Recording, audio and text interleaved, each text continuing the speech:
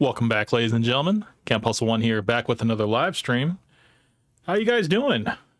Back with another one, and this one's gonna be a good one tonight. All right, so I'm back at it again, and yeah, as you guys can read in the title of the video, we're going to be talking about tipping culture and how it's out of control in 2025. This is actually a topic that I'm pretty well versed in terms of being on both sides of the whole spectrum of, before the whole iPad tipping and when everything used to be done with, credit cards and cash. And now, it's gotten to the point where everybody's looking for a tip.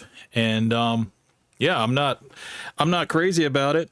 But I do understand it. I do understand like the necessity of it.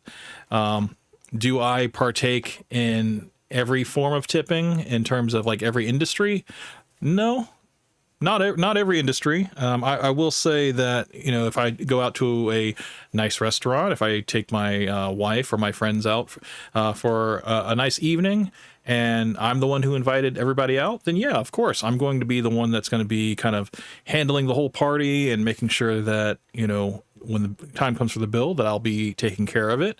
And it's just like, I don't know. It's like I know the way restaurants, work. I know that when you're going into a restaurant, you're kind of signing kind of a hidden contract that you know what you're getting yourself into. And for those of you that have never worked in a restaurant, you probably don't share the same views that I do when it comes to tipping. Some people believe that it's not mandatory, it's completely optional, which in a way it is. But say you go out with a group of your friends, maybe like 6 or maybe 10 of them, or maybe even 30 of your friends and family, and you make a reservation, you do everything right as far as securing a space for you all. You could be celebrating a graduation or a wedding party or whatever you want to call it. And so you get a couple servers, you get, appetizers, all that stuff is all settled out. And then when time comes for the check, you are trying to figure out, what do we tip? Because some people are informed that if you have a party of 6 or more, you're typically going to have a 20% gratuity, depending on which area you are in the country. You could be in New York where it's a 25% gratuity, no matter what party size you have. Or you could be in the South or maybe even the Midwest where it's a little bit different. But some places will have the tip percentage at the bottom of your receipt where it's kind of a suggestion. It's not necessarily mandatory, but it's just kind of there to help you from having to crunch numbers at the end of your meal. Maybe sometimes, you had a couple drinks and the last thing you want to do is try to pass a math quiz and hopefully, you don't come off looking like a jerk. But I just want to kind of stress that it is important that if you have a situation where your bill is of a significant amount and you don't know what to tip, there is a thing called your calculator where you can always figure if you had a good time. Just try to figure out what 20% of whatever your subtotal is and tip on that. I understand sometimes large parties are hard to handle. I've actually handled parties that can be a little unruly, and sometimes people want to do separate checks and sometimes people are in a hurry. Sometimes that's kind of the whole point of it. Like we want to kind of cause chaos for the server so we can possibly get out and not have to pay for certain things, because all we got to do is say, I didn't have this, or, this was actually on this person's bill, and just cause all types of confusion. And it even helps if you get up and sit in a different seat. That's a server's worst nightmare. If you're in a large party, just stay seated. Taking Souls for Free, welcome to the stream, brother. How are you, man? Finally made it live. Fresh got cooked on the most recent call-in show.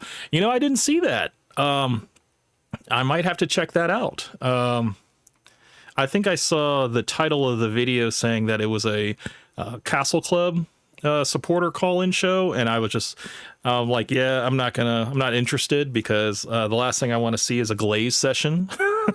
And I know there are certain people that I know that Big Mo will kind of filter out, and if he sees certain people's names or numbers, whatever, he'll be like, yeah, we're not going to take this call. We'll take their money, but we're not going to let them come on because, you know, Fresh doesn't like to get cooked like that. Myron, I think, secretly doesn't have an issue with it. I think he thinks it's kind of funny. I think some of the guys do too, but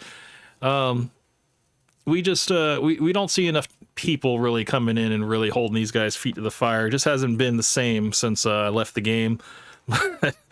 That's for another topic. But yeah, welcome to the stream, brother. I appreciate you coming through. This topic of this video is very, very personal to me. I started out in retail and I was working restaurants for some years, and I ended up working my way up to being a server trainer and also being a manager as well, running a couple restaurants, and using the skills and having the knowledge that I have as a front of the house manager. I think that you will always encounter people that are going to try to get things for free. And then there's going to be people that don't accept the culture of tipping. And there's people that, you know, are from other areas of the world where tipping isn't really a part of their culture. So they come here and they don't know any better. So look at this video, this live stream, as kind of a formal education for any of you that don't have any idea about the restaurant business, about where your tip goes, because 9 times out of 10, your tip is not going directly to the server. That tip is typically going to be shared amongst the staff, whether it's a food runner, a busser, a liquor runner, a bartender, sometimes even a coffee lady. It all gets split amongst that, and depending on, you know, whatever their sales were, if you stiff your server enough times in a night, it ends up being the server will end up being taxed to the point where it's almost like they paid you to come in and have a dining session with them. If you stiff them enough times, yeah, it becomes a bit of an issue, and we will go a little bit further into that, of how the whole tip sharing thing is handled, and then also the structure when it comes to, I guess, if you were to stiff a server for an entire month, if a server went through an entire month and all he was doing was getting stiffed, yes, he would eventually get a paycheck from the restaurant. But a lot of people don't understand that restaurants pay their servers $2.13 an hour. There are some states, I think it's like 45 states in the United States, that pay $2.13 an hour. Whereas, you know, there's some, I think, New York has it where it's like $15 an hour. There's another one. There's a few other states that, you know, are like $5 an hour. And then there's that one restaurant in Arizona, ABC Baking Company. And I believe the owner takes all the tips, and then all of the servers get hourly. I think they're like the only restaurant that does that. So yeah, it's kind of wild. Taking Souls for Free says, they let a bunch of haters call in for free. I was hoping you'd join in and give your notes on Myron. You know, I didn't see it, man. I didn't see it, I guess, until after it was over, because I'm pretty sure I was busy working. And like I said, I don't really watch Fresh and Fit that much anymore, and I'm not really tuned into them whenever they do a call-in show. Friday is usually just, it has to be a perfect storm where I'm not busy and I have, you know, time to really dedicate to, you know, putting time aside so I can call in. But yeah, I still have my notes, man, and I definitely want to you know, have that moment. But yeah, I know that Fresh has been doing his own thing on his own podcast, and I know Myron has been doing his own political streams on Myron Gaines X. So I didn't know that they were going to do a call-in show. But yeah, maybe if we have time at the end of this, maybe we can check in on that and see how that all went. But yeah, Taking Souls for Free came back. He says, do you think Trump will execute the no tax on tip ruling? I remember both parties, actually. I remember Biden and I think it was Kamala and Trump, they were both saying that there was going to be no taxing on tips for tip servers and stuff. And I thought that was, we'll have to see. I know that was something that they were talking about. And I know a lot of people were kind of happy about that because, yeah, not being taxed on your tips, man, that would be great. I mean, it's already kind of understood that if you get a cash tip, most servers, don't really declare that at the end of the night. If it's like, 40 or $50, we tend to not really say anything, but credit card tips are, you have to report those, of course. But, I hope he does. I hope he does, do that on the no tips. Cause I mean, then the servers, will not have to get taxed on their tips. Yeah, that's a great situation to be in. I do know that the whole, tipping as a whole has kind of gone down, generally for restaurants. I know a lot of people aren't really going out to eat as much anymore. At least in my area, it's kind of, people are really just kind of cooking at home now, or doing the Uber Eats thing where they just don't even leave their house or their jobs and stuff, and just kind of doing things that way. I think the whole going out to a restaurant the way it was about 5 years ago, it was a little bit more normalized, whereas now it's not as high up. I know there's a lot of restaurants that are closing down, a lot of restaurants that were landmarks that are no longer operational. They may do with the whole Uber Eats but then, you see that, there's not enough staff that wants to stay around. And if you don't have staff, then, you can't really do much. But, I want to, I guess, just start from the beginning of my notes that I have here in terms of who should be tipped. Because I know there's this kind of there might be a little bit of confusion that like, oh, people feel guilty whenever they're at like a Starbucks and stuff, and their barista turns their iPad around and they just stand there and wait for you to tip them, and people feel bad. And then there's people that are just like, where's the other option where I can just hit no tip? And that's kind of, I understand all that. I don't think that you should tip baristas, and at least on the iPad, if you have like $1 in cash, like that's better just to give that to them. If you want to do like $1 per drink, I guess that's fine. But yeah, let's just go through who should be tipped. Let me find it in my notes here. So let's see. Okay. So I have, I don't know, maybe I can zoom this in, or maybe I'll just read it to you guys. Maybe can I put it over here? Let me make sure. I don't know. Can you guys even see that? Okay. I can zoom it in a little bit. Okay. So let's go to my list here. All right. So let's go back here. So the first one, sit down restaurants. This is like your traditional restaurants that you go out to eat, whatever. I think a 15 to 20% tip before tax, that's going to be your subtotal. That should be like the borderline of what you should do. If you have like mediocre, non-impressive, run of the mill service, 15%, 10 to 15% is acceptable.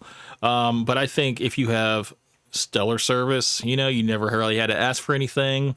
The server was polite to you. You probably even closed with your name or used your name throughout the whole service. I think 20% is a nice standard for that. Buffet restaurants. These are going to be your Ryan's. What's the other one? Golden Corral. Maybe even Chinese buffets, where you're getting up from your seat and, grabbing your plate, getting your food, coming back. And I think the most that you're getting is plates cleared and drink refills. That's like a 10% across the board. I'm fine with that. Takeout. This could be at your restaurant, or this could be at like, more of a fast food spot. I don't believe that any tip should be required for takeout.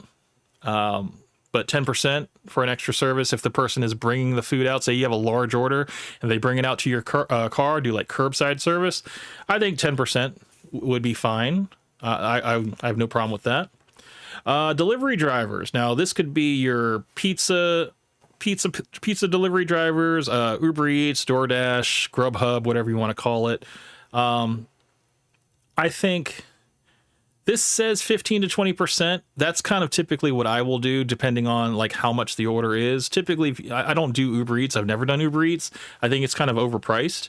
And I also know personally I used to deliver for Uber Eats, and I know that if I accept an order that was passed on from another Uber Eats driver that didn't want to accept it, typically that order is going to be cold by the time it reaches the the person, and they probably didn't tip.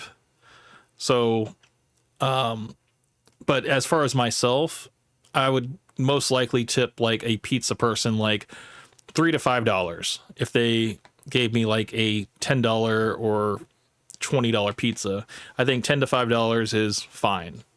Bartender at a bar or a restaurant, $1 per drink or 15-20% of the total tab. Now, the reason why I put both of these is because I think if you're getting like a non-alcoholic drink, $1 to $2 is fine. If you're getting like, coffee or dessert drink or dessert, maybe even like, if you're getting liquor and you plan on getting like a lot of drinks, I think $1 to $2 tip per drink is fine. Or if you're doing like a total tab situation, I think 15 to 20% should suffice. Now, I think someone had asked me about the situation, like say that they're getting like Don Julio Reposado, or maybe they want to do something a little bit more expensive, like the tequila that's in like the glass case at the very, very top shelf, let's just throw out a number that maybe it's like $150 for one shot of that liquor.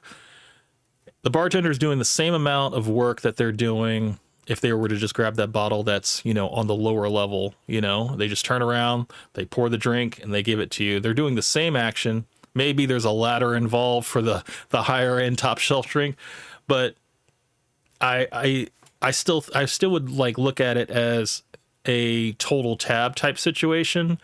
And I don't know, I'm kind of a person that will mix food in with drinks, but if I were doing just drinks, I don't know, I wouldn't have an issue doing maybe like 15 or 18% on a shot that's really expensive, or whatever the total tab was in that situation.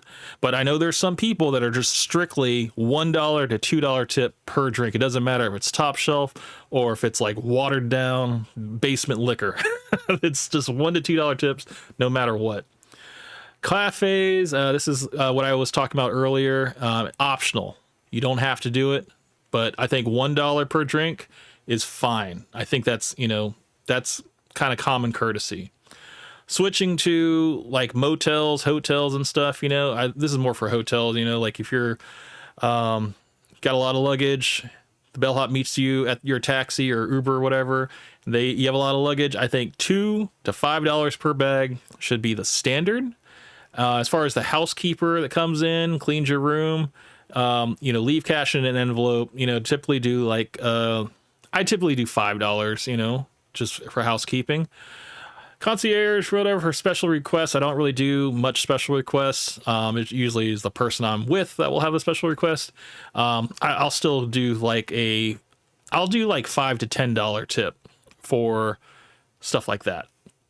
For valet, if I'm valeting my car, say if I'm at like a nice restaurant or a club or a hotel, it's usually like $4 to $5. That's typically what I do. But yeah, $3 to $5 I think is fine as a tip.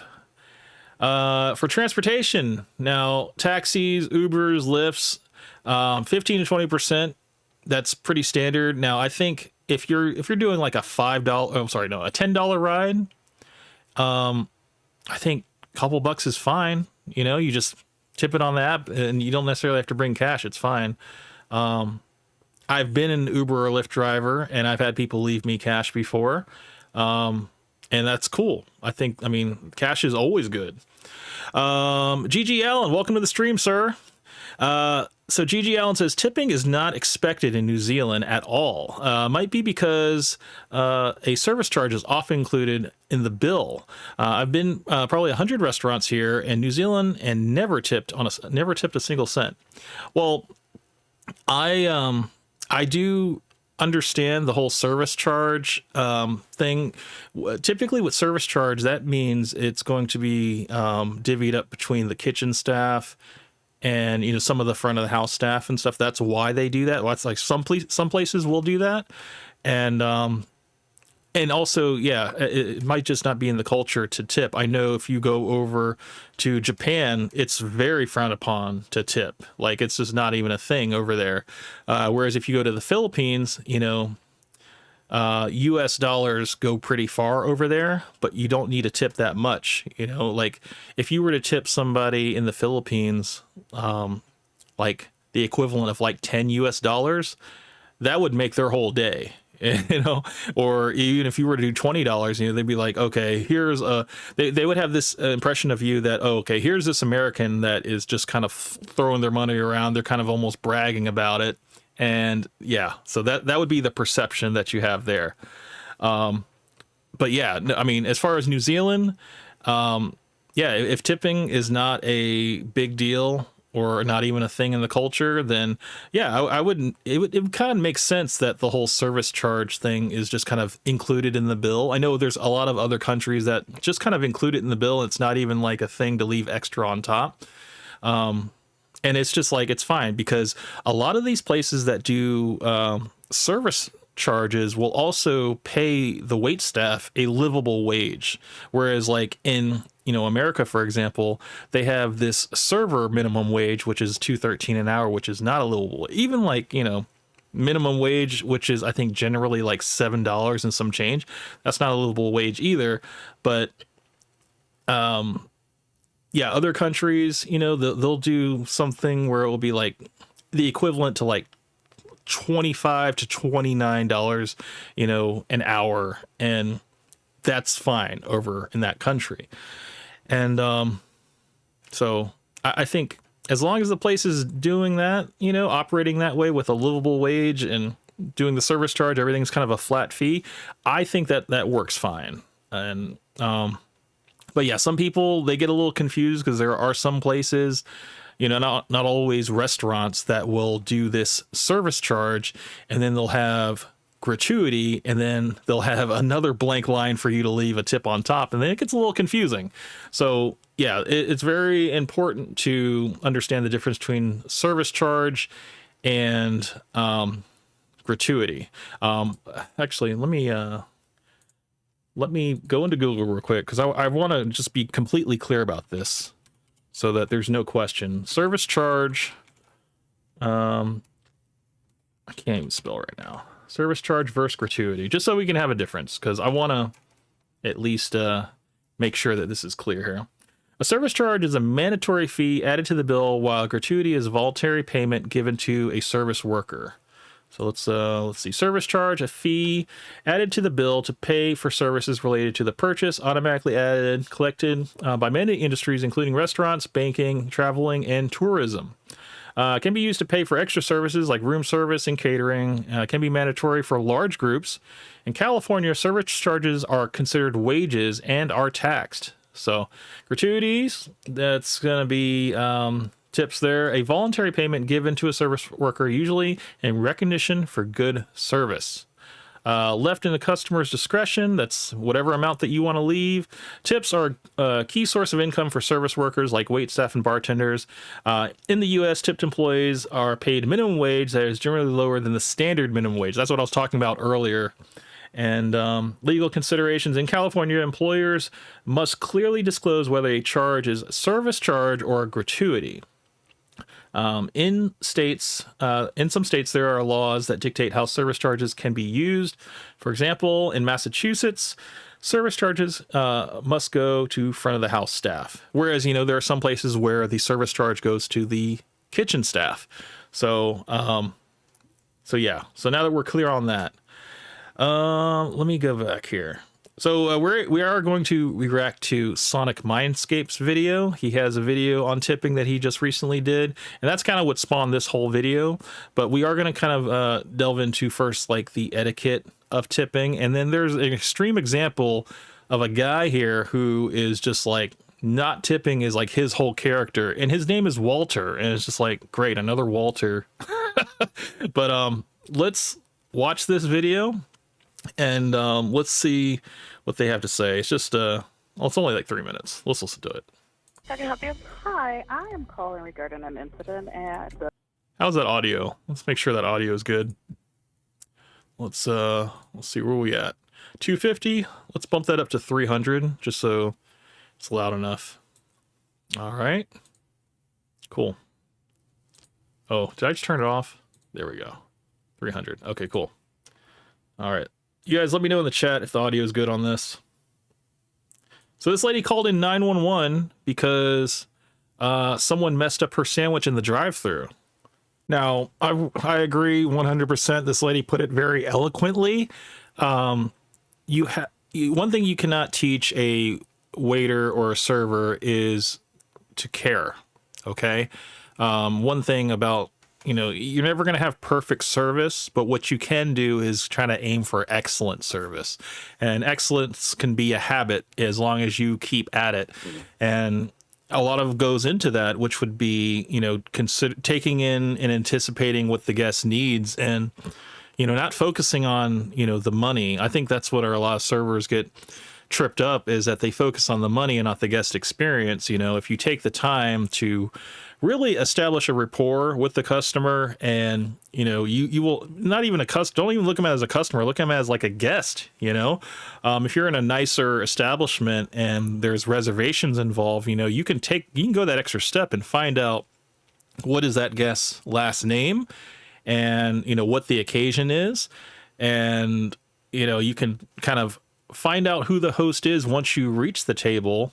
And if it's a larger party, you can find out who that person is, kind of zero in on them, and then just introduce yourself with a smile and say, Mr. So-and-so, Mr. Scott, I just wanted to let you know that my name is Marcus. Welcome to our establishment. I'm going to make sure that your experience is A1. If you have any questions or you need anything, come to me directly, and I will make sure that we make that happen for you.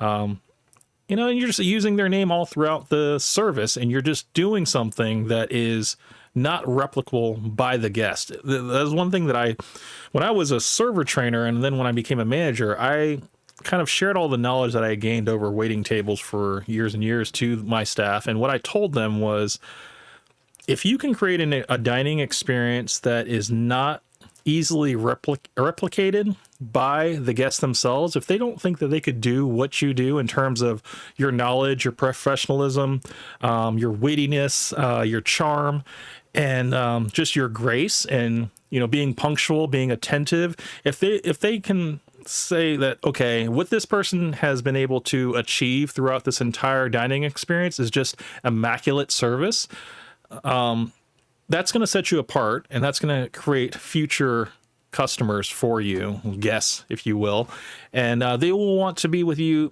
again and again, because when they come back, they may get another server, another waiter that probably doesn't hold themselves to a high standard, and their dining experience suffers because of it. So now, they're going to be looking around for you, and they're like, look, I want to have this guy. This guy, he took care of me last time.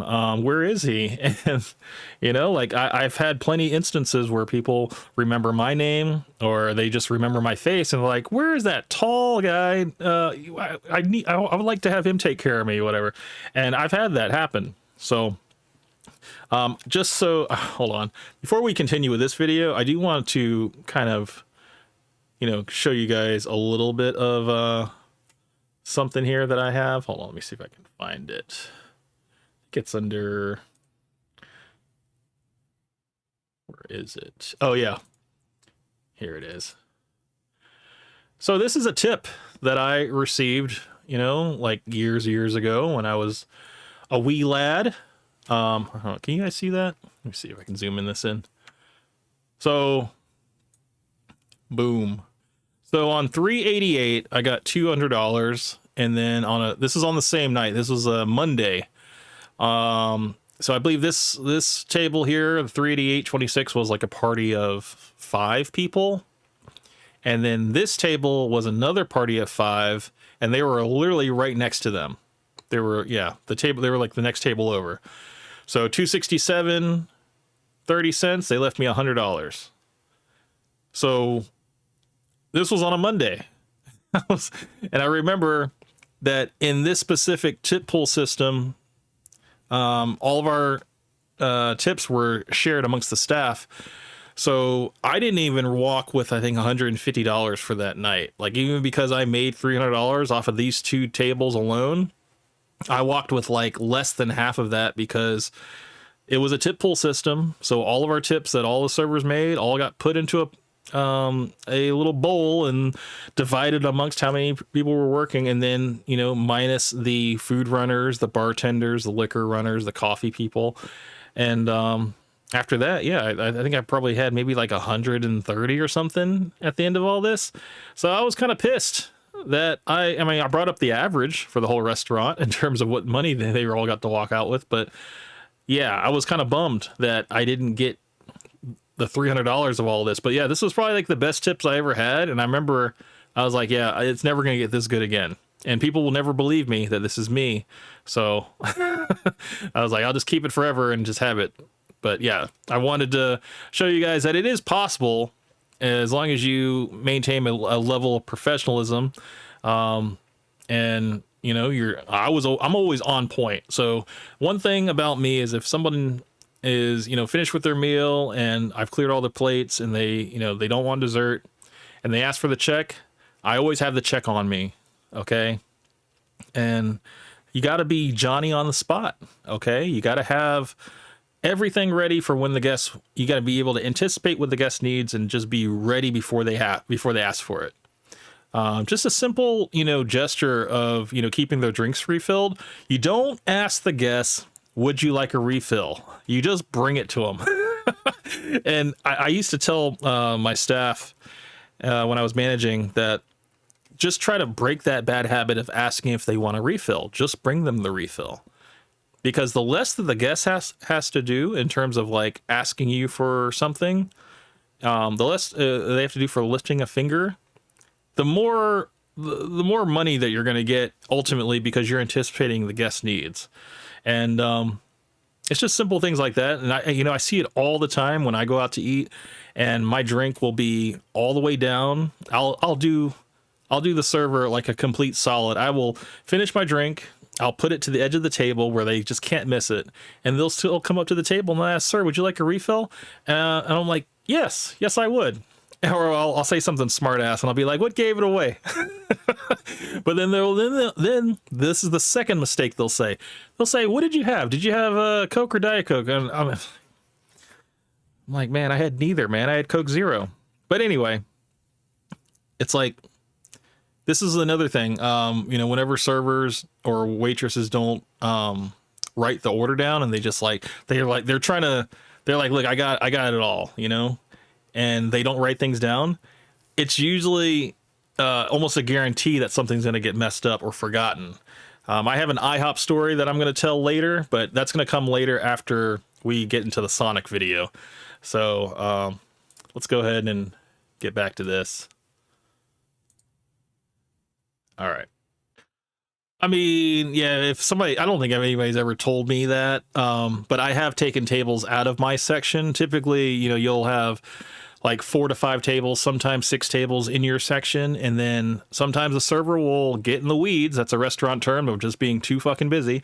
And they won't be able to handle all the tables they got. So then the hostess will come over to you and say, hey, would you mind taking this table for this server so they can, you know, get out of the weeds and stuff. And I was always that person to kind of pick up the slack and be able to handle a bunch of tables at one time.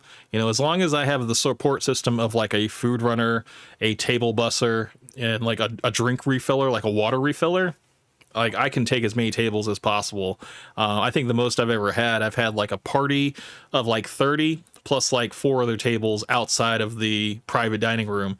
And so, yeah, I mean, it takes just being organized to be able to handle stuff like that. And, you know, I'm not saying I'm the most organized person, but I do write everything down because it's just, I know myself. If I have 4 people and they want 4 waters, I write 4 W's. I don't just remember that. I just make sure that I write it down because I don't want to make sure I miss anything up. And then, you know, I don't know. There's so many levels to taking care of a guest, and, you know, like the things that I did that were just so nuanced that, you know, were just second nature to me. But then when it came down to me managing a staff and trying to get them to that level, I really had to, really focus on the small details that I did in terms of, when you greet a guest, not only are you greeting them by name, but you're also finding out, is this their first time dining in the restaurant? What is the occasion? Or, how do they hear about the restaurant? But what's the occasion that they're here? And you can really tailor your service to them. And, you can do something special. If it's like a 25th anniversary, by the time that, they don't know what they want as soon as they sit down. So it's their first time there. So you find out that it's their anniversary, probably from the hostess, from their reservation. And, but then you find out from the guests themselves, and you walk up and you say, congratulations on the anniversary. I just wanted to let you know that. But, you don't just say that. You have 2 flutes of champagne to greet them with. And that's just like a little extra touch that you can do to really stand out from all of the other servers that, are finding out, oh, it's your anniversary. Oh, that's great. And that's it. They'll say like, congratulations, and maybe even get you like a free dessert. They're also getting a free dessert, but you want to start off with, a glass of champagne. 25 years is a landmark. Even, 50-year anniversary is a landmark.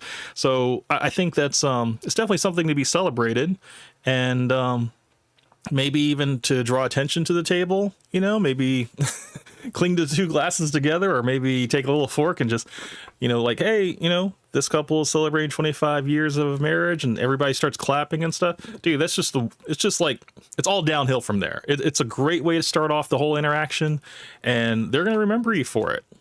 And, I was also talking about when you have a guest being the first time at the restaurant, you ask them how they hear about us. They're like, oh, well, my buddy Steve in the office told me about this restaurant. He comes here a lot and stuff. And I was like, well, next time you come here, make sure you bring Steve so I can shake his hand. We're going to make sure that you have a great evening, a memorable evening. And yeah, just sit back and relax. We're going to take it from here. You just want to really make the guests feel comfortable, and just let them know that, hey, you're in good hands. You don't want to come off as a salesperson. You are going to want to upsell at every angle, but you want to do it so subtly that the guest doesn't realize you're doing it. So you're more of a tour guide.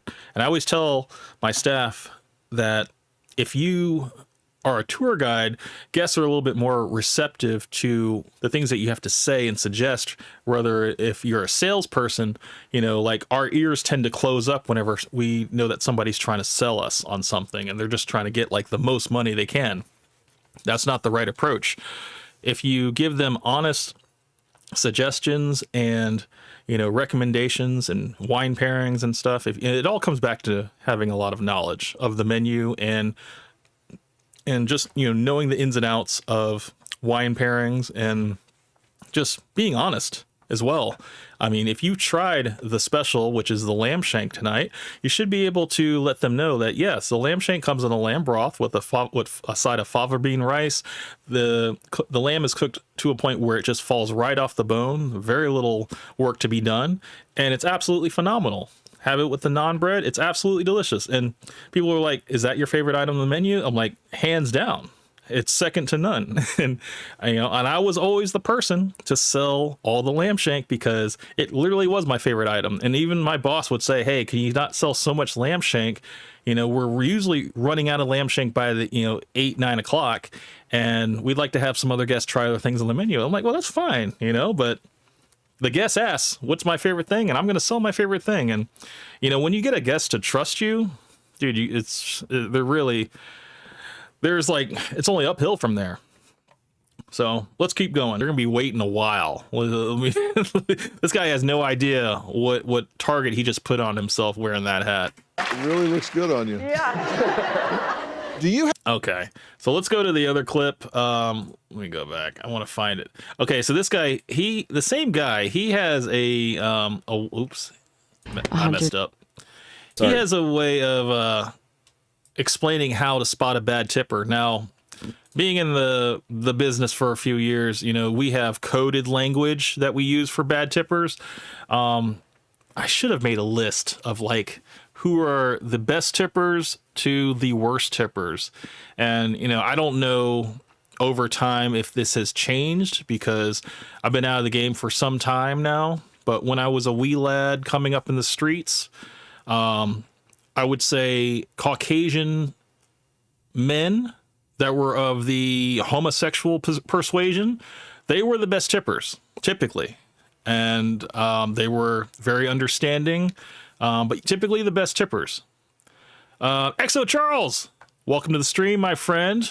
Camp, bro, how you doing, my G? Man, I'm just holding it down for a Saturday evening, man. Got a whole show. Where are my notes, man? I have a whole show for you guys that I prepared. 1 second. Yeah, I have multiple pages for this, okay? I don't know if you guys can see that because it's just white. But anyway, I got multiple pages of notes for tonight's show. This entire show has been brought to you by Sonic Mindscape. He had a video that's talking about tipping, and if you guys haven't seen it yet, we're going to watch it later. And I already spoken to Sonic. I told him, hey, I'm going to be doing a critique on you tonight. And I'm not going to be pulling any punches. It's going to be an in-depth analysis. And I'm just going to give you facts, man. It's not going to be an emotional argument. It's just going to be facts. No hate. I hope you can hopefully come on. I spoke to him earlier. He said he might be able to come on, but if he doesn't make it tonight, he definitely wants to do a live debate on tipping culture. And so this is just part 1. We will do a part 2. I told him I'm very passionate about this. And if you guys haven't seen his video, we're going to go through it tonight. And I told him, I was like, look, regardless, if you can make it tonight, I'm still doing the video. And yeah, hopefully you can prepare some notes as well. And you just have all your talking points in order. So, but yes, Exo Charles, man, good to see you, my friend. I've been very excited for tonight's live stream. And, you know, I prepared all these notes earlier today and just did plenty of research. And, you know, I took it all the way back to the history of tipping and where it all began, you know, with England. And then, you know, a lot of the English aristocrats, when they came to America, you know, they did the whole tipping thing here. And I remember there were slave owners that hired, you know, their slaves to wait on people, and they didn't want to pay them, so they paid them by, you know, having them get tips and stuff. So, and dude, as far as like the $2.13 an hour, that's been going on since like the 1800s, and they haven't updated it yet, man. It's like, I know that a lot of people are just saying, hey, just pay the servers a livable wage. That way I don't have to feel bad about being a cheap motherfucker. But, you know, there are people that are staunchly against, you know, having a flat rate for a gratuity, and they would really like their merit and their effort to be rewarded. And, you know, I think the people that are very good at their jobs, that are passionate about their jobs, that are very good and attentive and, you know, just give immaculate service, I think they need to be rewarded. I think there needs to be, you know, the cream definitely needs to rise to the top, and they need to be taken care of. And, you know, if you're trash at your job, I think your tip needs to reflect that. I have left 100% tips. I have left 50% tips. And I've also left 0 tip. I mean, it's happened all the way across the board. But, you know, being on the inside, behind the curtain, knowing the ins and outs of serving and stuff, and what is, you know, acceptable attitude to have, and then what is like blatant unprofessionalism. One thing you should never do as a server that I've seen happen way too many times, that has also happened to me, is a server will sit down. So like, say it'll be you and like, say the girl you take out, whatever. You're sitting at a booth, maybe like a four-seater booth, and the server comes and sits down by your girl. Or maybe the server comes and sits down by you. It could be a guy or a girl.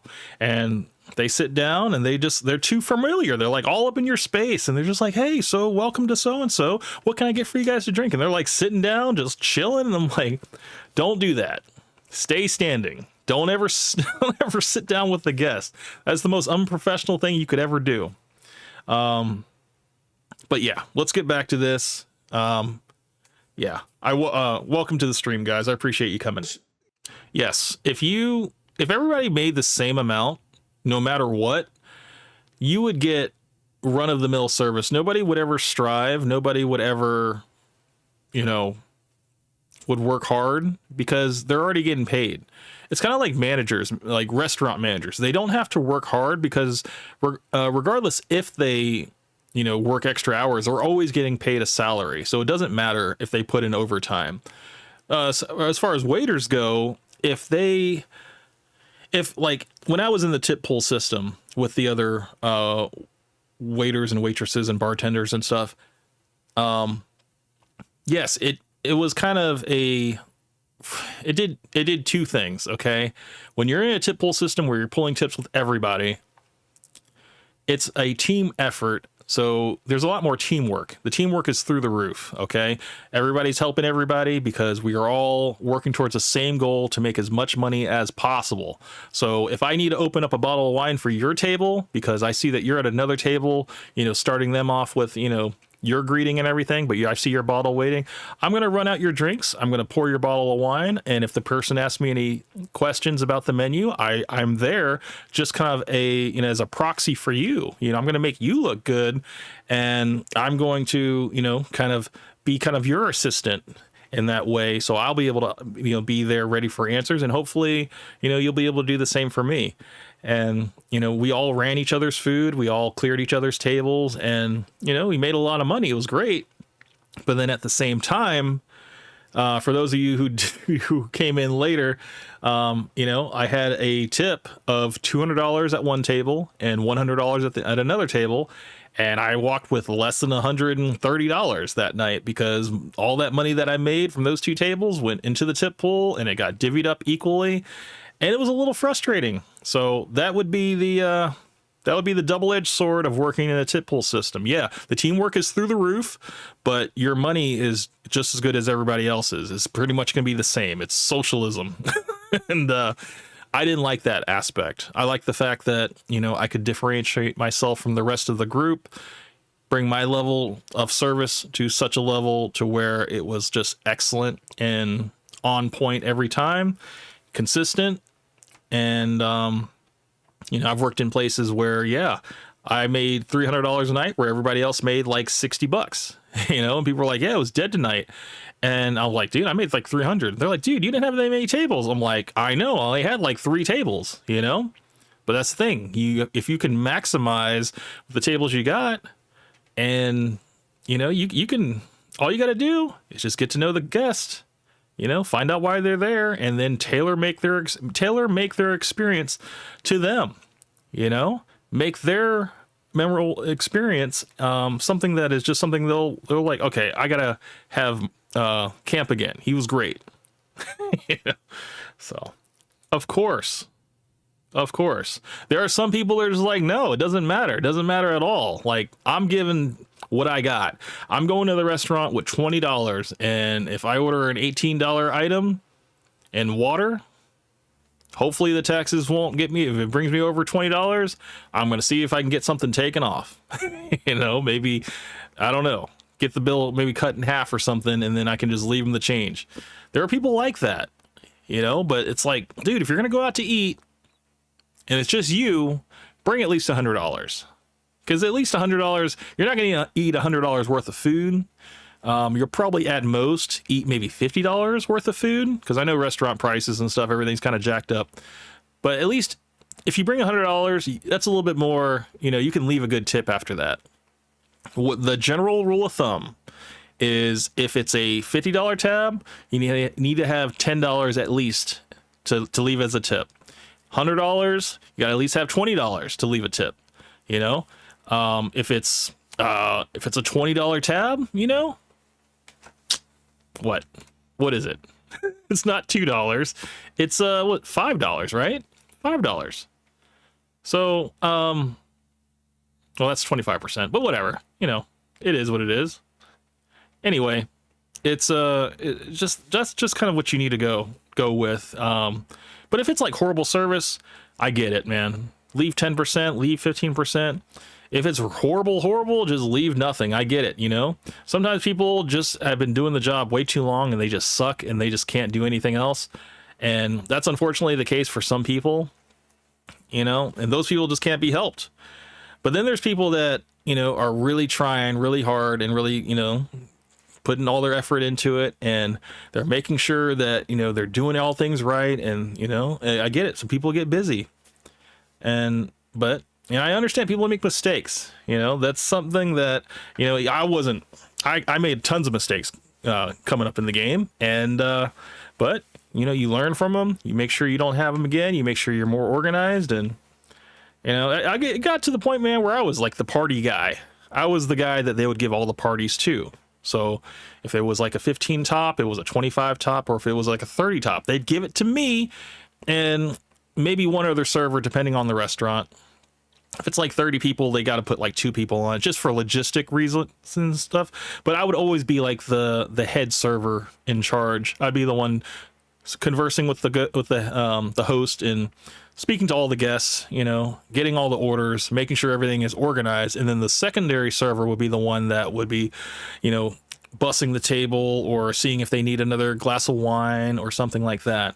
But I would always share whatever I wrote down. I was very neat. I would share what I wrote down on my notepad with the other server, and I would make sure that they knew, you know, what position was who and who had what. So there wasn't like, hey, can I get you, what kind of glass of wine did you have or whatever? Like, there's no questions like that. Like, we don't do that here. We make sure that we know everything. We ask it one time, and that's it. I don't want the guests having to think. I want them to just be able to just enjoy being with their family and friends, and we handle everything.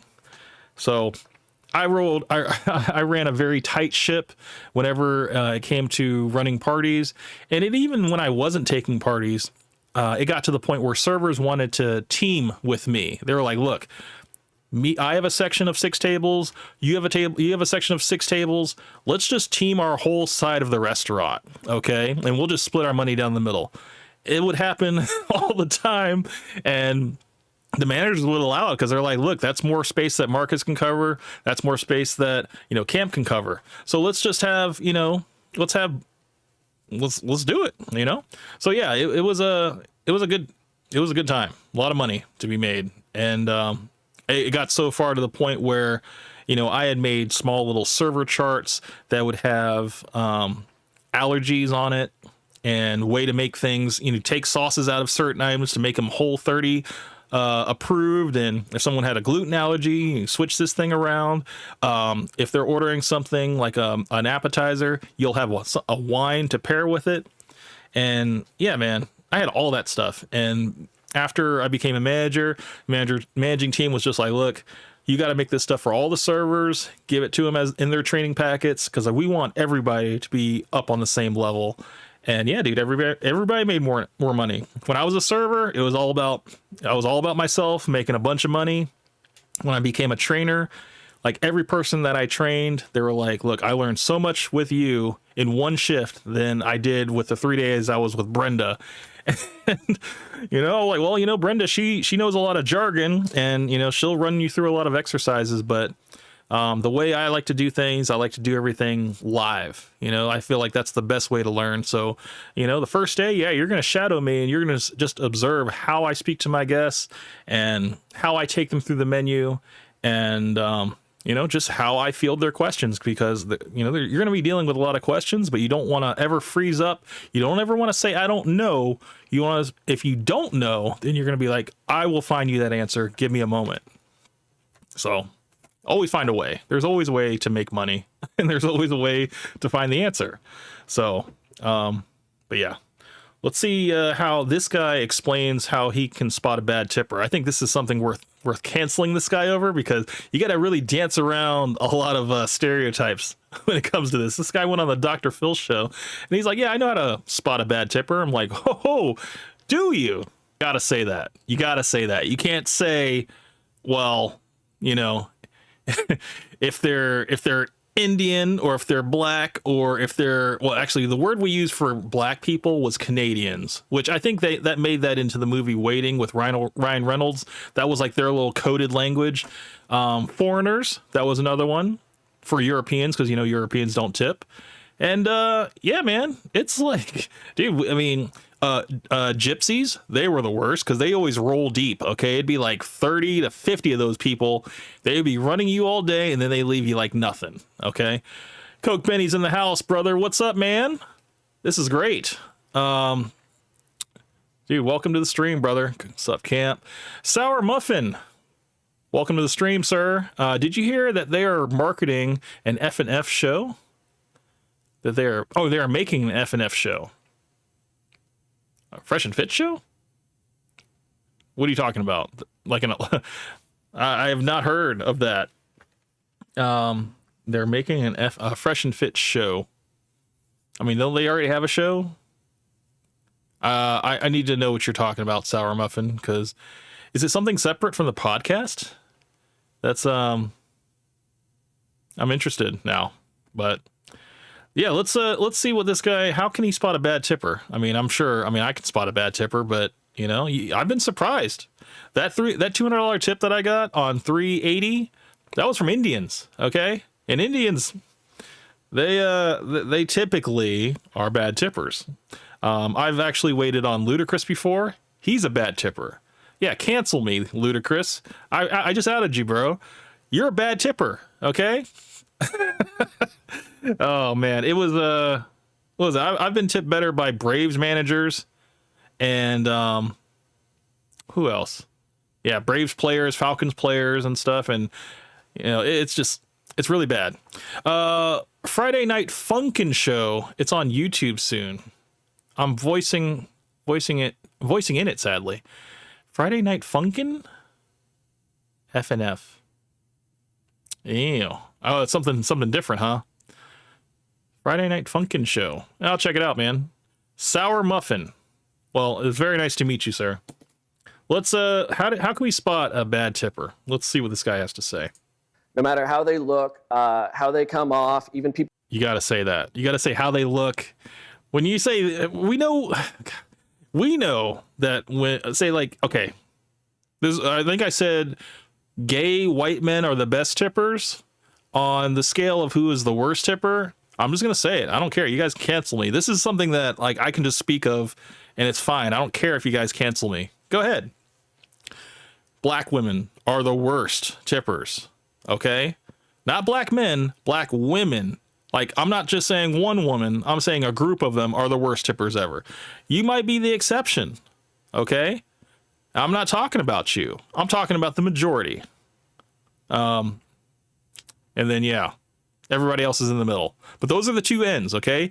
You got gay white men, and you got black women. Those are like the two spectrums of good tippers and bad tippers, generally speaking. People that are reserved and a little mean at first have tipped me huge at the end. So I don't prejudge any table ever. But you have a.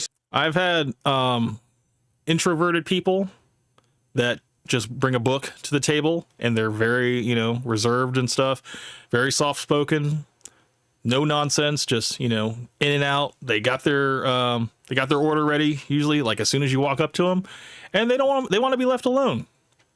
And I've had the experience where that table was my first table, and they were also my last table of the same evening. Everybody just came and went, and they just stood there they sat there the whole time, taking up my table all night, and I treated them with respect the whole time.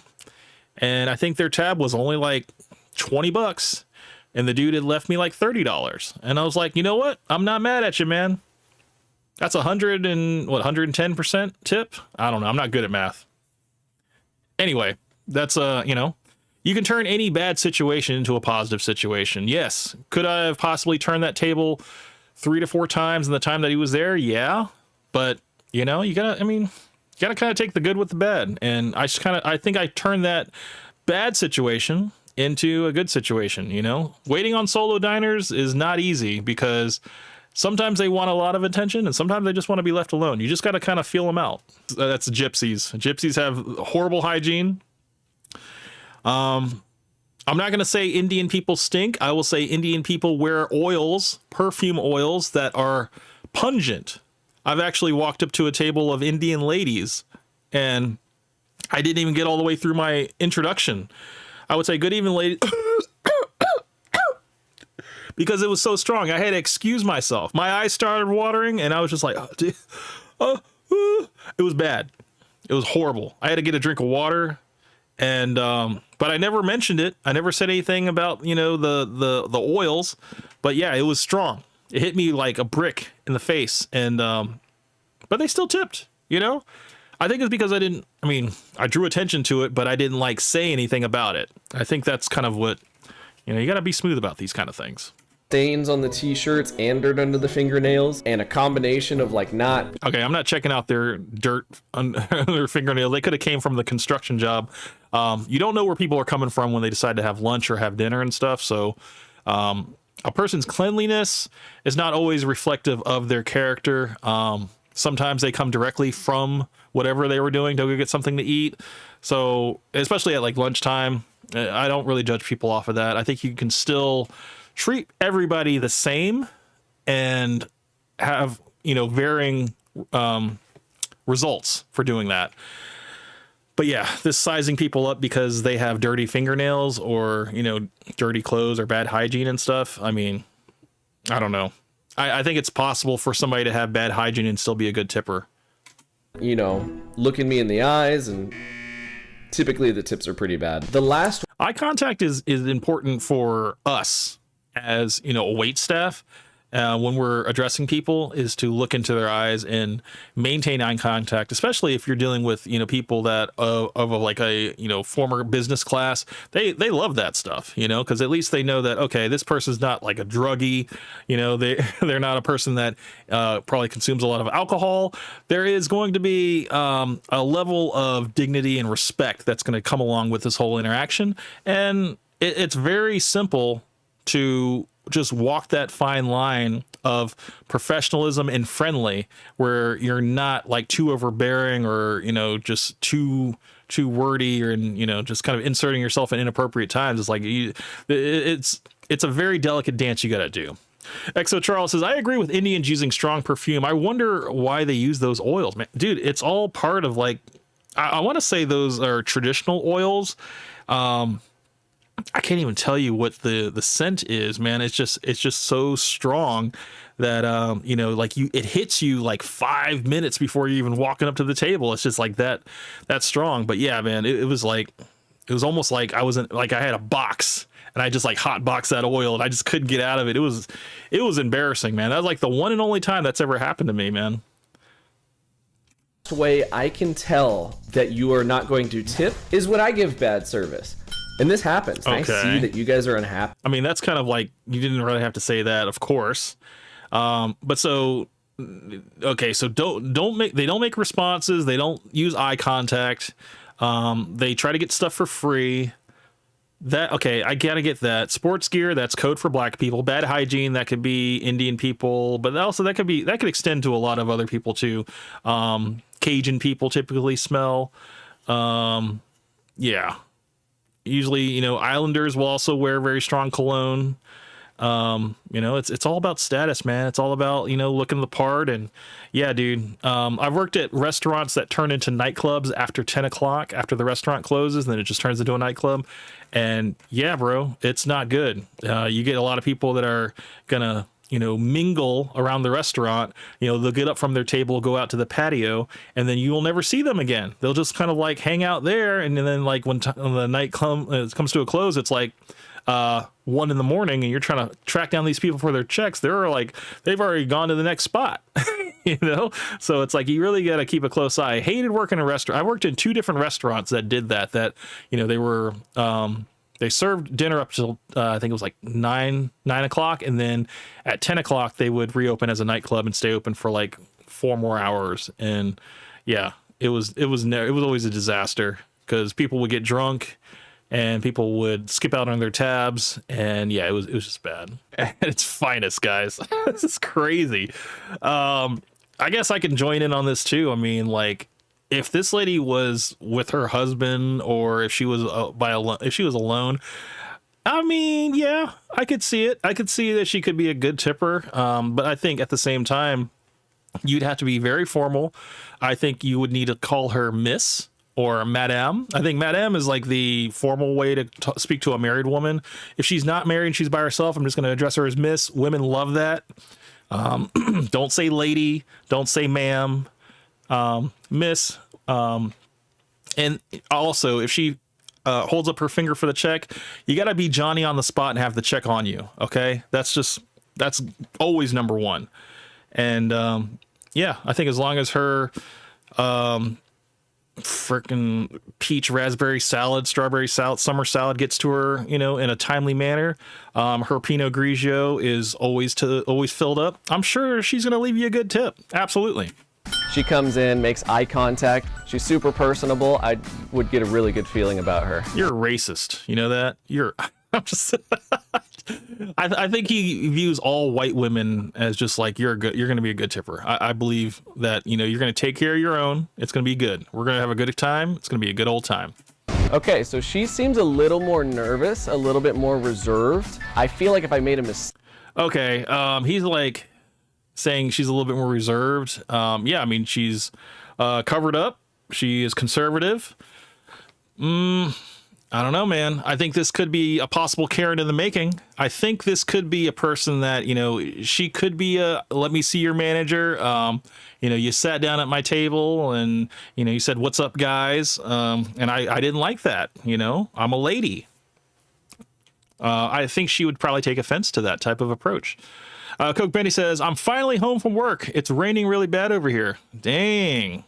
Yeah, bro. It's not, I think all the snow has melted over here. And it's just, it's cold. It's like 27 degrees outside. So, I'm glad you made it home safe, Coke. Glad to hear that. We are sizing up customers right now to see if they're good tippers or not, just off of looks alone. The first lady was an older blonde Caucasian woman, and he gave her the ding, ding, ding. Yes, she would be a good tipper. He's looked at this lady, said maybe would not be so much of a good tipper. Maybe she is. I don't know. Let's see what he says. Mistake with her, she'd be less forgiving, but I do think she's a good tipper. This person make one mistake, make one or two mistakes, and or get something wrong on the bill. Yeah, you're gonna get something taken off. All right, let's see what he says about this black lady. I do think that she's a good tipper by the way she's dressed. You gotta say that. You don't want to come off as racist. All right, you've already pre-approved the white women. You got to approve the black woman as well. This gentleman seems nice. He seems like an agreeable person. This guy looks like a hobbit. I think this guy's a 15% to 20%. 15 to 20%? Sure. Could be like a software programmer or something like that. Just have some extra disposable income. Yeah, just bring him his burger and fries, man. He'll be happy. Tipper. You know what, this lady, I'm not getting... Ooh, Karen haircut. All the way, dude. Yeah, this lady right here. She is looking for someone to get mad at. I would tread lightly on this one. A good eye contact with her. I'm not getting like a great energy, and I feel like she might tip kind of bad. Even in her stance, she has her hands like kind of over her, kind of crossed like that. I think she is looking to be impressed. Okay, you're gonna have to go above and beyond for this lady, and I'm not just saying, offer her a complimentary glass of Pinot Grigio. You're gonna have to also throw in the dessert as well, and probably get her soup and salad taken off the bill. The jacket makes me feel like he's the type of person to tip 30 or 40%. Sure, midlife crisis, man. Let's go back to that real quick. This is a guy that, I mean, sure, he probably came into a little bit of money, maybe possibly an inheritance or whatever. And, if he keeps his demeanor all throughout without the aid of alcohol, sure, he could be a good tipper. But, I think as the night draws on, it could go either way. 40%. This guy's giving me vibes of like... All right, this guy looks like a New Jersey sleazeball. Possibly has a CP on his computer. I'm not 100%. I'm not talking about Cyberpunk. But he could possibly be a good tipper, but it just seems that he's kind of like fake formal, okay? Like the blazer says formal, but the shirt underneath, I don't know. Is it even tucked in? I don't know. I can't tell from this angle, but I think, no, he could be one of those guys that just kind of, he doesn't stick around for the end of the bill. Like he'll be in a group of like 4 guys and he'll like, excuse himself to go to the restroom, and then just like we already know is the guy that doesn't believe in tipping. Okay, just for reference for you guys, this guy is. This is his whole character is I don't tip. I don't believe in it. I'm willing to go to these establishments and enjoy the benefits of being in a restaurant where, you know, tipping is expected. And so people go above and beyond for me, but I'm not going to play ball. This guy right here is Mr. Pink from Reservoir Dogs. Seems like the type of person that would tip really well and be a really easy customer. This is just debunking this guy's whole freaking like, oh, I can tell if someone's a bad tipper. This guy has he read this guy completely wrong. He seems like he would Coke Benny says, I see what you did there. Yeah. Yeah, you know. Gotta keep it subtle, my friend. just order his food, not be very needy, and tip his 20% and get. This guy right here looks like he's a sleazeball. And I'm not saying like a New Jersey sleazeball. This guy looks like I'm God's gift to women type sleazeball. Like he's gonna be the kind of guy that's gonna like order a glass of wine for a chick at a bar and then like somehow weasel his way out of it if the interaction doesn't go well. And but I also think that this guy would also try to just kind of run you. He'll have his finger up, for every time you pass by. He'll drink his drink like super fucking fast, and you just gotta get this guy like 30 fucking refills of whatever lemon iced tea that he's drinking, and or maybe like this guy definitely is a lemon and water kind of guy, and those are the worst type of people. Get out. I like this guy. That's my take on the audience members tipping, and I'm sticking to it. Yeah, you fucked up. You fucked up big time. That guy with his hand up in the back, he's the no tipper. Okay.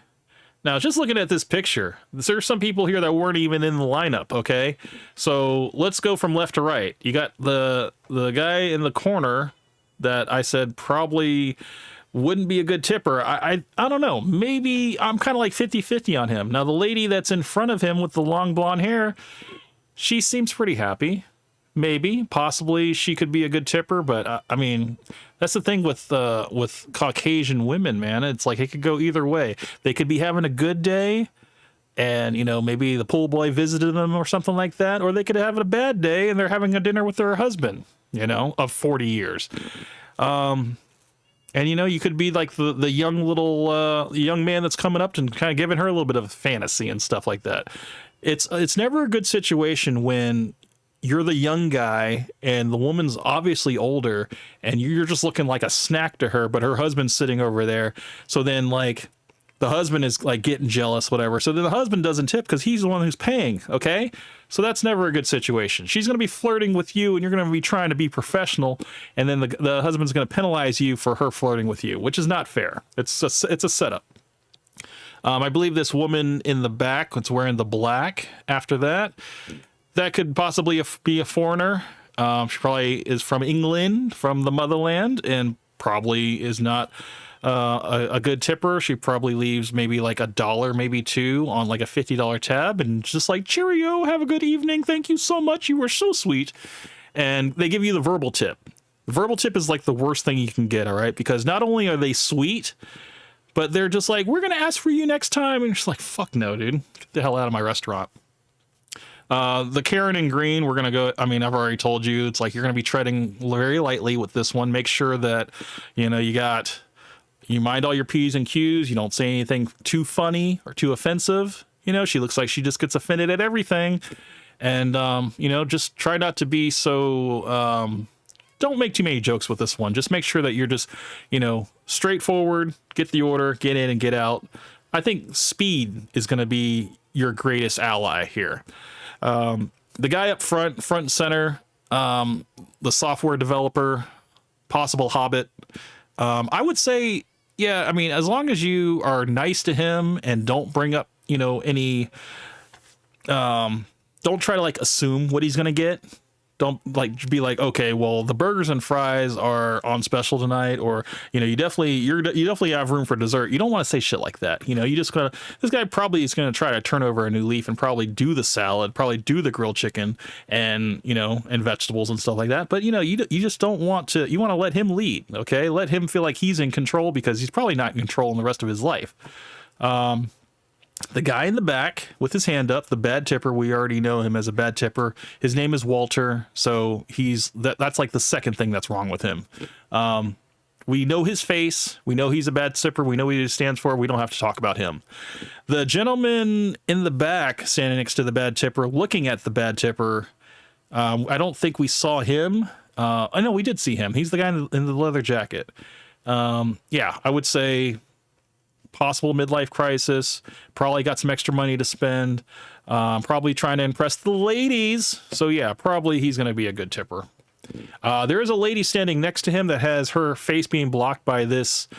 Is this a man or a woman? I can't tell. See, this is a problem. I've had this happen to me before where I go up to a table of two long-haired beings and I say, "Good evening, ladies." And then the guy looks at me and he's like, "Well, I guess it's time for a haircut." That's happened to me, and I feel so bad because, you know, automatically you know that the man's paying, and I'm like, "Look, sir, I apologize. I'm so sorry. I just, you know, there's really nothing you could say, you know. I'm like, look, I walked from behind you, and you know, you had the straight hair, you know, and I'm sorry, man. I apologize." And he's like, "No, it's fine. It's fine."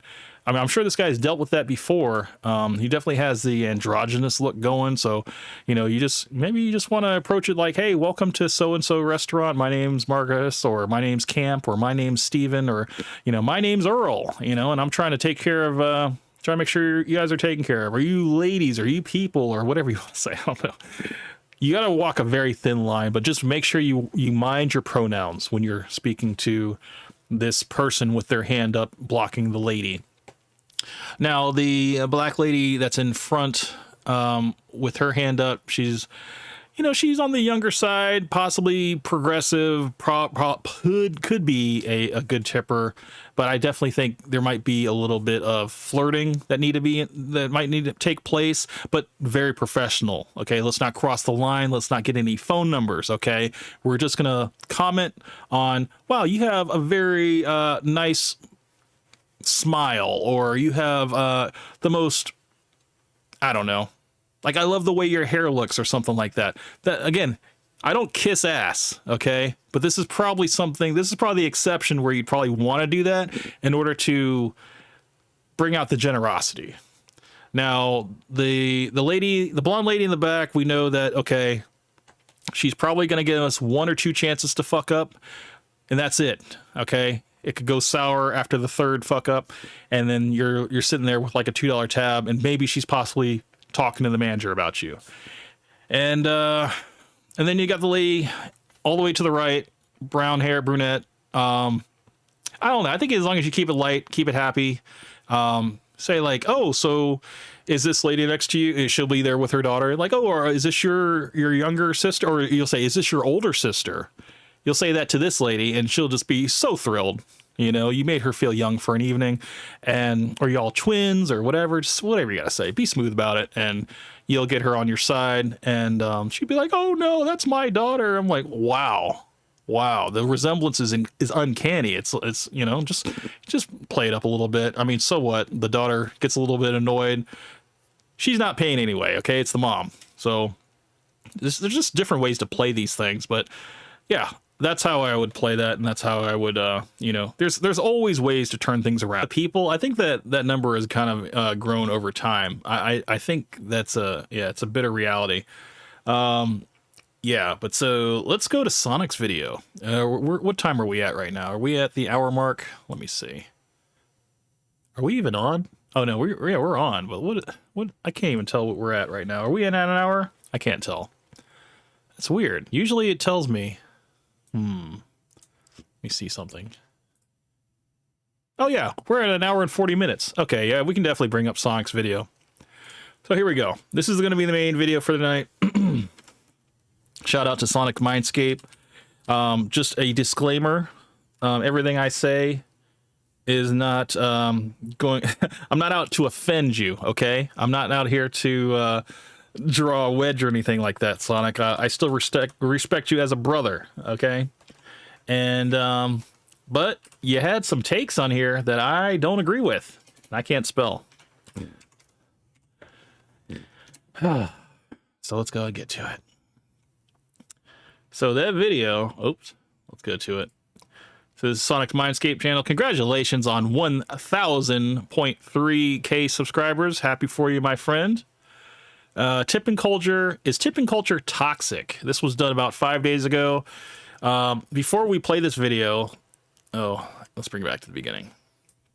Before we play this video, let's go straight to the comments. Tipping culture is pretty toxic. I'm an idiot. Let's go straight to the comments here. Where are we at? Are my comments here? Oh yeah, here we is. Here it is. Let me zoom in for you guys so you guys can read this. No. All right, so I said 5 days ago, I might need to issue a debate challenge on this topic. Let me know if you're down. No insults, no emotional arguments, just a friendly discourse is what I propose. And Sonic went ahead and replied. He said, bro, I'm down. We should definitely do it soon. And it would be a nice topic to talk about. So that's going to be coming, I guess, next week. He wants to do an actual debate. So look forward to that. That's going to be something interesting to look forward to. I didn't think I'd ever be debating Sonic. If anything, I thought I'd be debating him on, Fresh. But, speaking of Fresh. So if Fresh doesn't pay for box, that means he doesn't tip for box. So Fresh is not a tipper either. So another reason to not really rock with Fresh, but that's just besides the point.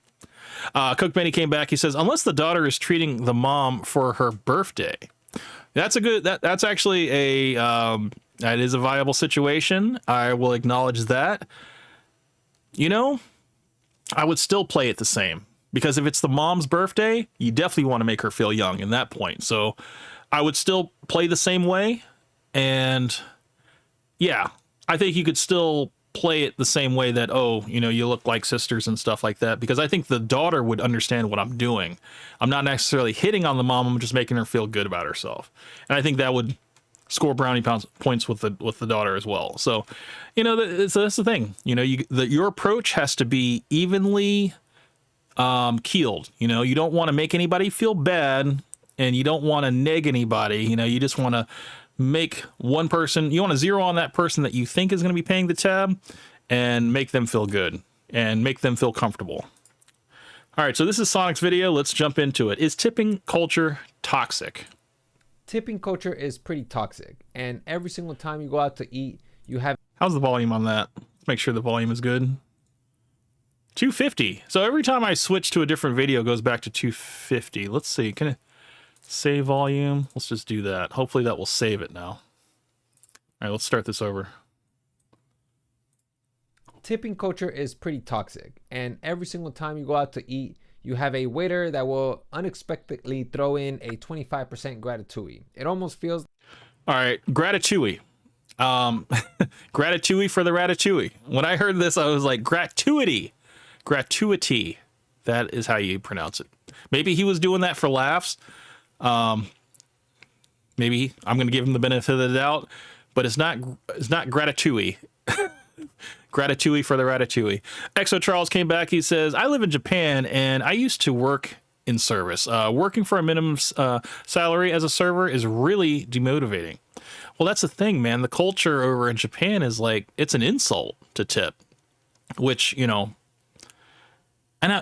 okay, Exo Charles, you probably know this. Is it an insult to finish all of your food in Japan? Or is that somewhere else that I'm thinking about? Because I heard that if you finish all your food in Japan, then it lets the chef know that they didn't make enough food for you, and that is an insult. So you always want to leave a little bit of food on your plate. Let me know if that's true or not. I thought I heard that about Japan, but I might be thinking about somewhere else. Like a tiny extortion. However, there are times where I really do think that it is absolutely necessary to tip a person, either because they're going through something that is very difficult, such as tough terrain, or perhaps they served you really well and they gave you a one-of-a-kind experience. However, all right, I have my notes. Let me get my notes here, because I took notes on this video before I contacted Sonic, because I'm like, yeah, I want to make sure that I don't miss a thing here. So my first note is 25% gratuity, and then I put gratuity. Tipping for delivery through tough terrain. This is what Sonic thinks, is that you should tip for being served well with a one-of-a-kind experience. Now, this one-of-a-kind experience could be the, what's the word? Using the person's name, finding out what the occasion, why they're there, if it's an anniversary or a birthday, make sure they get that free dessert for the birthday, make sure they get that glass of champagne for the anniversary. Just one-of-a-kind experience, make sure you're using the name all throughout, and just being on point, making sure the guest doesn't have to lift a thing, and you're very knowledgeable, and you're able to tour guide them through the menu and the experience, and make sure that they are having a wonderful time and they're not having to lift a finger. That would be a one-of-a-kind experience. Exo Charles came back with his answer. It says, it is an insult to not eat all your food. Okay.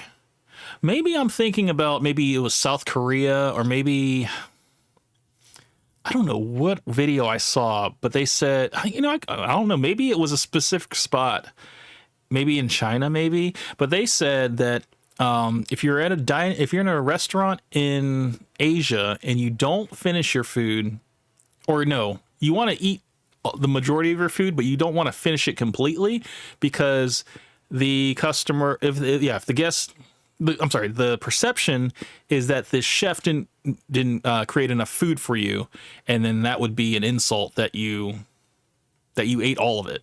That thing is, maybe it wasn't Japan, maybe it was like South Korea or something like that. Exo Charles says, here the customer is like a god. I had to quit because the money you get for the amount of stress is not worth it. So the service charge, does that play into factor there? So they pay you like a minimum wage there, or I guess above minimum wage, or what? Because I know if you're not getting tips in Japan, is it where it's baked into the price? Because I would think that would probably be the way, I guess. Cook Benny says, I worked at a pharmacy and we can't accept tips. One time this lady was so grateful for my help that she gave me a $20 tip. Normally, they just tell me to put it in the register, but I don't want to. And you know what? I don't blame you, bro. I've had plenty of people, try to tip me, $5 here. Somebody gave me like a folded up $10 bill. They're like, thank you so much, and I'm like, no, I'm already being paid. I don't need, it was in the job that we don't accept tips, and we're not supposed to accept tips. I tell them like, no, I'm just doing my job. I'm already getting paid. I get paid well. I tell them I get paid well and I don't need it. They're like, no, but still take it. And, I don't do it. I don't take it, so, cause I think, if they catch you accepting tips, it's like a big deal. So I just don't do it. I don't know if I'm on camera, so better to be safe than sorry. So, but yeah, putting in the register, wouldn't that throw off your register if you do that? I don't know. I think pocketing is fine, but just make sure you're not on camera, man. I know that that can be a little tricky sometimes. I want to go ahead and talk about this story because I feel like there is a gray area I really do think we should discuss. So there's a delivery man who delivered a pizza. When he got to the house and delivered it, the people tipped them a tip smaller than their hearts. And what's worse is that the tip consisted of only $2 and most likely pocket lint. Now I do. Cook Benny came back. He says, lose that much money. So the manager suggested to put it in a safe as a lost and found, and he told me to claim it in a week. So I did that. Okay. Hey, if that is the protocol of, putting money off to the side, that way it doesn't throw off the register, that makes sense to me. And then claim it a week later, which I don't know how like claiming it a week later would mean anything. I think just maybe, taking it maybe at the close of the business day, that makes a little bit more sense to me, because I don't know. I guess if you're working a set schedule with that manager and that manager, remembers, then, I guess it would work to wait at the end of the week. But Exo Charles came back. He says, minimum wage. Sometimes foreigners leave tips, but it's unacceptable to accept them. Oh, geez. So minimum wage it's not server minimum wage, because server minimum wage is $2.13. Is the minimum wage in Japan? I guess what would that be converted to US dollars? Because I'm kind of interested to know. It's probably not a livable wage. Maybe You know, because I know in Europe they pay a livable wage. And I think also some other countries as well, like Turkey, like areas like in Istanbul or whatever. I believe, don't quote me on this, but I believe in Istanbul, they pay them a livable wage and tipping is not required.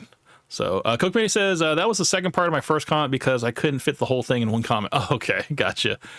Okay.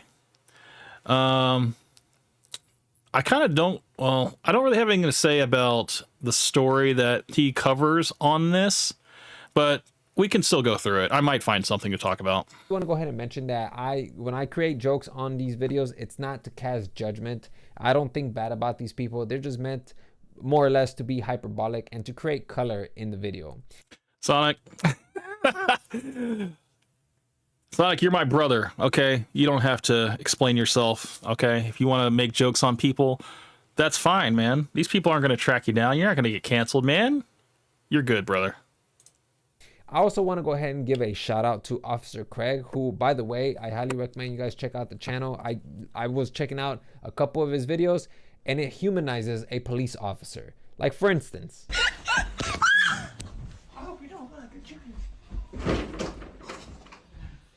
Okay. A walking dad joke if I've ever seen one.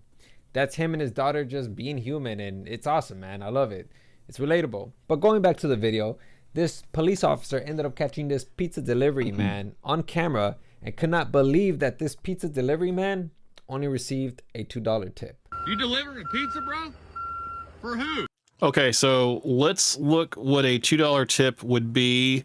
If the pizza, let's say on average, is probably about $18 to $20, a $2 tip would be like 10%. Typically for delivery drivers, I did state earlier on my little notepad here that for delivery driver, I think I said 15 to 20%, or at least $3 to $5 per order. But well, takeout service, no, that's something different. Yeah, I would say for a delivery driver, I would say maybe like $5 to $7. I mean, $10 is a 50% tip on a $20 pizza.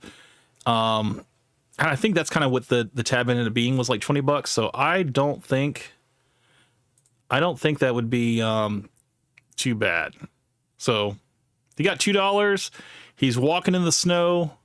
Why this guy is filming him, we'll have to look. No, who do you work for? Rockstar. What is it? Rockstar Pizza. Coke Benny says Camp vs Sonic Civil War. It's funny you said Civil War. I had the thumbnail image to do Civil War, to do the Iron Man versus Captain America, and just kind of superimpose our faces over each other, over the characters, and then you know, possibly have all the other hustlers in the back as like one on each side. I was actually thinking about throwing Hank Russell in there, have him on Sonic's side, since he sides with Sonic when it comes to Fresh, so he would definitely be on Sonic's side in there. But then I'd have the majority of the hustlers on my side.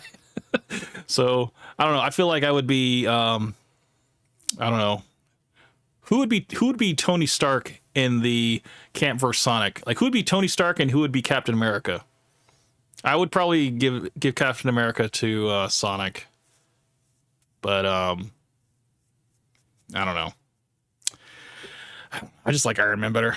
Rockstar Pizza. Look at this. Hell yeah. This dude came, I don't even know where he came from. Did you get a good tip? $2. Are you kidding me?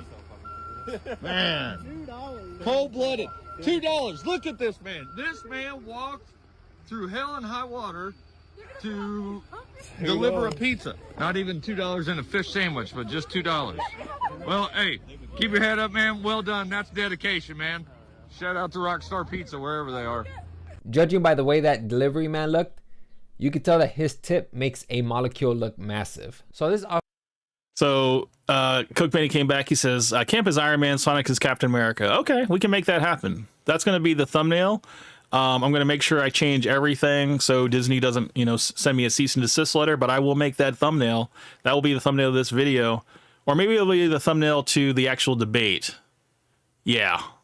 That will give me more time to actually fine tune it. and make it look legit. But yeah, I believe I can do the Iron Man lettering for Camp Hustle and then do Captain America for Sonic's Mindscape. That's actually perfect because Sonic Mindscape is basically like 2 lines of text where Captain America is 2 lines of text. Yeah, it works out. This works out perfect. Excellent. Thank you, Coke Benny. Officer thought that was an injustice. So what he did was he took matters into his own hands. And just like it's stamped on the side of his police vehicle, he serves to protect. I really don't do this, but I don't want anybody coming at me. I knew you wouldn't leave him with $2. So I guess, okay, so now we're doing Mr. Officer Friendly over here. He filmed himself doing a good deed and posted on his social media. I believe he gave this delivery driver $15 for the $20 pizza. So I guess he left with $17 total for the $20 pizza. I'm not sure. Let's check out Rockstar Pizza, actually. I want to get to the bottom of this. Rockstar Pizza. I wonder if like Rockstar Games is coming after this place. Brownsburg, Indiana. Let's check out, see what a large pizza would cost. Let's go to the website. Rockstar Pizza. Keto menu, gluten-free crust. Let's order online. So let's go. Okay, so it looks like for a small pizza, $15.99. Large is a $19.99. Extra large is $25. So let's just assume that they got an extra large for $25. Okay. Does this price vary? $24.99 for an extra large. Okay, so $24.99 is the most expensive. Let's whip out the calculator because I'm not smart. All right, let's whip out the calculator. I'm going to bring it right here for you guys. Okay, $24.99. I don't know what the sales tax is. We're not tipping off the sales tax. We're tipping off the subtotal. Times that by 20%. That would be $4.99, basically $5. Okay. So a $5 tip would have been 20%. He gave him $15. So, $15. $24.99. What is that? Is that like a? That's not 10. Is that a? Fuck. What is that? Like a 75% tip? No. Messed up. 0.75. That would be $18. Yeah, because what was it? 15 plus 2. Okay, so it's more like maybe 70%. $24.99. Oops. Whoops. $24.99 times 0.7. 17, like $17.50. Okay. So he made $15 plus the $2. So that's like $17. So that's like a 70% tip that this guy ended up walking away with. That's if they got like a double X large. So let's continue. I ran back to the car. I'm a little winded. It's a lot. To give that man the cash that I had. Because that's the right thing to do. Like this man, for delivering a pizza, if you're the person that don't know, delivery drivers, what this young man just did, they're not required to do that. So just to clarify, because wait, what do you mean? They're required to deliver the pizza. Whether it's snowing outside and they're still open, and he's working, he needs to deliver the pizza. I don't understand. Like, he's doing his job. Yeah, it's snowing. I would say, I used to be a pizza delivery driver for Jet's Pizza, Detroit Pizza, very good pizza. And Halloween is the best day to deliver pizza. That's like our busiest day of the year besides Super Bowl. But yeah, the best tip I ever got was like a $20 tip, and I wasn't going on social media, like going crazy over it. I mean, this is another day of the office, my friends. I just think that, it just happens, I never complained about the tips that I got. I consistently would get like $10 tips, but this whole, I don't know, that wasn't that bad of a tip. $2, it could have been $5 and that would have been fine. But you know, you take the good with the bad, man. I know he was a bit ambiguous. Essentially what this officer did, what Officer Craig did, was essentially give him everything he had, all the money he had in his wallet, and handed it over to him. And what Officer Craig does is that he takes his camera and does this 360 motion where he showcases all the houses and the neighborhood that this person delivered the pizza to. And these I mean, look at these homes. It's not like these people didn't have the money to tip that young man. How do you know it was like the parents? It could have been the kids that ordered the pizza, and you know, maybe they were like teenagers or something, and all they had, you know, was whatever they had on the card, and all they had was $2. You know, $2 in cash. Most kids don't carry cash. Okay, a lot of it's going to be, you know, electronically on card and stuff. And I mean, maybe they had like a couple things maybe they had a change jar by the door. Okay, and it was like all they had was $2. Okay, everything else was coins. But yeah, there's no evidence that it was like the parents that gave this guy that. I mean, even if it was, it's not a horrible tip. It's like 10%. Absolutely insane. Do better, folks. What's funny to me is that we're talking about small tips, but here we have Officer Craig providing a big tip. And you want to know what the best part is? Officer Craig, he stepped beyond the line of duty and wanted to help this young man, with more than just a tip. So what he decided to do was start a GoFundMe. And here's the thing, I don't think Officer Craig did this for some sort of act of recognition, but I think he did. I'm gonna have to disagree with you, Sonic. I think he did.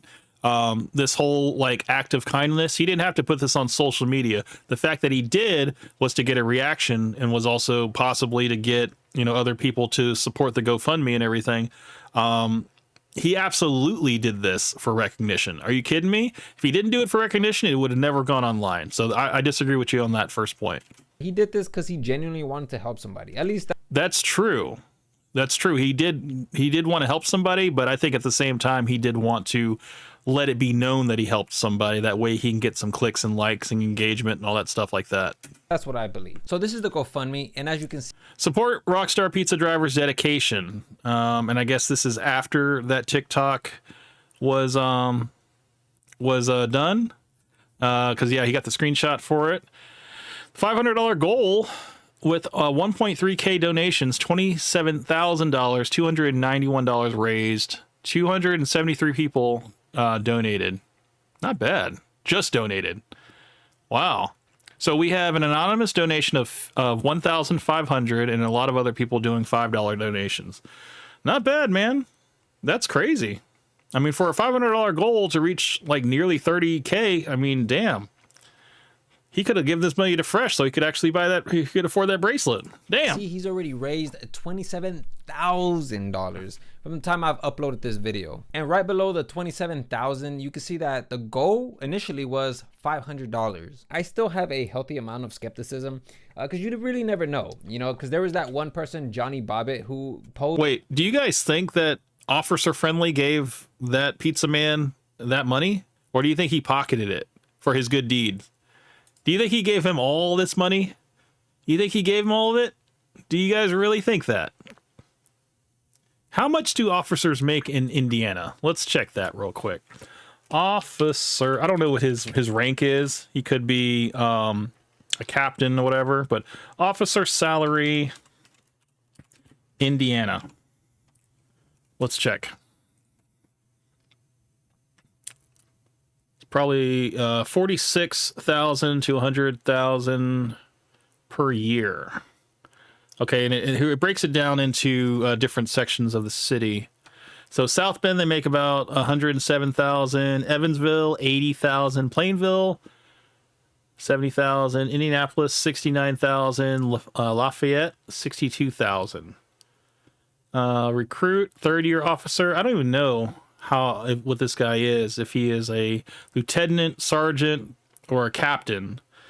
But yeah, maybe he got his buddies, whatever, to donate, and that's how that was able to, I don't know, get to that high, I guess.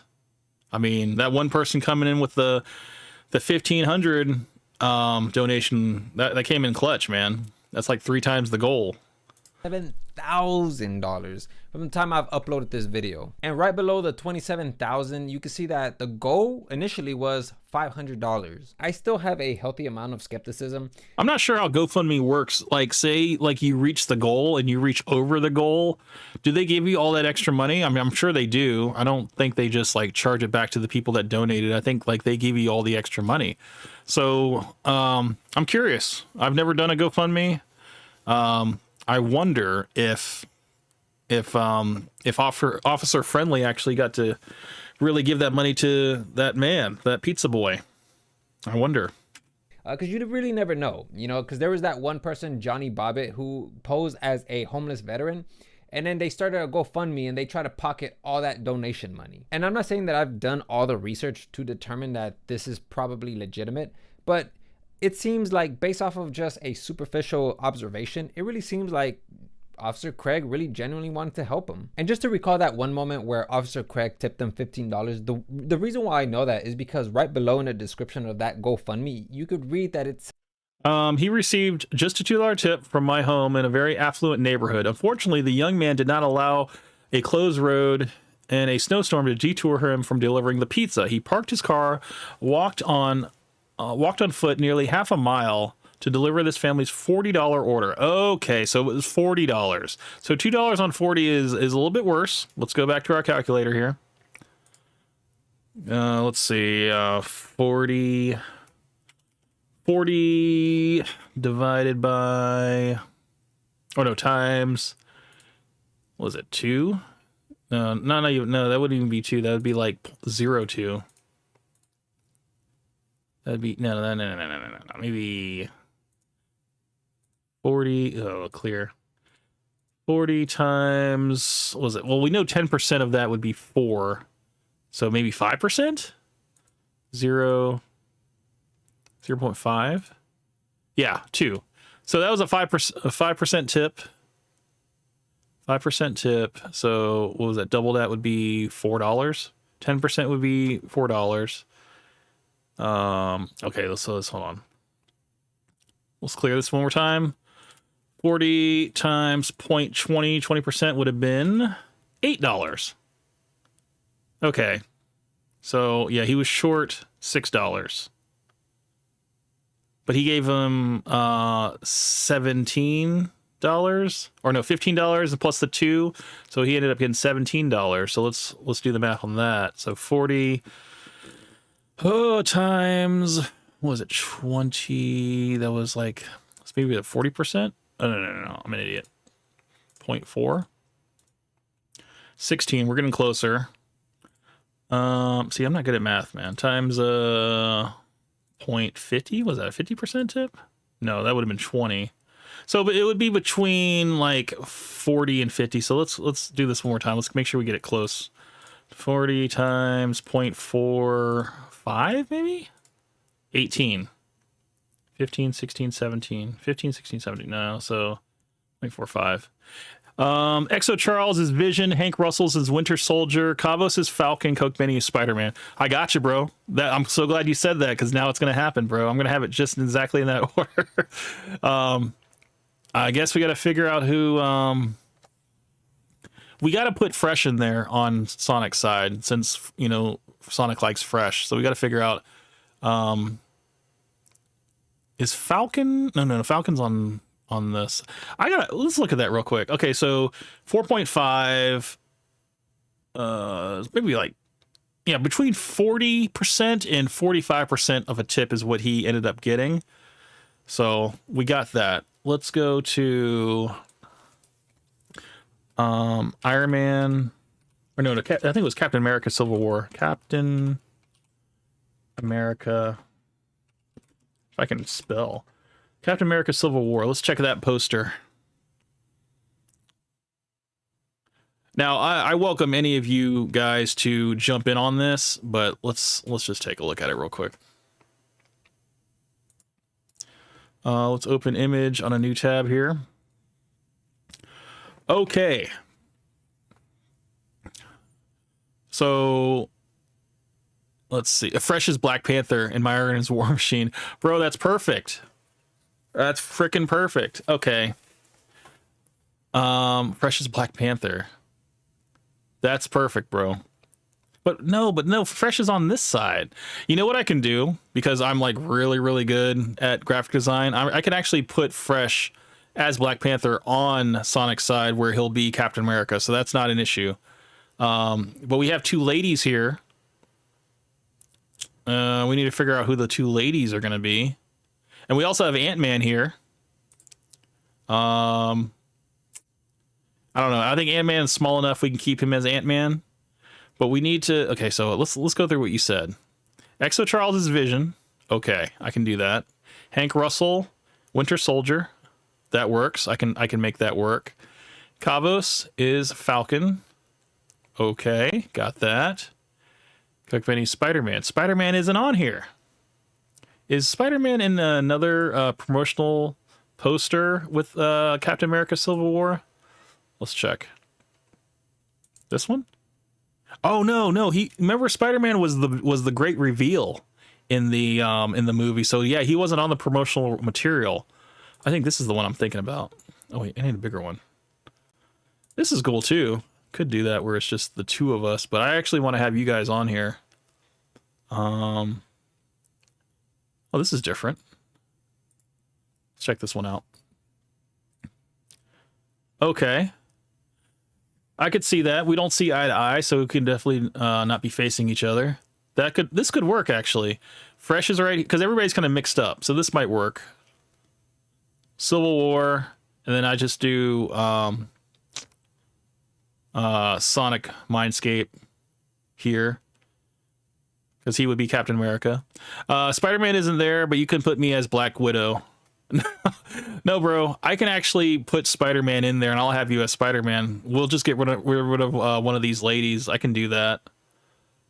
I kind of want to keep Black Widow. Maybe I'll get rid of Wanda. Who do we have as Wanda? Do we have anybody as Wanda? No. Damn, we're gonna have to figure this out. Yeah, definitely have Fresh there, and then Myron here. Where's can we have? Oh wait, Vision, Hank Russell. Where's okay, Winter Soldier right there. Okay, yeah, okay. I could probably work with this one. Yeah, choose your team, and then I'll just put our names up here. I can do that. And then, yeah, that'll work. So let's just save this for now. And I'll just remember this as the Camp versus Sonic thumbnail. There we go. I'll remember that for later. And maybe I can do two versions. Oh, this looks good. Is this a big enough picture? Can I... a new image, a new tab here. Okay. We got some more characters. Okay, so we got Fresh here. See, nobody put Spider-Man in any of these little promotional materials, but I think I can superimpose Spider-Man in here. That wouldn't be hard. I would just have to isolate all of these characters and then just relayer them all back again. So it wouldn't be tough. I could do it. Gigi Allen as Wanda. I mean, we could do Gigi Allen as Hawkeye, right? We can keep. We don't have to gender swap. Or he could be Ant-Man. Either one. But yeah. I just want to have like everybody equally represented on here. But I definitely need to have the title.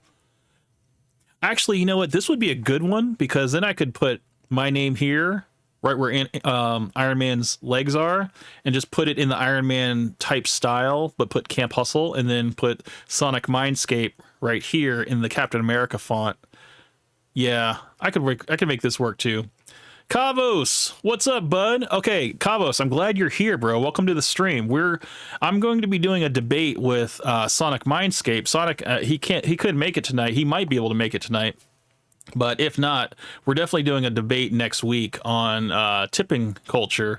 And Kavos, can you let me know who would you want to represent you on this poster? Or I have the other poster.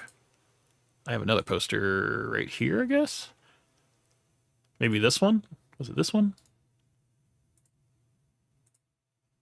Yeah. Do you want to be, what was it? Who did we have as Kavos? What did you say? Oh, you said Kavos was Falcon? That could work. You could either be Falcon or you could be Hawkeye, because we're going to do Fresh as War Machine, and then, or no, Fresh as Black Panther. That makes more sense. And then Myron as War Machine. So that leaves Vision. Vision's going to be Exo Charles. We got Hank Russell, who's going to be Winter Soldier. Sonic is going to be Captain America. I'm going to be Iron Man. We got to figure out the shield. I don't know. Maybe do the, because Sonic does have a circular logo. And since, you know, the movie was a Captain America movie, we could do Sonic's little logo in the back as like the half shield here. So yeah, dude, I can make this look real good. Don't worry about that. It's going to be real good. And then even on, okay, so since Sonic likes to do like the rainbow colors, like as on like the borders of his video, we can do on his side of the thumbnail, it can be like the little rainbow corner, whatever. And then Kavos says, what about Falcon? I think we did. What did we say it was Falcon? Oh yeah, we have Kavos as Falcon. Okay, so you're going to keep Falcon. Perfect. All right, well that works. Okay, so we've locked all this in. Gigi Allen. Is he even here? He's not even here. But, or maybe he was here, wasn't he? Freaking high on life right now. Did he, was Gigi Allen in earlier? No, that was Soul Muffin. Oh, Gigi Allen was here earlier. Yeah. Okay, yeah, Gigi Allen definitely needs to be, he could be Hawkeye. Or, because I don't want to do the gender swap. We can figure out a female that can be here. I don't know, maybe, I don't know, we can figure that out. Figure that out later. But yeah, I definitely want to do like something like this for the thumbnail and just swap everybody's faces out. And yeah, it makes sense to have Hank on the same side as Sonic because they both opposed me in that Fresh debate. Not really a debate, but you know, they kind of side with each other, thinking that Fresh, he serves a purpose on the show. But yeah, so yeah, let's go ahead and save this one too. Did I save this? Let's keep this as all files. Yeah, let's save that there. That's fine. All right. So let's get back to what we were talking about. I can probably work with this one too. But yeah, I'm going to have to resize it to make it thumbnail size. So I don't know. Maybe I can use like the assets from this one and maybe put it back. But yeah, we'll have to take a look. We'll take a look. But yeah, give you guys a little behind the scenes. I do like this one too. I think this will be a good one. Haley Welch as Wanda. Dude, that's actually a good idea because we did talk about Haley Welch. That's a good one. We just need to find, or maybe we could do Pearl as, because you know they use Pearl's face on Length or Girth. We can put her as Black Widow. That could work. Even though I haven't spoken about Pearl Davis, maybe I said like one or two things about her. But yeah, we could have her, since she's a redhead, put her as the Black Widow. Yeah, that'll work. And I'll just have to delete this lady here. Or no, this could be, what was the girl that was with Hawk Tuah Girl? Her best friend? This could be her best friend. I can superpose her face over this is Captain America's like niece from like the future or something. But yeah, we'll make that work. I'll make that work there. Okay. I think I already saved this one. So yeah, that's going to go down. That's going to be the new thumbnail for the debate one. I'll have to figure out what I'm going to do with this one. Something else. But yeah, let's get back to this video. Said there that he gave him about $15. All in all, I think we can agree that this is a huge W for the officer and of course for the pizza delivery man. And of course the number 27,000 is no joke, but it's not like I ever found the number 27,000 funny. Is he going to get that money? Is the pizza boy going to get $27,000, or is that just going to go back to the officer? I don't know. Should we follow up on that? Did Officer Friendly really give that kid the money? What's his name? Officer... What's his name? You guys know? I wasn't paying attention. Let me check. Officer Ossifer, what's his name? Hold on. This guy. Let's see if he says it. Didn't have But he did this because he genuinely wanted to help somebody. At least that's what I believe. So this is the GoFundMe. Okay, Richard Lieutenant. Okay, he's a lieutenant. There's the answer right there. Okay, so hold on. Lieutenant. Oh god, this is a big word for me to spell. Lieutenant. Salary. Indiana. You guys don't know. You guys, wait, governor of Indiana? No. Indiana? Why is it not there? Salary per month. Lieutenant governor, not lieutenant governor. Lieutenant. Police, I guess police lieutenant? Police? Oh, Indiana State Police lieutenant salary. Okay, yeah, so see what that one is. I think it was like 100, right? Yeah, okay, so it was 117,415 per year, or $56 per hour. Top earners make about 175,000, and while the 25th percentile earn around 71,000 per year. Salary range for the police lieutenant in Indiana varies widely from around 71 to 175. Salary police is based on the number of factors, including the officer's rank and experience. The salary for a police officer in Indiana can also vary depending on the city they work in.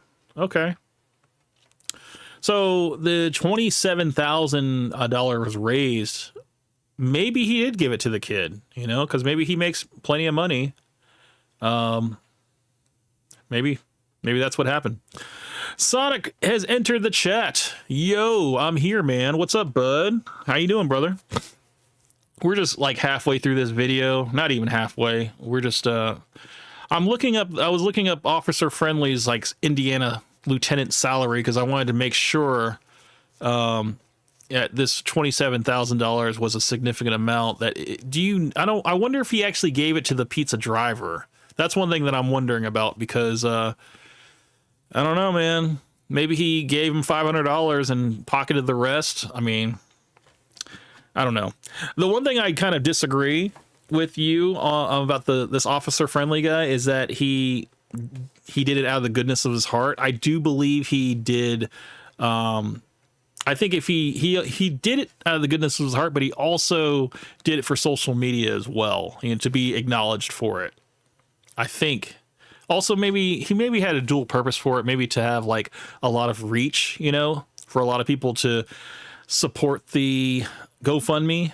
I don't know. I mean, there's a lot going on, but yeah. So Sonic says, "Yo, I'm here, man." Sonic says, "Caught the stream on time, at least for the last hour." And Cookamay says, "Sup, Sonic." Sonic MyScape says, "What up, Benny? Hope you've been well, my friend." Sonic, what's up, Cabos? Exo Charles. Cookamay says, "Captain Sonic has entered the chat." Yeah, Sonic, we were brainstorming the thumbnail for our debate next week, and I think I've settled on a design, and I think I know what I want to do. I'm going to have the Hustlers United behind us, and I guess Hank is going to be on your side, and you're going to be Captain America, and I'm going to be Iron Man, and we're going to have our respective names in the fonts of Captain America and Iron Man. And all the other characters, all those other supporting characters are going to be the rest of the Hustlers, and then Fresh and Fit are going to be represented. Haley Welch is going to be represented. It's going to be pretty funny, man. So just to let you know, I don't have any proper arguments ready, but I'll ad-lib it. Well, you know, I was showing everybody earlier my notes here. I have a few pages, man. Like the handwritten notes I have are for your video. And then I printed out a bunch of stuff that I just typed out on a notepad, which this came out to about 7 pages of stuff. So, yeah, I got a lot to say, actually. So Sonic says, all right, for sure. Next week, we'll do the debate then. Perfect. You're probably not going to be able to stay for the whole stream because aren't you still picking up your friend at the airport? I think that's what we said earlier. But if you're here, you're here up until you got to go. But yeah, man, like I said, none of the things I say are going to be like hateful. Okay. This is not a hate stream. I disagree with Sonic on a few things, and I'm not going to pull any punches, man. There's some things that I think you got wrong here, but we haven't even got to the point. I think we got to get past this whole pizza driver thing. And then once we get into the meat and potatoes of your video, when you start talking about, your own personal stuff about tipping, that's where I'm going to have my notes come in. So let's just get through this part. And as you can see, he's already raised Let me see where you're at. $27,000. Nope, already did that. I'm here to stay. Right oh, below perfect. the Excellent. 27,000, you can see that. Okay, the goal let's, yeah, okay, so you already did that. Perfect. Excellent. Oh, let's see. I want to make sure I get you to the point where you're... it really seems like Officer Craig really genuinely wanted to help him. And just to recall that He wanted to help him, but I think he also wanted to put on social media so he can get, the likes and also spread the word about what he did.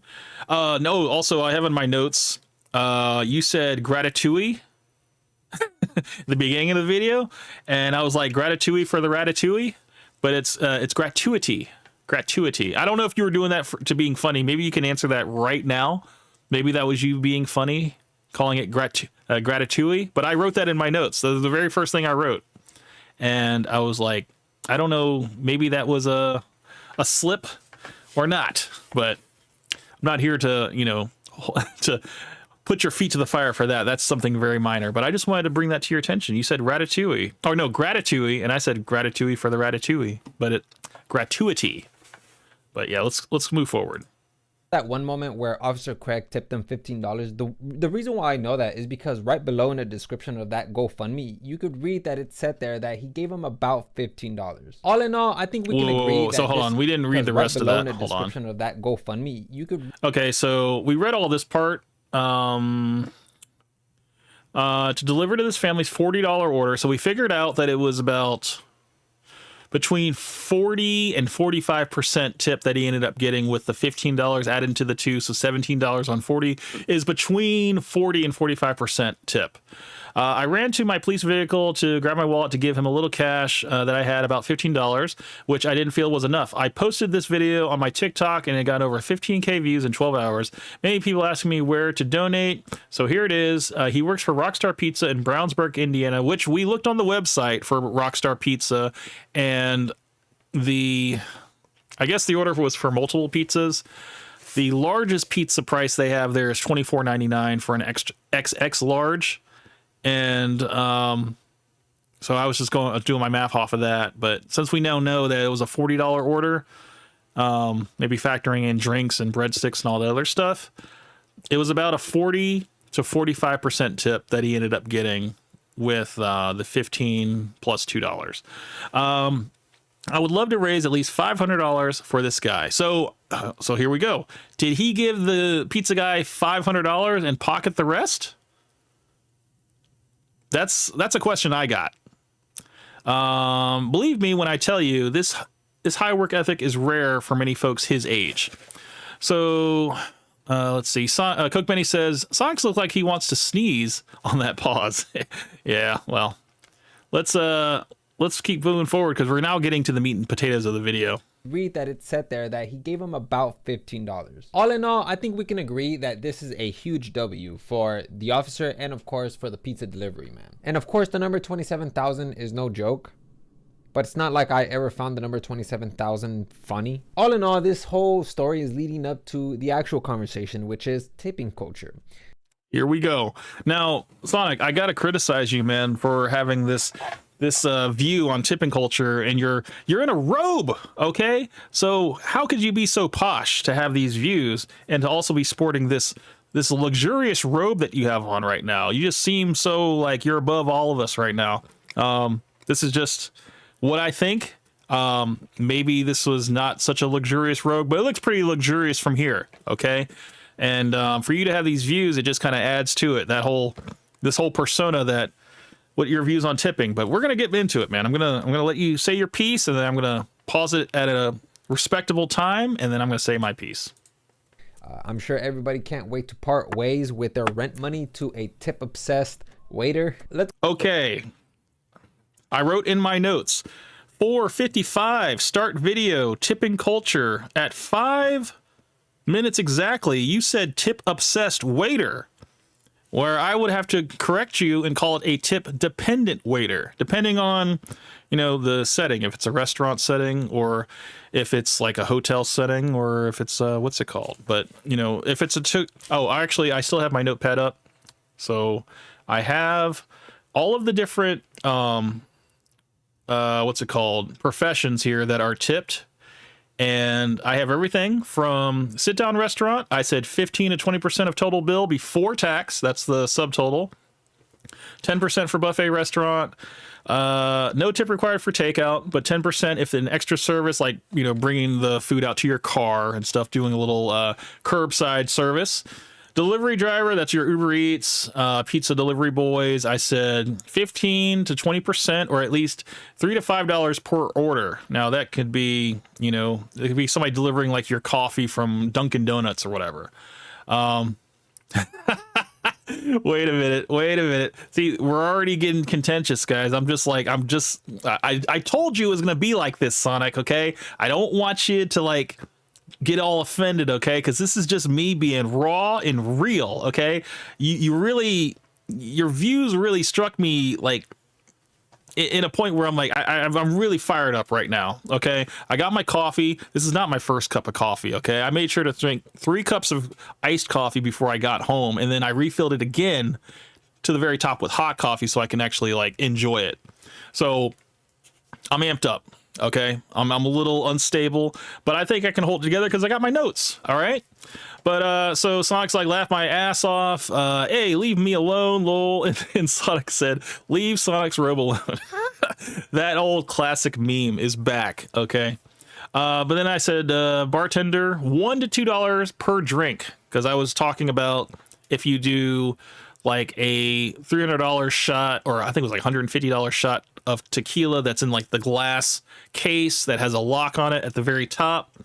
It doesn't make sense to leave a $1 to $2 tip on that, even though the bartender is doing the same action. If they were to get you like a bottom shelf tequila, they're doing the same action of just pouring your drink in a strainer and stuff like that and doing the same motion. It just happens to be that they have to get on a ladder maybe to get the high-end liquor. I don't know. Is that worth a couple extra bucks? Or do you tip 15 to 20% on the total tab? I think it all depends on what drinks you have. If you're sticking with just straight tequila and, you know, $1 to $2 per drink, I think that's acceptable. But I think once you get into like the high-end liquors, the stuff that, you know, that you got to get a key to unlock the case and stuff like that, you get these $150 shots of tequila. I think you should tip on the percentage of that. You know, if we're just talking about regular, you know, watered down liquor or whatever, I think it should be, you know, $1 to $2. Cafes, coffee shops, these are your Starbucks and stuff. Optional. I think $1 per drink is acceptable. Nothing else. Nothing more, nothing less. Excuse me. Going to hotels, if you have like a couple bags, I think $2 to $5 per bag for the bellhop. I think that's acceptable. Housekeeping, $3 to $5. Leave cash in an envelope, whatever, just whatever. Concierge for any like special requests from room service, $5 to $20. You know, if they like take care of you and they, you know, they're quick about it and stuff. The valet that valets your car when you're, you know, going to a bar or a restaurant, I think you should tip them about $5. You know, I think that's baseline. That's what I would do. Transportation for taxi, Uber, and Lyft, I was saying about 15 to 20%. I get it. Some people, if you do like a $10 ride or a $5 ride even, I think maybe like a $1 is fine. $1 or $2 is fine. But if you have like a $10 trip, I think maybe, you know, $3 to $4 is fine. But I think there's a little bit of a gray area there. Shuttle driver, this is going to be to your airport, $1 to $3 per person, especially for your rides with luggage, which you're always going to have luggage. Personal services, hairdresser, barber. Do you guys tip your barber? I do. But most of my haircuts are going to be $20 to $25, and I always tip $5, typically. So I think if it's like $25, sometimes I'll do like $7. $7. Nail salon, never did that, but you know, that's the general populace that do nail salon and you know, eyebrows and stuff like that. I think that's like 15 to 20%. I had asked my wife for this data here. Massage therapists, 15 to 20%. Tattoo artists, 15 20%. And then other situations, tour guides, $5 to $10 per person for group tours, 15 to 20% for private tours. I've actually taken advantage of tour guides, you know, going, you know, all across the country, and $5 to $10 is like the range I like to stick per person. So $20 typically if I'm with somebody else. What do we have? Sonic came back. He's like, actually, you won. Wait, what? Do you want to bring me on? Sonic's minus space. Sonic says, right on that you're still at the beginning of the debate, right? Right now that you're still at the beginning of the debate.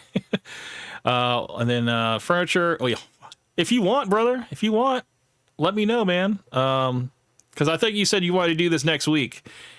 Do you want to just shoot from the hip, or do you want to prepare some points? Because I have a whole clipboard of points here that I'm going to take you through, and I just I feel like I want to give you some time. I think it's only fair. But if you want to do it, just say you want to do it, and I'm like, okay, we'll do it. Just let me know, brother. I will bring you on, and we'll get this thing cracking. Furniture, moving, delivery, I would say $5 to $20 per person. Hey, this would actually go to the video you did with the lady, with the doctor lady that had the refrigerator, the oversized refrigerator. I don't think she tipped those guys. I think she, even though she's a doctor with a doctorate degree, I don't think she tipped those guys. But yeah, so these are all of the different professions that I think are tip worthy, and but I understand there's more. I know that there's department stores, retail stores, whatever, that they really, or self-serve place like grocery stores where you will do everything. You'll gather all the groceries, you'll bag it, you'll pay for it, and then you'll say, hey, do you want a tip? You know, and they'll ask you more than once, and then, you know, you're like, who am I tipping? Because I did all the work. Am I tipping myself? So Sonic came back. He says, all right, you're right. Maybe I should wait for me to bring some quality points. I mean, it's up to you, brother. Like I said, man, I'm not the debate, I'm not guaranteed is going to get contentious, but I do have very strong points. And I mean, maybe you just want to see, yeah, you need prep time, Sonic. Yeah, you don't want to mess with me when I got my notes, brother. That whole fresh and fit thing that, you know, people know me for, that was all free balling. Okay. But this, I felt like I needed to take notes because it's been a while since I've been in the restaurant industry, but I've done it for so long that what I believe is so strong. So all I need to know from you, Sonic, is have you ever worked in a restaurant? If you could just answer that for me right now, that will tell me everything I need to know. Moving on, let's just go ahead and see what you got to say. Let's go ahead and have the discussion. So the reason why I wanted to discuss this is because personally to me, I'm gonna be honest with you guys, I don't really fault the family at all for not giving this person tip money. I will somewhat agree with this statement because I believe that if it wasn't the parents that ordered this pizza, if it was maybe like the teenagers that ordered this pizza, kids don't tip anything. I've waited on plenty of prom couples that do not have money like that to be tipping good. So, okay, so Sonic says, no, he has not worked in a restaurant. Okay, perfect. So I can go forward with what I have written down. Perfect. Okay, that was just... Dude, this face that you're making right here, this might be the face I might use. I have to remember it's 514. Let me just write this down real quick. 514. Don't worry, Sonic. I'm gonna make sure. I'm gonna make the thumbnail look really good, and you're gonna look very strong. Don't worry. So I'm just gonna write 514 Sonic face. Potential face. Okay. So yeah, let's go. I think that, you know, we live in a free country where we can decide whether we want to tip a person or not. I agree with this statement. I agree that you're that's kind of the catch-22 of working in a restaurant, is that you are signing up for a server minimum wage of $2.13 an hour. this is way below the legal minimum wage of, I think it's like $7 and change. I think if you go to New York, it's like $15 and some change for minimum wage. It all depends on what? Of course. Wait, hold on. I'm like reading comments now, and I wasn't ready. Hold on. So, yeah, so the minimum wage of $2.13 per hour, okay, that's going to be standardized in 45 states in the United States. And I think there are some states that, you know, they kind of either go above that or below that, and depending on the cost of living. I believe California might be more than $2.13 an hour. I believe Vegas might be more than that, but I'm not 100% sure. I will have the list during our debate, so I will have all that information. But yeah, I do know for sure that New York is $15 per hour. It's still not a living wage for New York. $2.13 an hour is not a living wage. So when you said tip obsessed waiters, I have to change that to tip dependent waiters. Okay, they depend on their tips because that is the majority of their income. If the $2.13, what that is a guarantee that at the end of the month, they are guaranteeing that the server will have about $30 in tips. And if they don't make $30 in tips, it's like $30. It's like maybe like $29 to $30 in tips. The restaurant will, I guess, pay the server up to that amount so that they can meet that legal requirement. Whereas it's not a livable wage. They live on their tips. That's how they make their money. And I don't know if you saw the tips that I flashed up earlier from like in my prime when I was, you know, working in restaurants and stuff. I had 2 tables that were back to back. I was serving at the same time.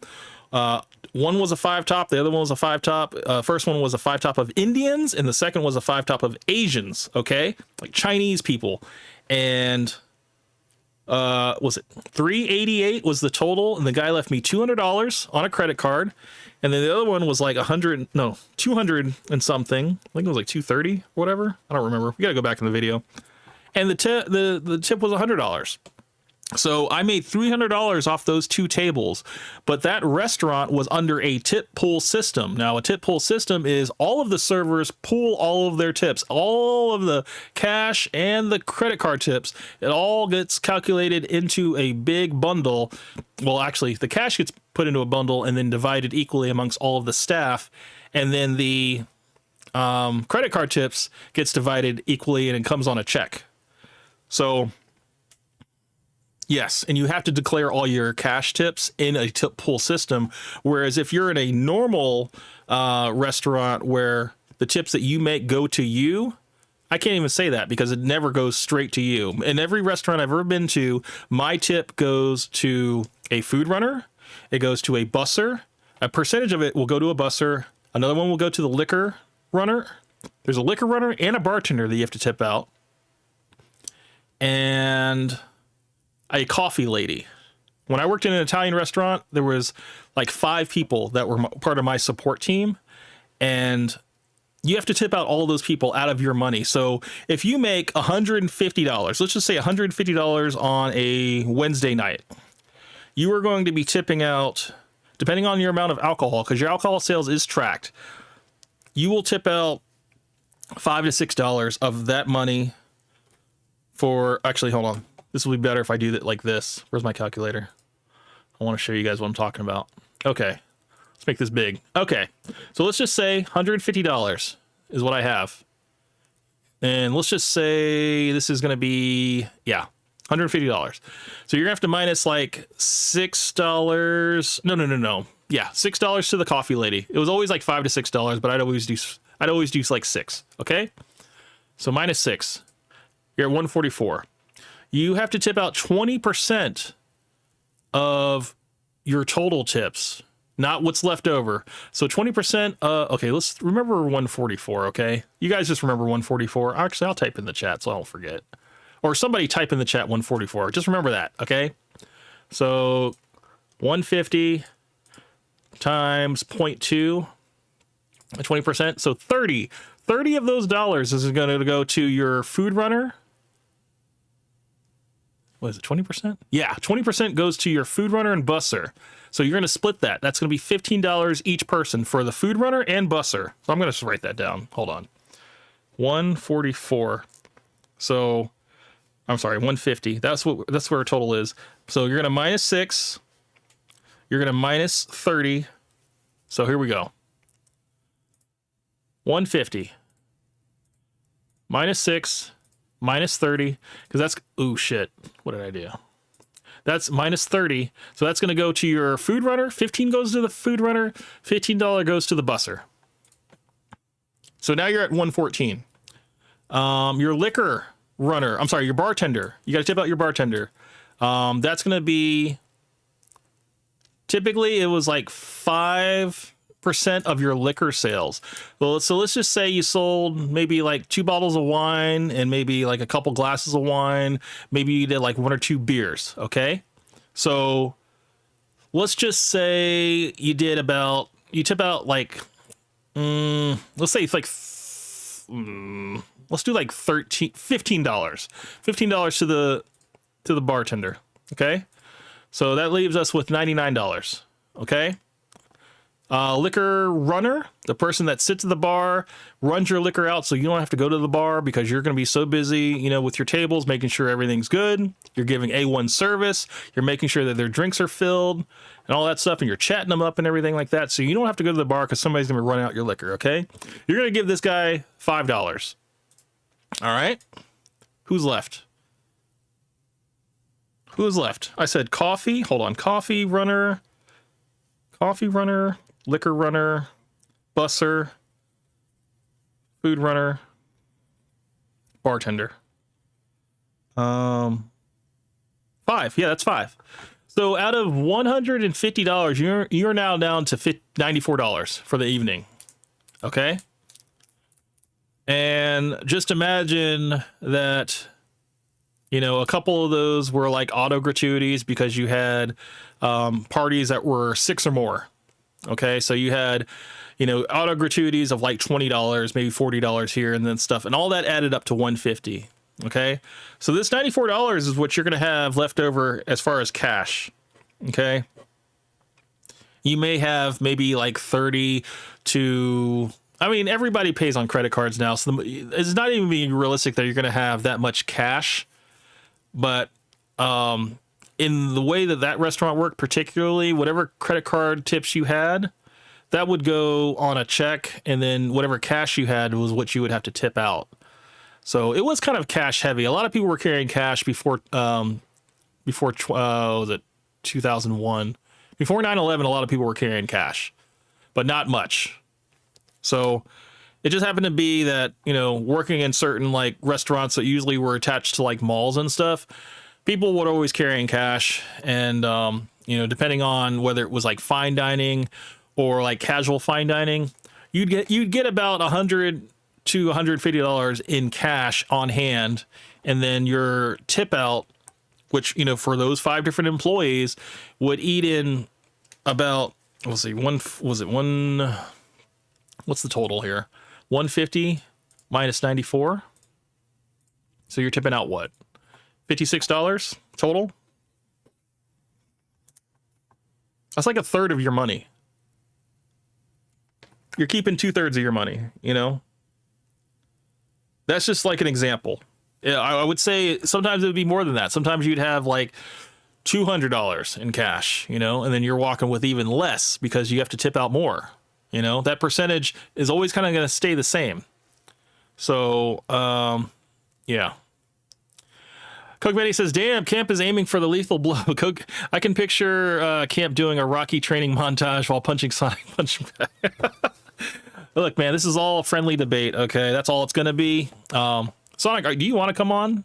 Let me know right now. Or do you want to wait? Because I kind of feel like we could have this discussion, or do you want to just wait until I do this video? Let's just do this video.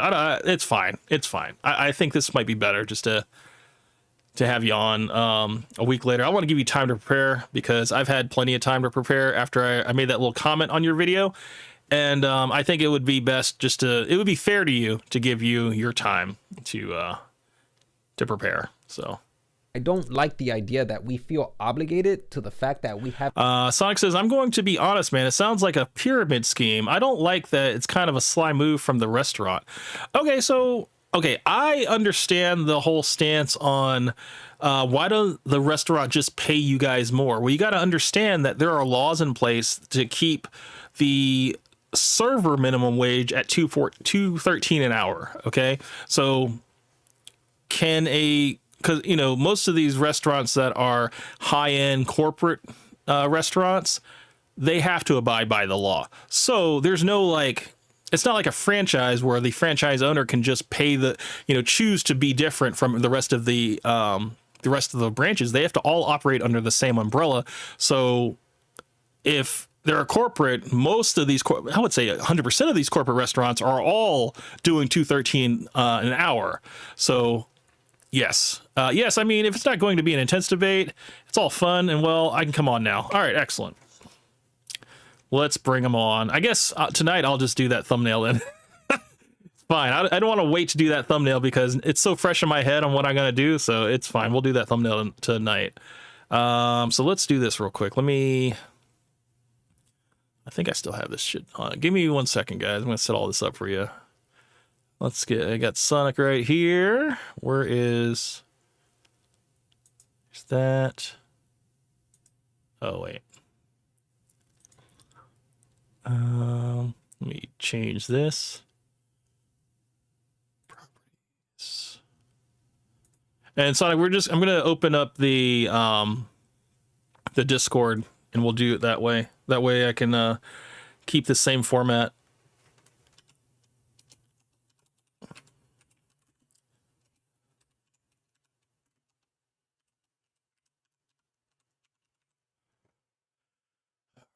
That's fine. And then we're going to take... Oh, you know what? Let's put you right... Let's put you here. Okay. Oops. For sure. Okay, hold on. That one. Oh.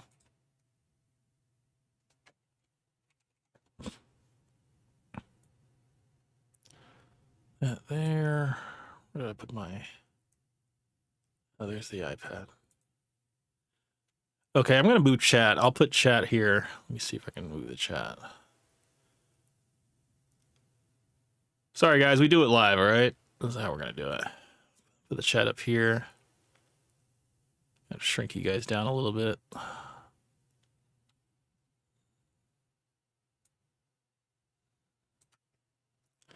Where did I put that? Oh, nice. I gained like 2 subscribers. That's what's up. Okay, let's do I have this guy? Let's just group this together. Yeah, guys, when I can just afford to pay somebody to run this thing while I can just continue talking, that would be great. Let's just do... That would be great. Okay, so we will... Sure, that's that. There we go.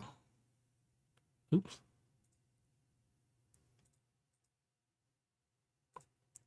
Oh. All right, so I'm going to move this up here like this.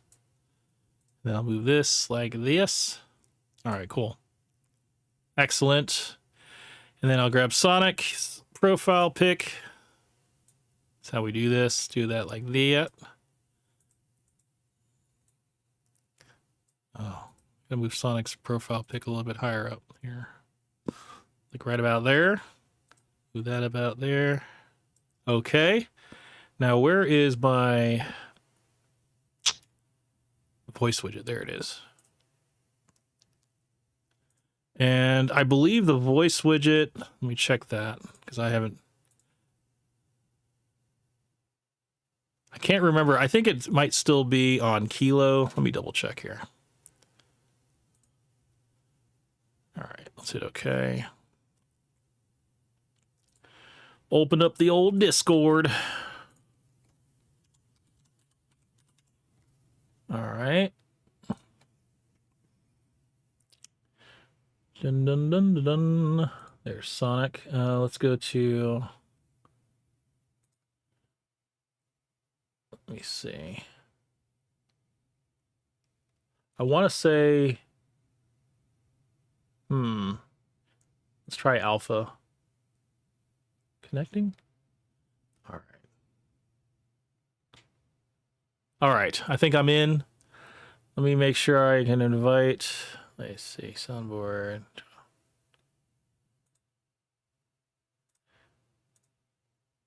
All right. Invite Mr. Sonic.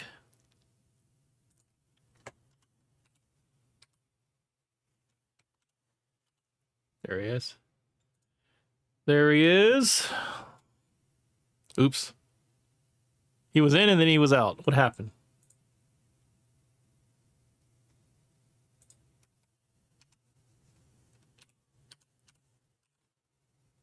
All right. Hopefully this works. Okay, there's Sonic. Let me make sure I can hear you. Let me see. Let's see. Maybe we need to go to settings here. Go to audio. Voice and video. Okay. Test. Can you hear me? I can hear you. There you are. There you are, sir. Hold on. All right. Yo, what's up, man? We What's do up, it. guys? We do it live, guys. We do it live. All right, hold on. Let me make sure. Can you say something really quick? Yo, what's up, Camp? Okay. I don't have the little green thing behind here, but I think it's fine. I think everybody's got it. Everybody knows who I'm talking to. So we don't need all the special effects, okay? We just need see your picture, see your name on the iPad, and there you go. All right. So let's see, where are we at? We're at 5:24. The next point's coming up. And the next thing that you say is coming up that I have a point with. So let's just let this play through. I have to tip somebody. Can you hear the video? Based I off can't of hear the video. Okay. I'm going to need you to go to your video. Wait, hold on. Since we're doing... is this going to work? Are we going to do the countdown thing, or are we going to do the share the screen thing? What do you think? Let's try it. Let's do it. Let's try to do the share the screen. Okay, let's try that. Yeah, let's try it, bro. Such a boomer, bro. Okay. Yeah, because I already have the video here. If you're ready, I'm already ready for this. Okay, so I got YouTube up. Let's do it, bro. Let's see if I can get this. Let's type in Sonic's Mindscape. Oh, I left the D out. There it is. The D is silent. Okay. Oh, great. Of course. I want to go ahead and talk about the Where's your tipping video? I don't see it. Delete that.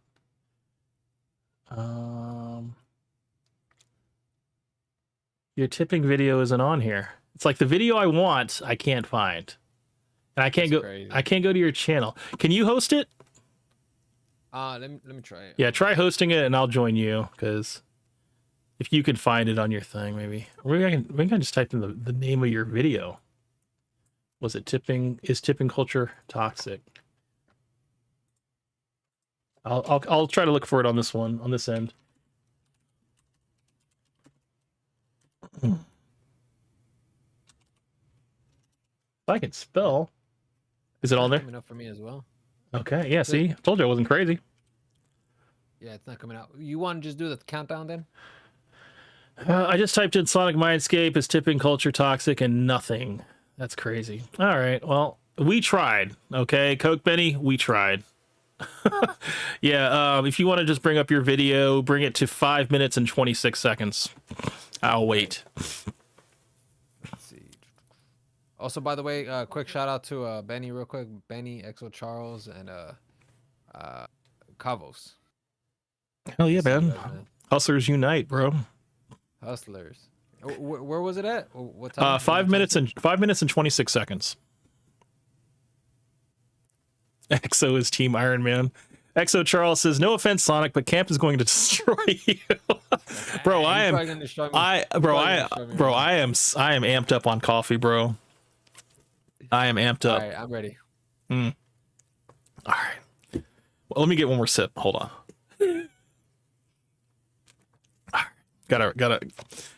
Whew. All right. 5:26. 3, 2, 1, go. A service that the company or the company that hired that person should be paying them for. The whole idea of a tip initially was to tip a person based off of services that were beyond what was asked for or what was expected. But nowadays, waiters and waitresses will sneak in this gratuity fee because they expect a tip from the party. That Gotcha. Okay, so I wrote down in my notes at 5:40, you said waiters will sneak in a gratuity fee. Now, are you familiar with certain restaurants that will say, well, sometimes they'll have this on the menu, sometimes they'll put it at the host stand, or they'll even have it just as like a metal sign, and it will say parties of 6 or more will have an automatic gratuity. It won't say the percentage. Sometimes it will, but sometimes it will say parties of 6 or more will have a 18 or 20% gratuity. Have you ever seen that? I think I have in some restaurants, but like I don't really remember. Okay. Well, the fact is, by law, restaurants that do that, they have to have that somewhere, whether it's on the menu or if it's on the receipt or if it's on, somewhere as a sign where you can see it. And it's usually in the lobby area by like the hostess or maitre d' stand, whatever you want to call it. And they have to disclose that to you. So even if, say, like you're in a party of like 6 people, sometimes it's 4, but yeah, most of the time it's like 6 or more. And you guys have ranked up a tab of like about $100. Let's say it's not too expensive. There's no alcohol involved, just a bunch of food and everything.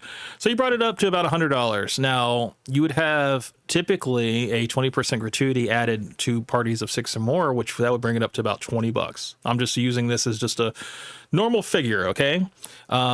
In some places, if there is an auto, say like they swipe your credit card and the customer receipt and I guess the merchant copy will have the subtotal, the gratuity, which is calculated from the subtotal right below that. And then they'll have a tip line below that. And then they'll have your total line behind that, which is blank. So you'll have to basically fill in, if you wanted to do an additional 20%, I'm not an additional 20%, but just like an additional tip on top of the 20%, whether if you wanted to do like an extra $5 or extra $10 if the person was like really great. My question to you is what would a server have to do to get you to go over 20%? To go over 20%? Yes. Okay, so first off, let me go ahead and just say that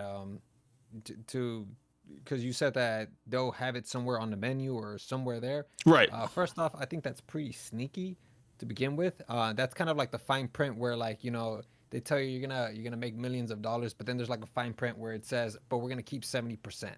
First off, to me, I think that's pretty slimy. You say it's by law, but I don't know what the law is for people with a party beyond 6. But I do know that there is no, at least to my knowledge, there is no law where it requires a person to leave a tip. If anything, a tip is more or less something that a person chooses to want to leave.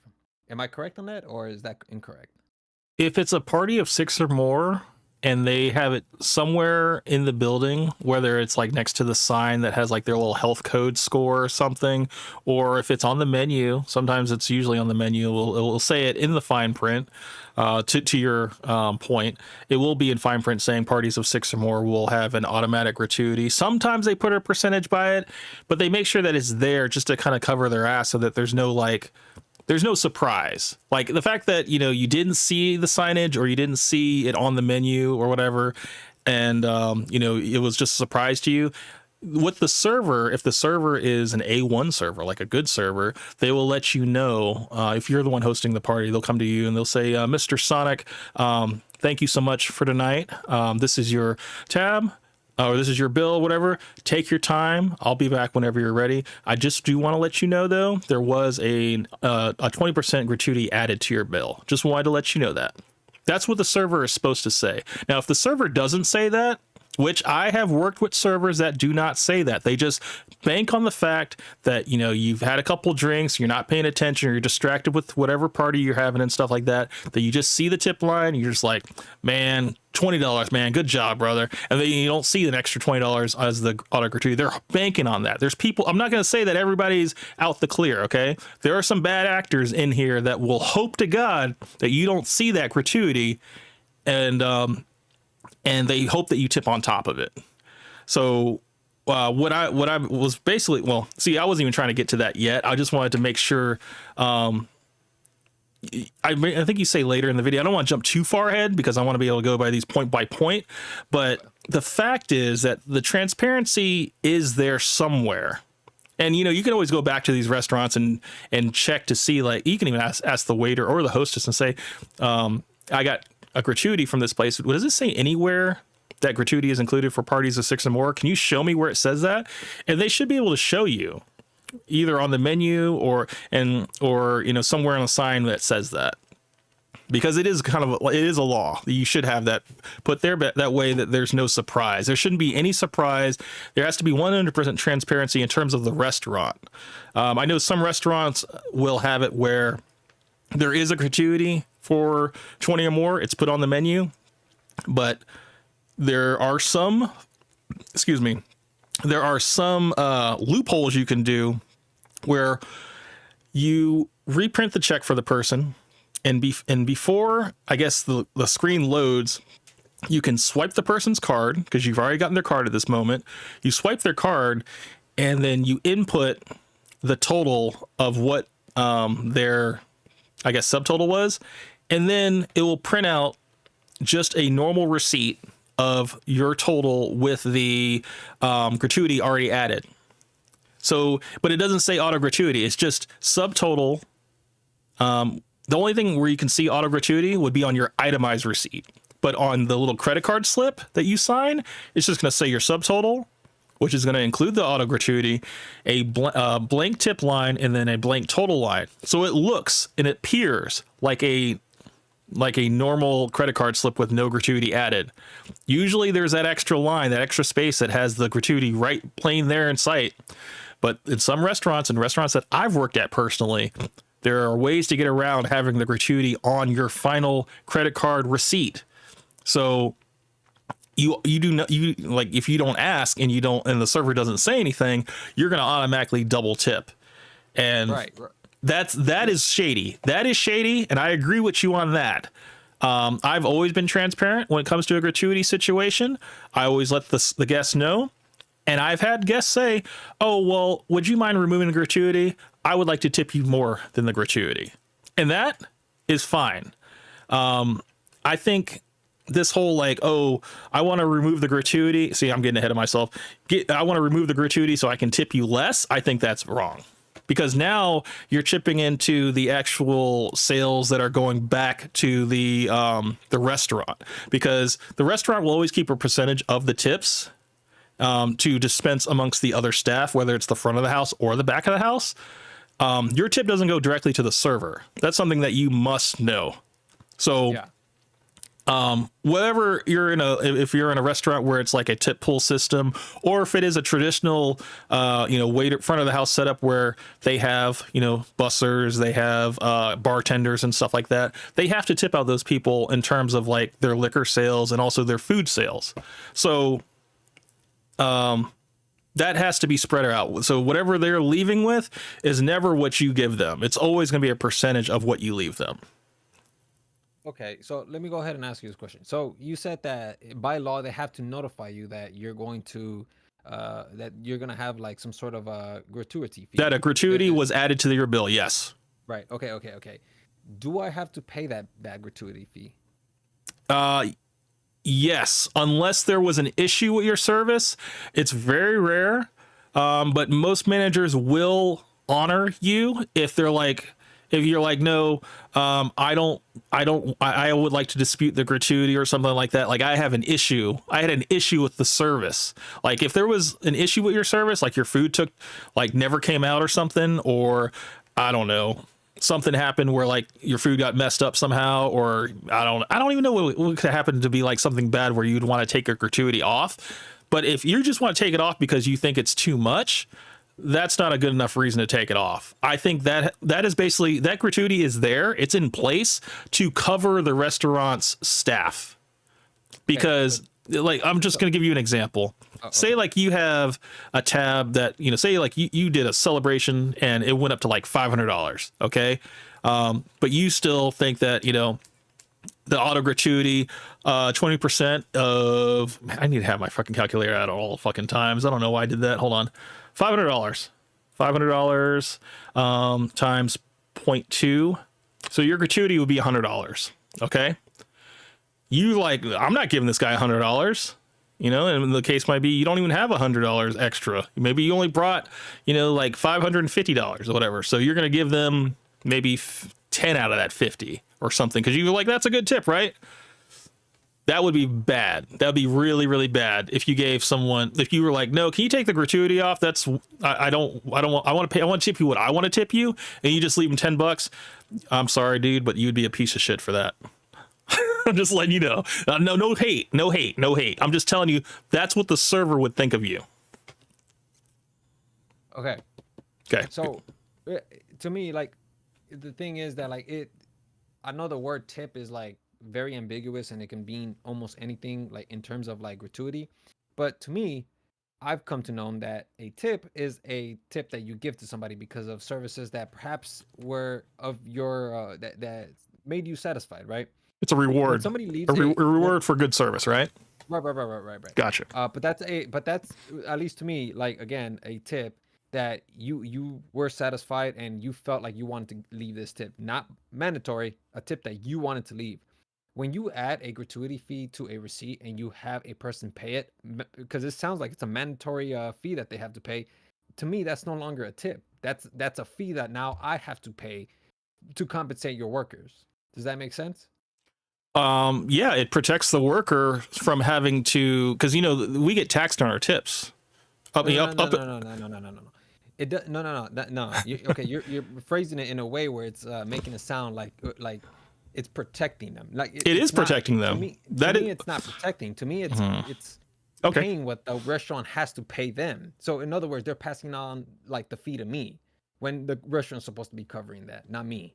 Well, okay. So the percentage of sales when it comes to like your final bill total, a percentage of the sales need to basically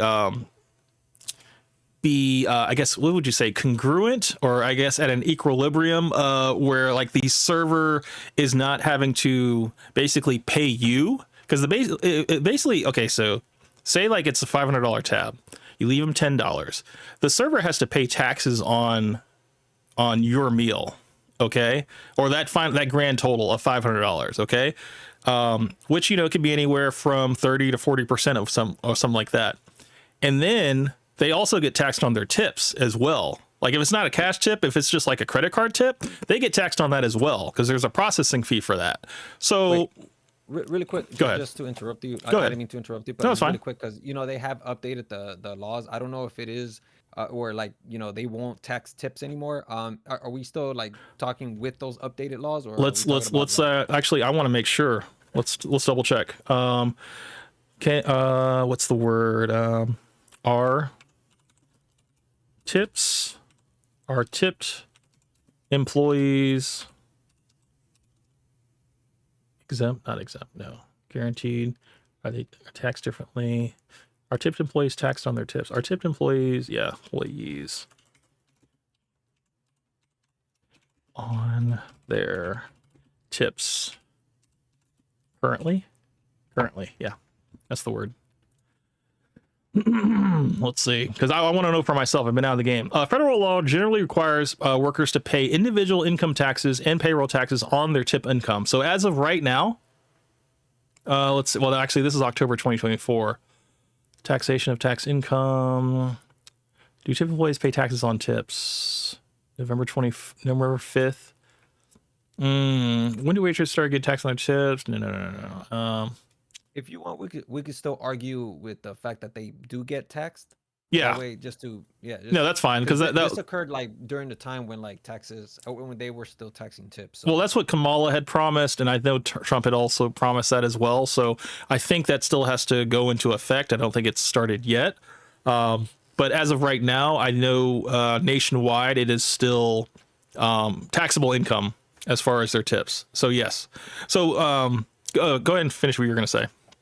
Yeah. So what I was just gonna say was that like, so in other words, again, like you're leaving it up to the customer to like compensate those funds, you know, like again, like this person's working for minimum wage, and then there's another person working for minimum wage, but when this person goes over to the restaurant, now they have to pay their minimum wage to this worker to compensate for whatever losses. Like, to me, that's just, do you believe that going out to eat is a luxury? Well, okay, let me phrase it this way. Do you believe that going out to eat is a luxury or a necessity? I mean, it depends on your situation. If you're homeless, perhaps you need somebody. No, actually, it's okay. Let's say that you're not homeless. Let's say, okay, it's a luxury. Okay, because I would say it's a luxury as well. An alternative to going to a restaurant would also be going to like maybe the grocery store, right? Right. Or maybe going to a grocery store, like buying your own groceries, or maybe even go to a gas station and getting like a hot dog, or going to a fast food restaurant. Would you say that would be an alternative to going to a sit-down restaurant with waiters and bartenders and all that stuff, and bussers? I don't know. I don't have an answer on that. Okay, let me clarify. Let me clarify this for you. So the restaurant that you got the gratuity on, compare that restaurant to McDonald's. Right. Okay. You don't tip McDonald's employees, right? Right. Correct. Okay. And that's for most fast food restaurants. You don't tip because, I mean, McDonald's being a special exception where there's like a stand-in kiosk where, you know, you do pretty much all the ordering, you know, and it's kind of like a foolproof method for them to not get your order wrong because you are putting it all in. So now, hey, David, what's up, buddy? This is I hope this is David from across the pond in the UK. David, hello, lad. Sorry a bit late today, but finished work and I'll watch the whole podcast later. Man, hey, shout out to you, David. Appreciate you coming back to the stream, brother. But getting back to what I was saying, so you wouldn't tip a McDonald's worker because you're placing the order yourself. You know, if you have one of those with the kiosks and stuff like that, and you're probably doing the point of sale, which would be like the credit card and stuff like that. All there. And also they don't ask for a tip at that little credit card machine. It's just if your tab is $18, it's $18, right? Okay. Technically yes, but even if I still have a service, because I've done this, like when I go to a fast food restaurant, I tip them. You know, you're not supposed. I guess Dave told me too that I can't do that, but I still do. I have this in my notes. Go ahead. Yeah, because again, like it's, you know what, they're going beyond their service, so I decided to tip them. Wait. I'm sorry, I got to stop you right there. So you will tip in an establishment that isn't a tip worthy. I'm not going to say tip worthy, but I guess they don't accept tips. Generally speaking, you are more inclined to tip in those settings rather than in a actual tip setting.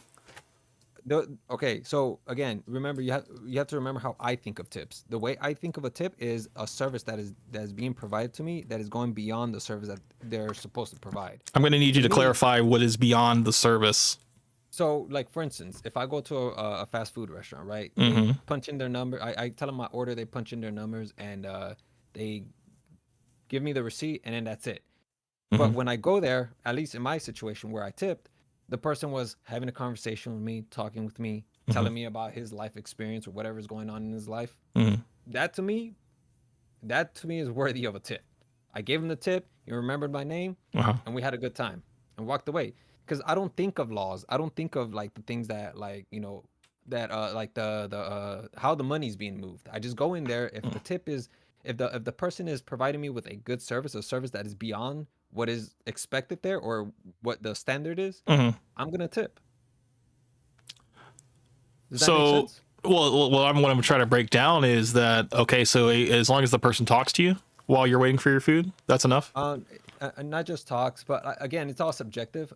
It all depends on like how you feel that day, of course, psychologically. There's so many psychological factors that go into it, but like the general idea that I'm trying to make though is or the point that I'm trying to make is that like, you know, whatever happened that day that made me want to tip him, I thought at least, he went beyond the services that was expected from him or the standard. Hmm. So okay. So hold on. I need to understand this a little bit better because all I'm hearing right now is that a person told you about their day. Did maybe it was warranted? Maybe you asked them how's your day going, and that led to the conversation, or maybe they just started to like drama dump on you. Like, I just need to understand a little bit further about this. Like, I don't know if this is an example or an actual thing that happened. No, it's an actual thing that happened. Okay, yeah. I'd like to know like just the details of the thing, how it started. Like, did you initiate or did that person initiate with you? Okay, so if you want, I'll break it down for you. I'll try to make it as concise as possible. So That's fine. We got time. It started off one day, you know, I was frequently going to this restaurant over and over. It was not a restaurant, a fast food joint over and over. And then, you know, we slowly just started talking. He was telling me, you know, his day, how was it? It was just small talk. And then eventually it started turning into something a little more, more intimate. And I started talking to him a little more. He was telling me, you know, what games he was into, what he likes. At one point, I think we were talking for like more than 3-4 minutes. Just he was, you know, explaining what he liked, and then eventually, like, you know, as I kept going back and the conversations were averaging 4 minutes, I was like, you know what, man, here I want to tip you. Boom, and I would not every single time, but like during those moments, I was like, dude, I really want to like give something to this guy. You know, like I want to tip him because this guy, he's getting to know me. He's talking to me. I gave him something. You know, I gave him a $10 tip. I didn't have to do that, but I told him, bro, buy yourself some food. Obviously, food is expensive. It costs like $10, and I wanted to buy his food, or he could have done whatever he wanted with that food. And then it didn't just turn into that. It started turning into something a little more, I guess, mutual. When I started tipping him more, he started giving me discounts. I didn't even know there was a police discount, but he gave me that, and it just kind of like started ping ponging like that, you know. And that's cool. Yeah. So it's kind of like know, like a hookup situation type. You know, like you start hook you up a little bit. That's cool. Yeah, I've actually had situations like that. That's cool. Yeah. So it was something like that, you know. So I kept going back, and bro, like, you know, I would frequently go until he stopped showing up, and I was just like, oh, okay, well, there, you know. That's it. Okay. You know? So, I mean, what it sounds like to me is that it started off as a friendly exchange, you know, and then it eventually grew to like, you know, him doing favors for you because you took care of him. And it was like a, you know, you scratch my back, I scratch yours kind of thing, you know. But then like once, you know, he wasn't there anymore, you know, you didn't have those benefits anymore, right? It wasn't even so much the benefits. It was just like I guess like the experience that I was having there, you know? Okay. Because it wasn't so like, again, because I didn't even care about like the discounts or anything. I just wanted to just tip this guy, like, you know, because I was like, bro, he's cool as hell, man. I like this guy. Well, you did an act of kindness that was kind of out of the ordinary, so he felt more inclined to match that with in the way that he could and not get in trouble, which would be not giving you free food, but giving you discounts that are built into their system. Right, but he made that choice. I didn't make that for him. So perhaps no, of course, he was motivated to like scratch my back, but that's not what that was not. You weren't doing it for that. I get that. That's the thing. I know that you didn't tip him with intention of possibly getting free benefits or discounts or whatever in the future. You were just being a nice guy. Right. Gotcha. Okay. So what's the difference between that and a server? Wouldn't a server be like the kind of guy that would like come up to you and, you know, ask you like, hey, welcome to the restaurant. You know, my name is so-and-so. And, you know, maybe he like gives you a little bit of tour of the restaurant, maybe even a history of the restaurant. You know, if this is your first time here, he's asking you like, how'd you hear about us? You know, and you're like, oh, well, you know, I was on the internet and maybe I saw like a post on Facebook or one of my buddies actually recommended me to you. And then the guy says, oh, well, hey, next time you come by, you know, bring your buddy in so I can shake his hand. Just something like something simple like that. And then like, Listen, what? Go ahead.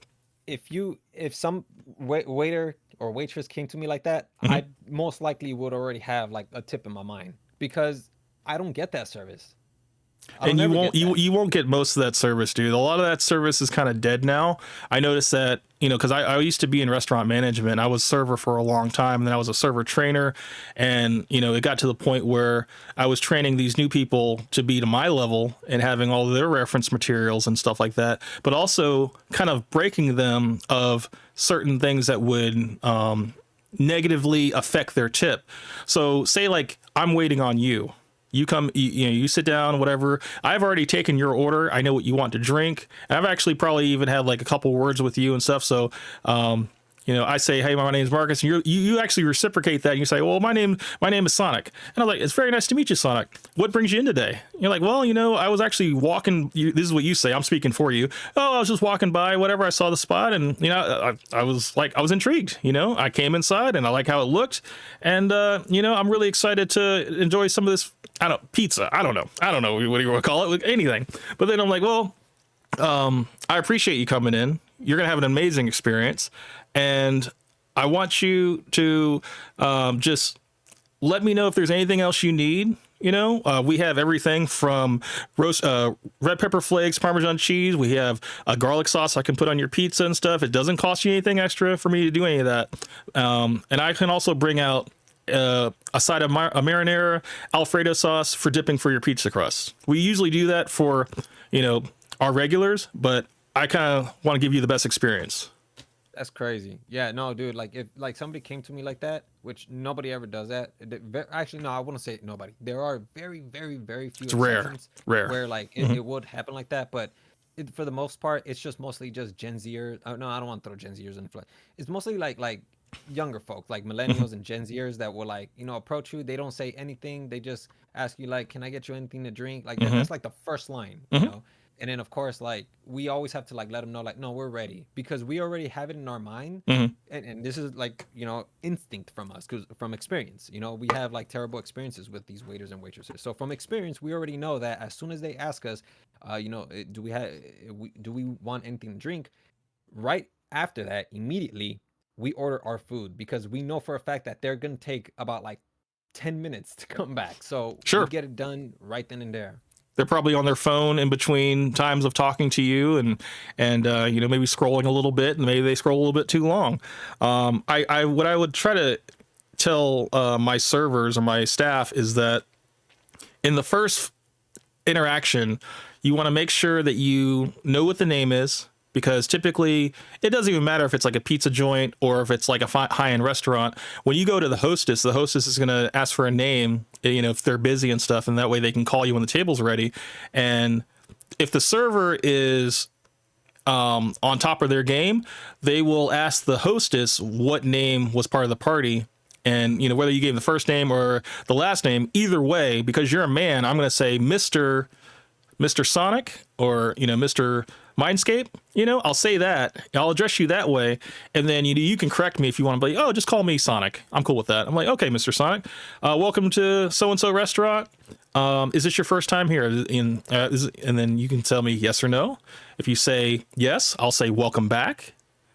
These are our specials for the evening. We are pairing this special pizza with this beer. At half price. We are doing happy hour up until 4 o'clock, just to let you know. And what beverage can I get you started with today? Then you'll let me know. Yeah. And then Can I ask you a question? yeah, go ahead. I wanted to ask you, when you were working in, you know, the service industry, where exactly did you, or the waiter industry, where is it that you worked at, like exactly? I've worked everywhere from Olive Garden to Maggiano's to a place called Broiler and Tap, Garrison's Broiler and Tap. I worked at True Food Kitchen. I managed at Maggiano's. I managed at True Food Kitchen. I worked at 10 Degrees South. I also worked at a place called Joey D's Tavern. I worked at a lot El of these sound Forno. like franchises. Some places are, well, I worked at Roomy's Kitchen. I worked at a lot of places that were independently owned. And then I've also worked at corporate restaurants as well. Yep. Okay, yeah, because like usually, because we eat at like a lot of corporate restaurants, like huge franchises, like Mhm. Olive Garden, IHOP, and Denny's and stuff Oh, like that. I have an IHOP story for you. I was gonna wait until you got to your IHOP story in the video, and I was gonna tell them my IHOP story because I have a bad one as well. But yeah, go ahead. Yeah, no, but like I was gonna say that, we've damn, I forgot what I was gonna say. Corporate restaurants.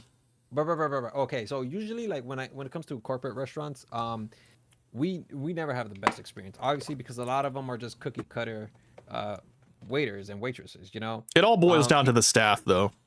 it could potentially boil down to the staff as well. Mhm. But one thing that I've noticed is that usually like when it comes to mom and pop shops, like they're very, very consistent with their service with their service when it comes to being a waiter or a waitress, because I've like every single, like I don't go to restaurants because I don't like tipping, but usually because my sister likes, she's like the money person, so she like every single time we go to like a restaurant, she's the one who leaves like huge tips. But like whenever we go to like these Shout mom out to and your pop sister. shop, huh? Shout out to your sister. Oh yeah, man. Oh, my sister's yeah, she's a money maker, She's one of the man. good ones. Yeah, no, dude, like she drops huge like bills when it comes to that. I don't I it's funny because like here I am arguing with you, but I argue with her and she's all like, no, like they got to put up with a lot of stuff. And yeah, it's pretty insane stuff. I But don't like what I was fault trying to you, get, Sonic, because you've never worked in the restaurant. So it's like you having this perspective, it makes sense to me. So it's fine. I do think that everybody should go through a 2-week requirement of retail and a 2-week requirement of restaurant detail when they're in high school, just so that they can have that experience, just so that they can not have this view of like, oh, I don't believe in tipping because I think that the employer should pay the employees more. Like that whole thing goes out the window once you've done it yourself. yeah, oh man. Well, I mean, it's just that like for me, I was never really like the type to like want to like earn tips, like I was always like the one who wanted to just like well be the creative one and then kind of make money. Like that was like the last thing in my mind, so Mhm. but now like that I make money, like like I still don't think of tips, I think of like how can I flip something that can make me money, but going back to the point that I was trying to make, usually when it comes to like these um independent shops, like these mom and pop shops, I notice that I tend to tip a lot more.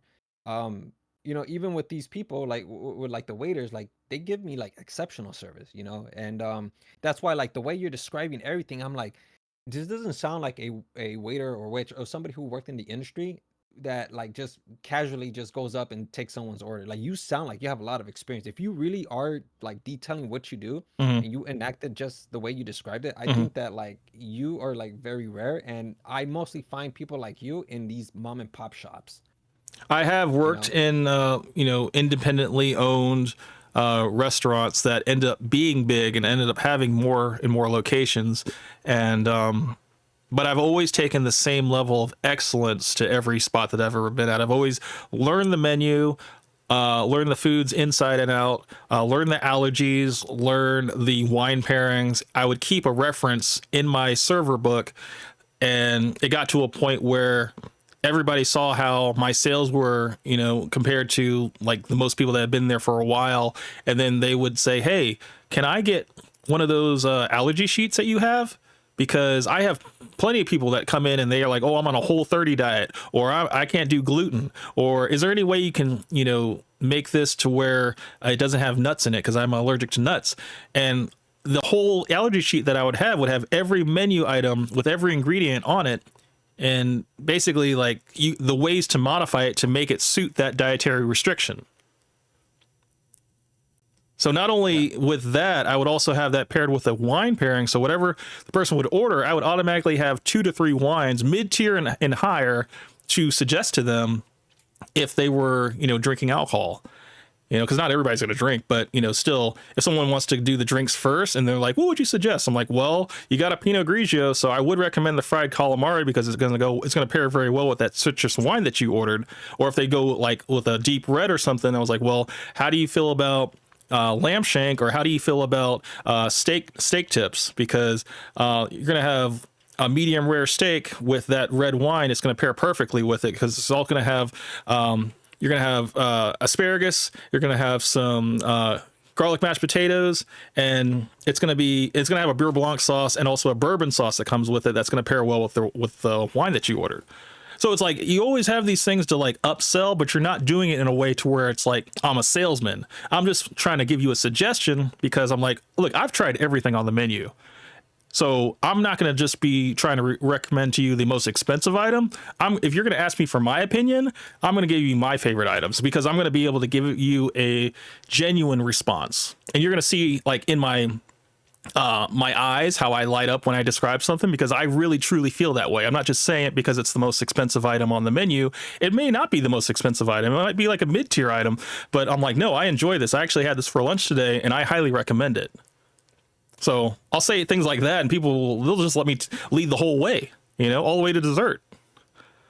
Yeah, we've kind of actually like we've actually had like some very few waiters that do that, and it's very much appreciated, but like for the majority of the time, I think it's just because of like the other people in the service that really just kind of like leaves like a bad taste in our mouths. Because I mean, like for us to just kind of have like these like mechanisms for much faster service, such as as soon as they ask us for water, we immediately order. That to us is just kind of like like we already have to take that step, that defensive, not that defensive, but like that mechanism to ensure that we're gonna get like at least a mediocre service. Yeah, and instead of saying, "Oh, are y'all ready to order?" you can say, "Is there anything I can suggest to you? Did you need any suggestions for tonight, or what were we thinking about? Was there anything that jumped out to the menu that you'd like me to, let you know if it's good or not?" Like I'll be honest with you. Like if someone's like, "What do you think about the sea bass?" I'm like, it's actually not that good.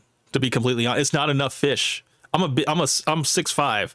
Okay, I weigh just under 200 pounds, and that is like an appetizer. The way it comes out, it looks big, but most of the restaurants I've worked at, they've never had pictures of the food on the menu. So it's like, it's all description. So I'll tell people flat out, I'm like, it's not enough food. I had it when they first put it on the menu, and it's not enough food. I was still hungry afterward. I'll just be straight up with that. It's a $32 item. It's more expensive than most things because sea bass you can only get it when it's in season. But I'll be straight up and be like, it's not enough food.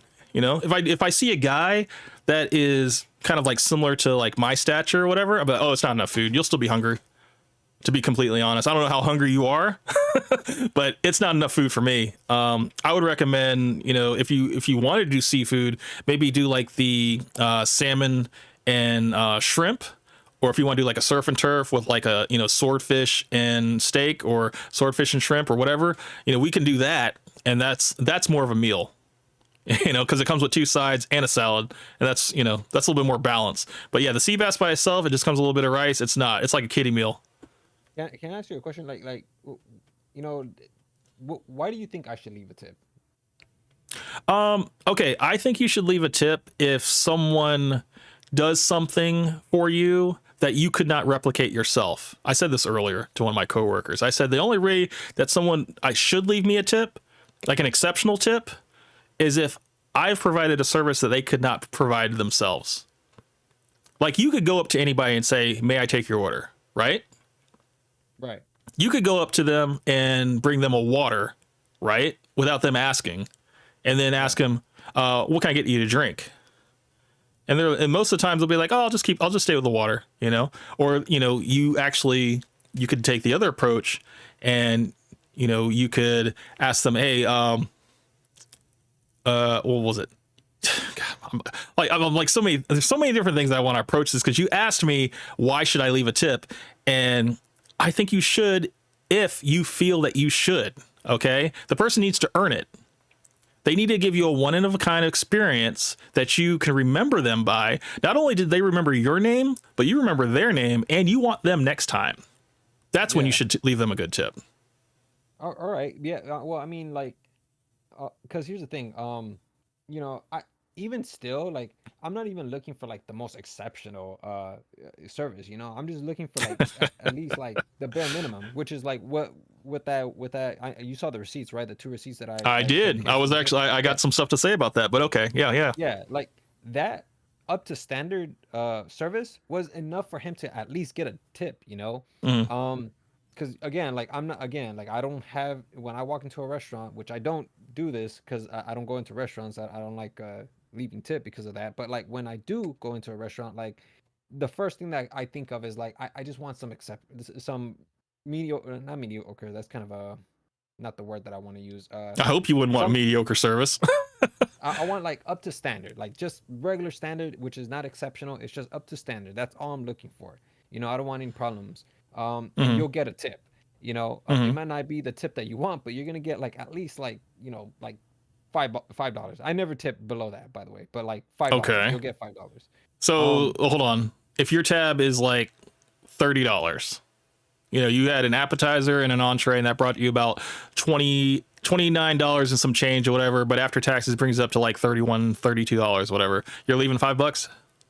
If the service was you know up to standard, I'm gonna leave $5. Yeah. Okay. I'm gonna have to ask you this question again. What would the server need to do to get more than $5? Well, it's all subjective, but like let's just say hypothetically, if I just walk in, you know, they sit me down, they're all like, "Can I get you anything to drink?" Like, you know, like we have like some I don't know, like Okay, so they something use the that would bedroom voice. something that no, something that would just like get me to like talk and be and feel comfortable with this person. So if they ask You you know? open-ended questions, not yes or no questions, correct? Yeah, something with like character, you know. That's what I train my staff to do. I say don't ask yes or no questions. Ask questions to get the person to give you an actual response. And do not ask if they want a refill. Just bring the refill. Anticipate their needs so they don't have to ask you for anything. Once you've taken the entire order, you take everything from there. The guest, I don't even call you customers. The guest doesn't have to do anything else from that point. If at any point in the time that you ask me for the check, I already have it on me because I'm Johnny on the spot. I have it. I pull it out of my apron and I set it on the table whenever you're ready, sir. Yeah, but we don't. I don't. Well, normally we don't get that. You know, normally they come up to us. I'm just telling you, like, that is what I train my staff to do, because I told them that you need to break these habits of asking them, do you want a refill? They shouldn't have to answer that. If they already ordered, if they just have water, you need to make sure that water is never below half. If they ask for a Coke, you need to bring them a new Coke with a new straw. You know, maybe sometimes they were like, hey, don't bring straws, whatever, just use the same straw. But, you know, you don't want to touch their straw, you know. But so I'm just like, no, I just take the whole thing, give a brand new straw, or actually have the straw already in there with the paper on top. So all they got to do is take the paper off, and then you can just like take that paper next time you swing by. The thing is, you have to make sure that the guest is never asking you. They don't have to lift a finger. You don't have to ask for anything. Once your food comes out, I'm at the table. I mean, if I'm not running the food, I'm at the table within 2 minutes or 2 bites of you tasting your food. I want to make sure that the food is not burnt. I want to make sure that you have everything that you need. And even before your food gets there, I'm going to make sure, say like you order a burger, okay? I'm going to make sure you have ketchup, mustard, mayo, or maybe I'll even ask you, you know? But if you have French fries with a burger, I'm definitely bringing you ketchup, okay? That's just a automatic. There's no like, do you want ketchup? You know, no, just bring it. If they don't use it, then take it away, you know? But the thing is, I always like to just kind of preset my table. If you order coffee, I'm going to make sure you have a sugar caddy and creamer on the table. If you have dessert, I'm going to make sure you have a dessert plate with a fork or a spoon, you know? Right, but like, you know, like, okay, try to take yourself out of the equation, because obviously I'm never gonna run into any of your staff, you know, like. Hey, you might, man. I've been serving. I was gonna, you might, bro. I changed a lot of people's lives because I improved a lot of like their tips, you know, because I broke a lot of habits, man, and I trained a lot of people over the years, man. So I wouldn't be surprised. Right, but like I can guarantee you that the people that I've met have probably never met you, because the way you describe the way you train your staff, I've never seen any, like, that sounds like a rarity to me. Like if anything, like if I ever see any waiter that's behaving in that manner, I'm gonna record it and post it on TikTok, you know, like that's how rare it is. So, but would you say that it's going above and beyond? I would say so. Yeah, it's not even so much above and beyond. It's just that it's those little things that like really just appeal to me, that like that really stand out from like being just a another waiter or waitress that's just, you know, providing a mediocre service, you know. It's a memorable experience. You know, maybe it's something that, hey, even it's years later and you still go back and you think about that time that you had that waiter that was on point. You never lifted a finger, and you've never had that type of service ever again. It only takes one time to have good service like that. Yeah, we've come across like probably I can even count it on like one hand, like probably like 2 or 3 waiters that have ever been like that. Like Same. we remember them. You know? Same. I have about 2 waiters in my entire restaurant dining career that I can remember were on point to a level where I was like, man, I even told them, I was like, yo, you're getting 100% tip because you were absolutely immaculate. Okay. Your timing was perfect. You knew you had an answer to every question I had. And I wasn't even trying to trip you up. I just had a lot of questions, but you had so much, you know, knowledge, poise, and, you know, it was just like, you know, I just wanted to commend you and thank you, you know, because it's like when someone is like that to you, it's so easy to just be like, look, you deserve all of this and more. This whole like automatic gratuity and stuff like that, I'm going to tip you on top of it because it's like you earned it. Yeah. And I mean, I don't know. Did you see earlier in the stream when I put my 2 credit card tips up there? No, I didn't. Okay. Let me just show you real quick because I have it ready for you. I was going to I put it up earlier, and it was basically when I was working at it's the greatest tip ever. Hold on. So if you look on screen, these are from 2 separate tables, $388 and 26 cents. The guy left me $200. $588.26 was the grand total. And then this separate table, that first table was a table of Indians, and this table over here, $267 and 30 cents, that was a group of Asians. They left me $100 tip on 200. There was no gratuity added on this. This was just a 5 top. They were just below the gratuity line.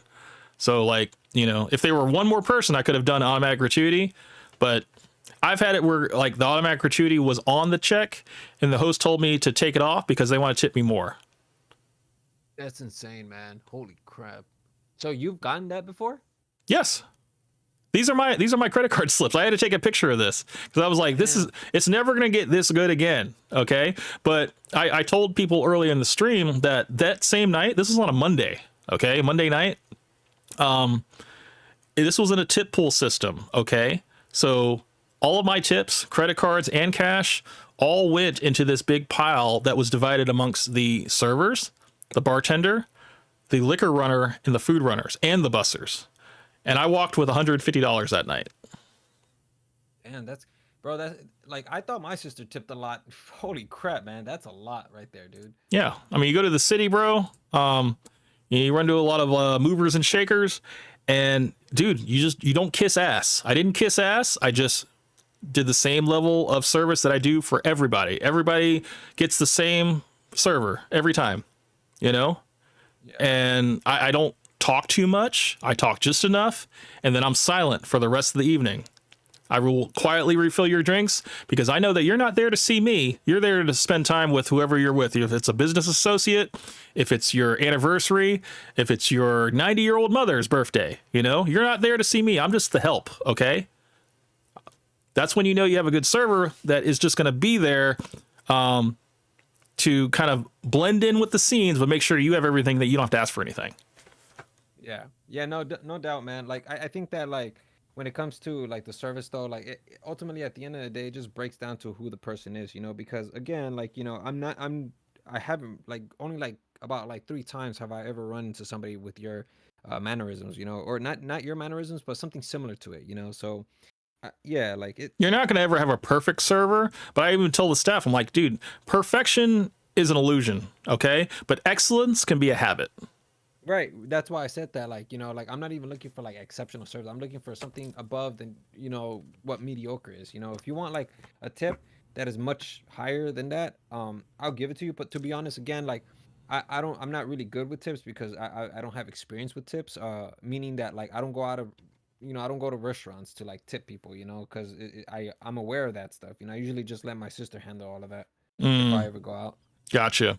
Well, I mean, the thing is, I'm not the kind of guy that if I got like a $5 tip from you, even after even if you didn't have to lift a finger, I wouldn't be like the one like giving you a side eye or chasing you down in the lobby, be like, hey, was everything okay? I'm not gonna ever do that. I've never done that.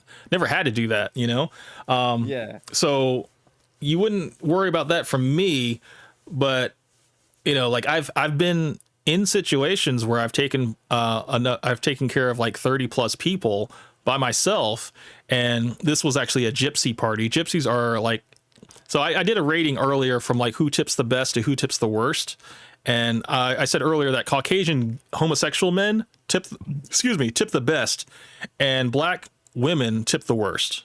I don't care if I get canceled. That's just what it is. Okay, but gypsies are like literally a half step in front of black women. Damn. They're horrible. They require the most attention. They want stuff for free, and then they will leave you with nothing. And sometimes they'll take some of the silverware. They'll take the sugar caddies. They'll take they'll take some stuff. They'll put stuff in their purse, and yeah. So it's kind of crazy. But just going back to the point. You said, where are we at? 540. You said waiters will sneak in a gratuity fee. Well, the gratuity fee is usually typically part of the restaurant. It's not the waiter doing that. Okay. The waiter is if they have a party of 6, it's an automatic gratuity. And Right, but it is the waiter, because the waiter isn't even informing us. So to me, I consider that sneaking in the gratuity. well, the gratuity, if it's not stated on the menu or anywhere in the restaurant, the server should still be the last point of contact to let you know, Mr. Sonic, this is like, here's your bill. Just wanted to let you know there is a 20% gratuity added. So I just wanted to let you know that. And then that way you can go forward and let them know, well, would you mind having this taken off? I would like to leave you a tip that I feel that is appropriate. That is how you would phrase that. And there would be no issue if you wanted to tip them less than the gratuity, or if you wanted to over tip them, or if you wanted to tip them the exact amount. Okay. Right. You just have to make sure that, you phrase it that way and don't take it as like an attack that, oh, I'm only doing this gratuity because I don't think that you're going to tip. That's not the thing. That's just like the policy of the restaurant. And I think that's a very popular misconception that a lot of people have that don't have restaurant experience, is that it is built into the system to cover the taxes that the server is going to have to pay for the amount for the table. Yeah. I mean, I'm gonna be honest, it still doesn't, motivate me or even incentivize me to tip anyways. Cause again, like I really don't see I don't want to say the motive, because again, I do want to go ahead and just make it clear that I'll tip somebody who goes, beyond the regular like standard. But usually when it comes to like somebody who has mediocre performance, that's like an automatic $5. Be happy that you at least got $5. I don't care if I fucking, excuse me for my language. No, it's fine. I go and then like I spend like $100, $200, bro. If you have mediocre service, you're gonna get $5. That's what it's God. There's no way you're gonna. There's a special place in hell for you, man. There's no way you're gonna convince me that I gotta pay a tip above like 10-15% of what I paid. No, 15% is mediocre. If I get 15% tip, then that communicates to me that I gave you mediocre service. If you give me 10%, then yeah, I was just flat out horrible. I ignored you guys. Some of your food was wrong, and I overcharged you. So like 10%, that's when that happens. When it's like a stiff tip, that could go either way, man. There's just like so many different variables for that. But like baseline, okay, if your tab is $100, $20 is like if it was good, if everything was good, if your drink was filled, okay, you got your food, you got it boxed up, whatever, they boxed it up for you, or they gave you to-go boxes. They basically gave you everything you needed, and then if it was like 6 of you or something like that, or sometimes it's like 5 or more, it's all built into the restaurant. It's not the server. The server, I will fault the server a little bit for not telling you, but it's also, if it was somewhere in the menu that kind of alleviates him, I would give him a little bit of like credence that, he could have had the attitude like, well, I didn't have to say it. It's on the menu. It's kind of like the hours of operation. You're like, well, he didn't tell me you guys were closing in like 5 minutes. Like, well, it's on the front door, sir. Right. So do you see how like you're okay? Do you see how like you're thinking like a server and I'm thinking like a customer though? Like I think like a customer. I don't know about all of these like microtransactions that are going behind the scenes. You know, I'm well, thinking of, like, that's you know, why I'm monthly- trying to educate you on the gratuity process, and that it's not something that the server came up with in order to penalize you because he thinks that you guys aren't going to tip him. He was able to like size you up and be like, oh, this guy's not going to tip me. I need to throw a gratuity on here. No, if it was for a party of 5 or more, sometimes it's 6 or more, it's automatic. And that's just kind of like, if you don't know that, that's because like you don't have I mean, a lot of restaurants do that. You know, if you, I mean, maybe there's some places where it's like there's no auto gratuity. I've worked in places like that too. And typically you make better money when there's no auto gratuity because it's like there's no pressure. It's completely based off of merit. Yeah. Well, that's the thing. Like you know, like because you can explain the loss to me and like where the money is going, but ultimately at the end of the day, it's gonna be how the customer feels, you know. And if if me, like the customer, does not feel like I should tip you more than what I think you should be tipped, then you know, like I guess. Well, either that's the why I'm trying to get at. I'm trying to get at what is your standard for going up to 20%? Because it sounds like to me that you haven't done a 20% tip ever in your life. Like your sister maybe has, but like it like the guy short of like taking you back and sucking your dick, there's just like no way that he's going to ever get to 20%. So I'm like trying to figure out what is it going to take to get you to 20%? empathy. Like, what's your story, bro? Like, what am I getting at? Like, what am I supposed to take from you? You know, like. Do you want so- do you hold on? Do you want the server to give you a sob story like I am so late on my rent, like my rent is depending on this last like weekend? Like you come in on a Saturday night, like I'm depending on every little bit of money that I get so I can pay off my rent because I am like $800 short and I got 2 days until rent is due. Do you Right, want but, like- them to tell you that? Because that's like not what servers are not supposed to say that. No, it's not even about saying. It's not even about telling the person. It's just that, like, you know, when people say, like, you know, he's hungry, he wants to get it, he's at it, and like his actions just speak for it. Mhm. Well, that's kind of like what I was trying to get at. Like, you know, like if the person communicates a certain a want in what they want, like to me, that's like, dude, this guy's gonna get a tip. You know, like he's gonna get more than just a tip, because like you. Think about it, man. Pause. Like, you know, like somebody who's hungry, they're not sitting back just like thinking like, you know, I'm hoping that like the money will just land in front of my door or on my lap. This guy's he's out there getting it, you know. Nothing comes See, for free, you this know? is where I And push he- back. Okay, I don't think that in any situation, whether it's a mom and pop restaurant or a corporate restaurant, that you should ever focus on the money. You need to focus on the guest experience, and the Right. money will come. That's where Yeah, a but- lot of these young millennial Zoomer kids, whatever, Zennials they only care about the money. That's why they're all about turning and burning. They're all about getting you up and out of there. That way they can get their next table. And just, if it's like, look, if all I'm getting is $5 tips, I need to get a lot of tables. Okay. And if I can just turn them and burn them, that's great. But I'm like, no, how about you only have like 4 or 5 tables that entire evening and you just maximize like $20, $20, $20, $20, you know? Yeah, but do you listen to how you speak about it rather when you compare it to someone else? Like you speak about it in terms of like you want to like there's like these little very nuances that just makes the experience so much more unforgettable, you know? But not a lot of people are like that. And No, I that's know kinda that. Like what I'm trying. I know that. That's what I'm trying to. What? I'm saying I know that there are not a lot of people that are focused on the guests. You know, they're focused on the money, and that's like all they're thinking about. And it's like, dude, like I'm stressing out because you know my rent is due, and you know, like I had like 3 people stiff me, and now I'm, you know, taking care of you and your 5 other friends, and your tab's over $100. So I'm just praying to God that you don't say anything about this gratuity. And fuck, you just said, would you mind taking off the gratuity? I'm just like, God damn it, dude. Like that's some bullshit. I'm sorry, but if that was me, I'm just setting up the scenario. Like as professional as I am, I would never let it show in my face. But that is what I'm thinking, is that, God damn, bro. It's like, it could be just stacked upon bullshit. And then, did the guy tell you not to come back again? Didn't he say Yeah, that? he did. Yeah. I would have said the same fucking thing. No, I wouldn't have. I would have said it in my head. I would have played it out in my head. I would be like, yeah, don't fucking come back, bro. Actually, would you like me to take a group picture of you guys? And you're like, yeah, sure. So I grab out my camera and take a picture with my camera. Just so I could have a mental note of what you guys look like. All right, I don't want these fucking people. You can have them.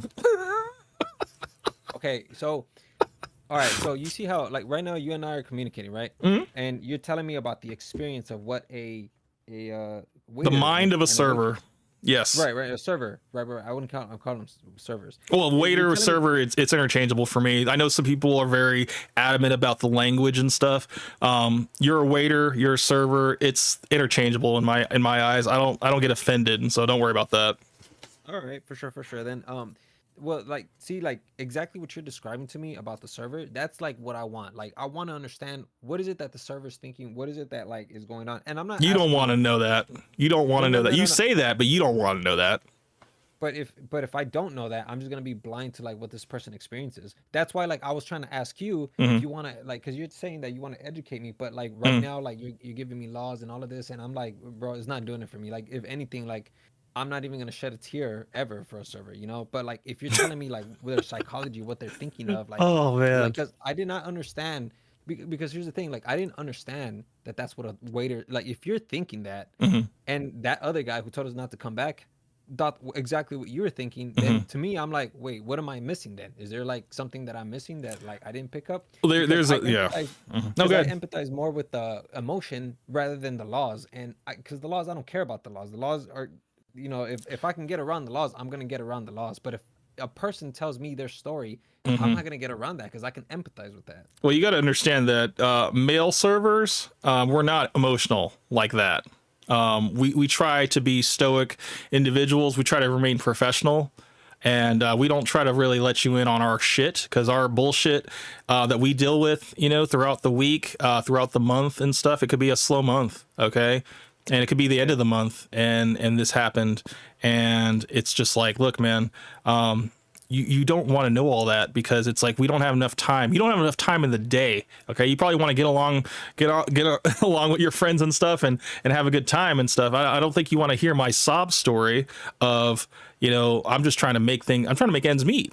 You know. Okay, let me ask you a question. So, are you trying to convince everybody, or are you trying to convince me? Because I thought Well, you were trying to convince I me do or need to convince you, because you are a person who holds a stance that I don't care about I want to know the story of what the person's talking about. As long as they talk to me, like, I'll feel more inclined to tip them in a non-tipped establishment. But when it comes to like a tipped establishment where they're like, they have set rules in place, like when I said this earlier, that you walk into a sit-down restaurant with bussers, bartenders, and food runners and stuff like that. It's like you're signing an invisible contract that this place, you're going to need a tip. Okay. And if it's really nice, if it's white tablecloth, dress code, you're probably going to need to go like 20% minimum. Okay. But if you don't have the know-how of that, you know, if you're just like, look, I saw it was 4 stars on Google, and, you know, and and I show up in, you know, ripped jeans and a white tee, and they tell you, sir, I'm sorry, but, you know, there's a dress code here and everything like that. So then, you know, you're like, well, fuck this, you know, and then, or maybe they make an exception for you because they're like, oh, well, I see that you're celebrating an anniversary, or this is your 98-year-old grandmother. We'll go ahead and get you a table for you right this way, sir. So then, you know, you still have the mind frame that I think, you know, a good tip is $5, you know, regardless of the total, you know? Okay. Yeah, that's why I'm trying to ask you, like, what is it that okay, maybe I'm asking it in the wrong way. Let me go ahead and start off like this. Maybe you can give me an answer like this, because again, like, I want to know what a server goes through. I'm not talking about it in terms of like me actually being at the restaurant and then the server sits right next to me and like pulls up a chair and says, "Let me tell you the story." No, I tell them never to do that. Don't ever go and sit down and be too familiar with a guest, because you don't know who you're sitting down next to. This could be, you know, the person to basically have your next job lined up, depending on how this interaction goes. This could be your networking opportunity to move up in life. So you don't ever want to act too familiar with a stranger like that, because you could blow it by doing that. Right.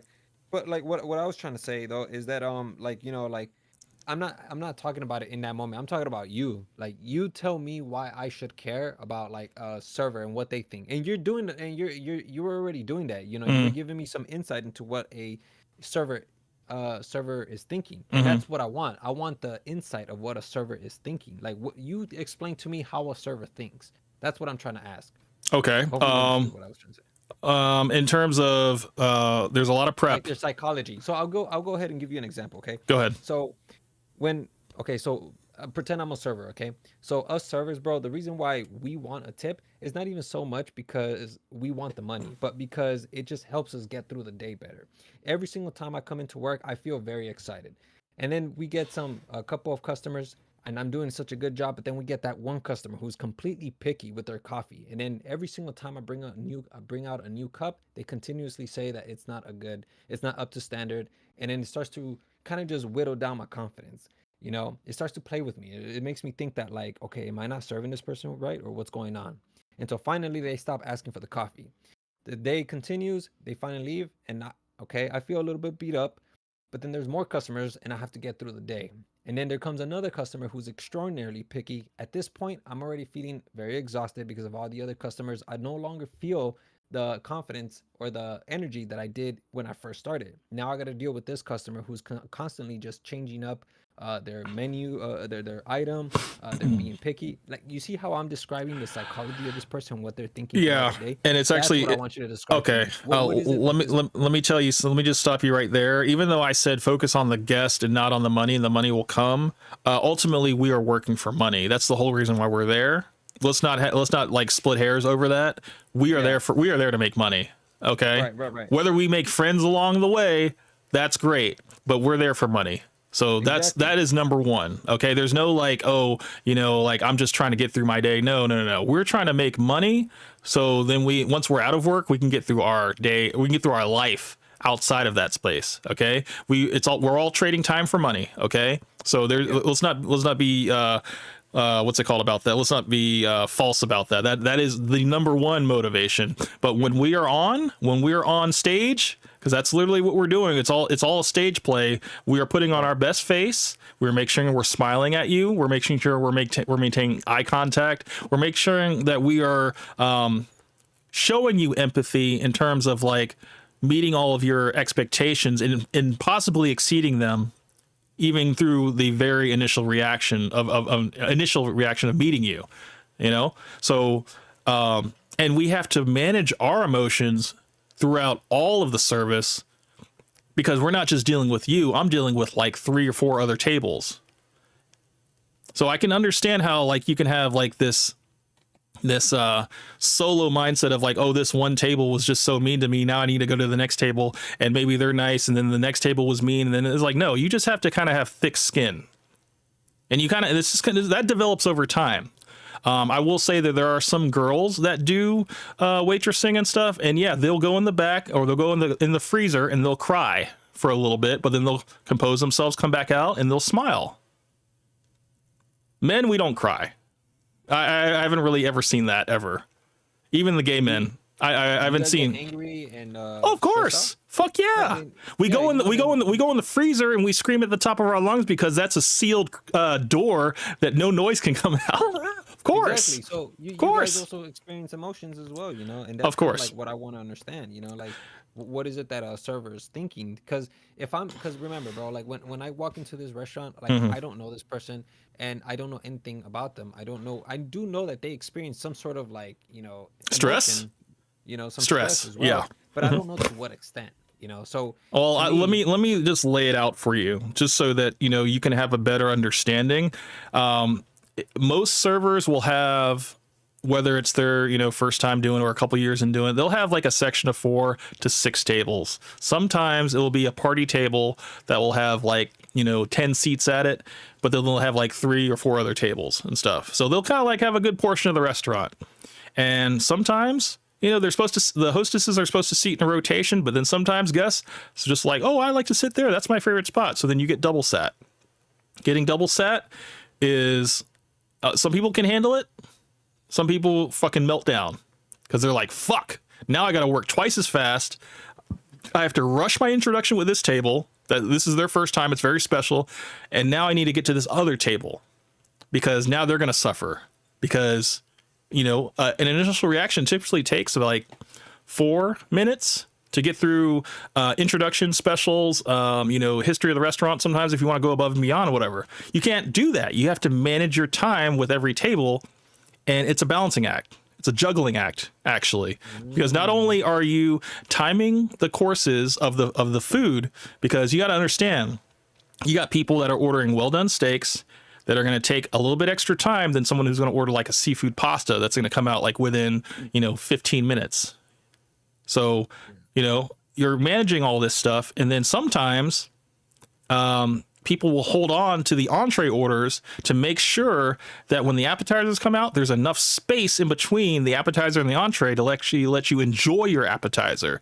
Because people get really fucking mad when their appetizer comes out and 2 seconds later, their entree hits the table.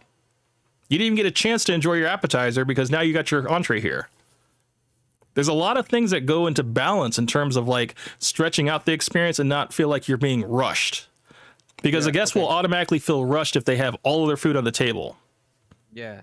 So that's kind of like what I wanted. I wanted insight into that, so then I can see through the eyes of a server what is it that they're experiencing. Because what you just told me right now, it's making me empathize more with them, and it's making me think like, you know what, man, like they do stretch themselves out a lot. You know, they do have to tax themselves emotionally. You know, maybe perhaps I shouldn't just be giving them $5. Maybe I should really be thinking about their like how they are, you know. If I make you a 20% tipper after this, I don't even care. Like 20%, if I make you 20% tipper after this, I will feel like I have done my duty as a former server, because there are so many people like you, Sonic, and people that are actually worse than you. Okay.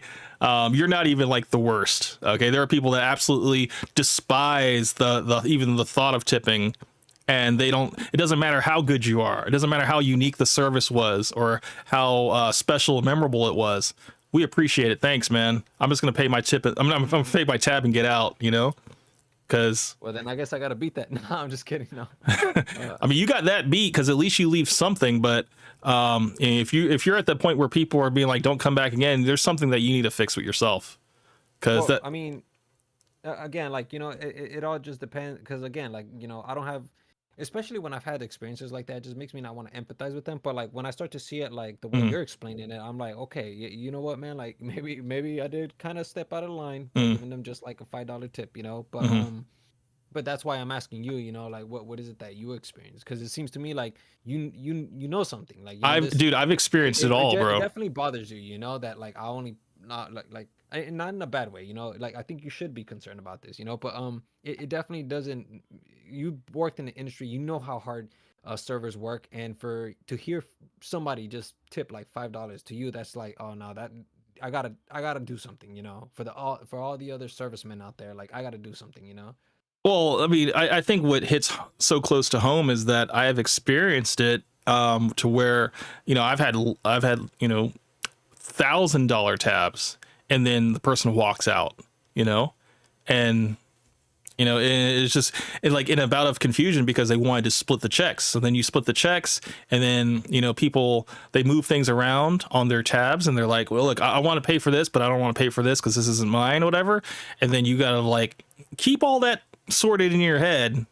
So you have to have an insane amount of organization. And then on top of that, you have to keep your composure and not like sweat about it, because you have 3 other tables that are still having their own individual experiences. So it's like you have to kind of be like a therapist. You have to be a stoic. You have to be like just super steel, you know, like just nothing can phase you.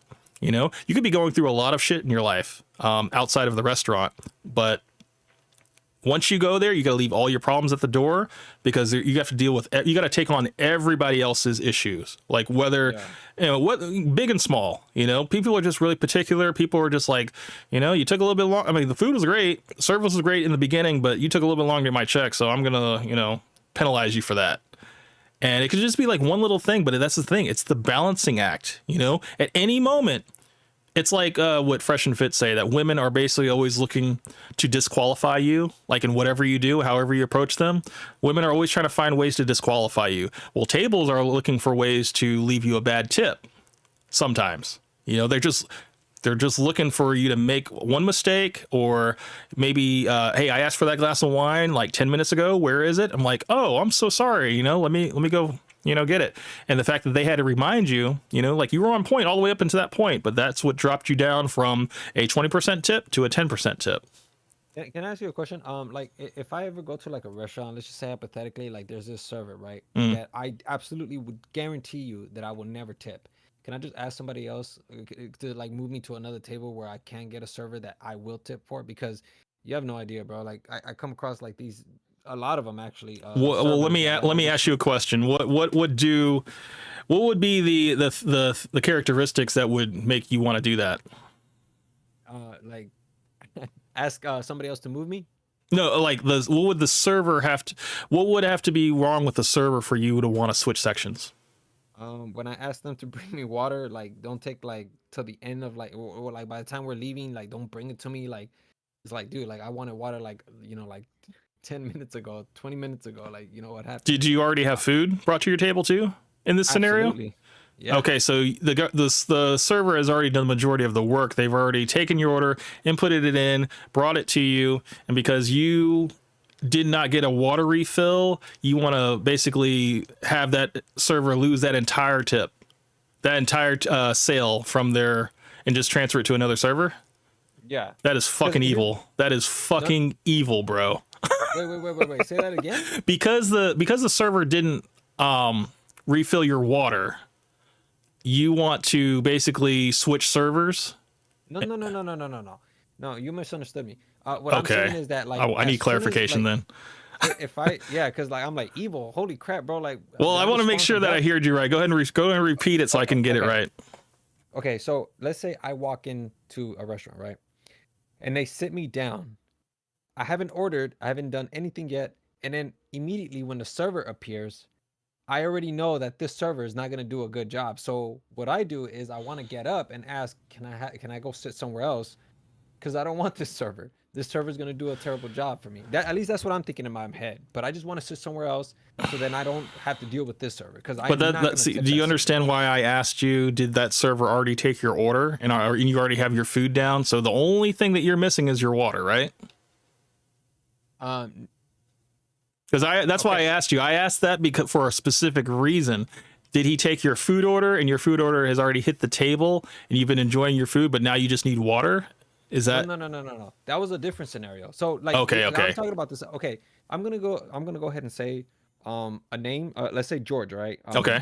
So like let's say that in the first scenario, this is me. I don't know George, right? He'd take my order and then like, you know, I ask him sometime during the middle of the session that I want some water. And just as we're about to leave, he finally brings me my water, but it's like 10 minutes late. And I'm like, all right, I'm never going to get this guy again, you know, because I'm not going to tip him. Next time we come in, we sit back down. They sit us back down. The host is going to sit us down. And then again, George ends up showing up to our table. But instead of actually letting him take my order, I'm just going to get up and go ask the host if I can sit somewhere else because I'm not going to tip this guy. At least that's what I'm thinking in my head. I'm just asking the host, sit me somewhere else because I want to sit somewhere else. Well, I think you should be more direct. You're like, may I have another server? Oh, okay. Then I'll Yeah, ask because another server. like ask the hostess, may I have another server, not may I sit somewhere else, because what George is going to think is that, oh, they just want to sit they like this table better. They're not, even if it's out of their section. George has already initiated contact with you, so he's going to still think that you're his table. So you just would need to be a little bit more assertive and say to the hostess, may I have a different server? Yeah, but I'm not trying to make him look bad, you know. So I was. Oh, well, I'm sorry, sir, but that vagueness is going to create confusion. You need to make sure that the reason why you're asking for this request, there needs to be a reason for it. You can't just say, I want to sit somewhere else, because then she's going to sit you somewhere else and George is going to follow. Is he really? I thought they worked their sections. If George initiated contact with you, and then you're his table, because it's his turn. It's in the rotation of who gets the table. It could be like it could be like in between lunch and dinner. So you come between like 2 and 4. So George and like maybe like one other server is there. Those are the closers for the evening. Or maybe George is maybe left over from lunch, from the lunch staff. So he's going to be taking tables until 4 o'clock. He's the only one there because there's not a high traffic between 2 and 4. That's just general restaurant time. That's usually the dead time between lunch and dinner. So you come to the restaurant between 2 and 4. George is the only one on the floor right now because George can handle tables, you know? Maybe the time that you got him last time, maybe you got him at the tail end of his shift and you said it was like 10 minutes too late or whatever. 10 minutes is a long fucking time in the restaurant, you know? Yeah. I'm not going to disagree with you with that. Maybe what George could have done was bring you a water in a to-go cup. That way you can take that water with you. But I'm just saying. Yeah, last ditch effort. Last ditch effort. Yeah, and you know what? I've been in that situation as well. If the meal is over, or maybe like it's at the tail end of the meal, and you ask for water, and then I get swamped with a table that's just like will not stop asking me questions, I will probably find another server to go over to you to take care of your water. George should have done that. Or George could have asked one of the bussers, hey, would you mind bringing a water pitcher over to table 14? That guy asked me for a water, but this table has kind of tied me up a little bit. Okay, SA. That's what that's somebody with a little more experience, but these are like, you know, really young guys that are like doing this, you know. Maybe they don't have the support staff. Maybe it's just George. That's what I'm saying. It's like there's a lot of different variables that go into it that George could be the only one on the floor and the only one the other person there is like one kitchen guy and then the front of the house manager.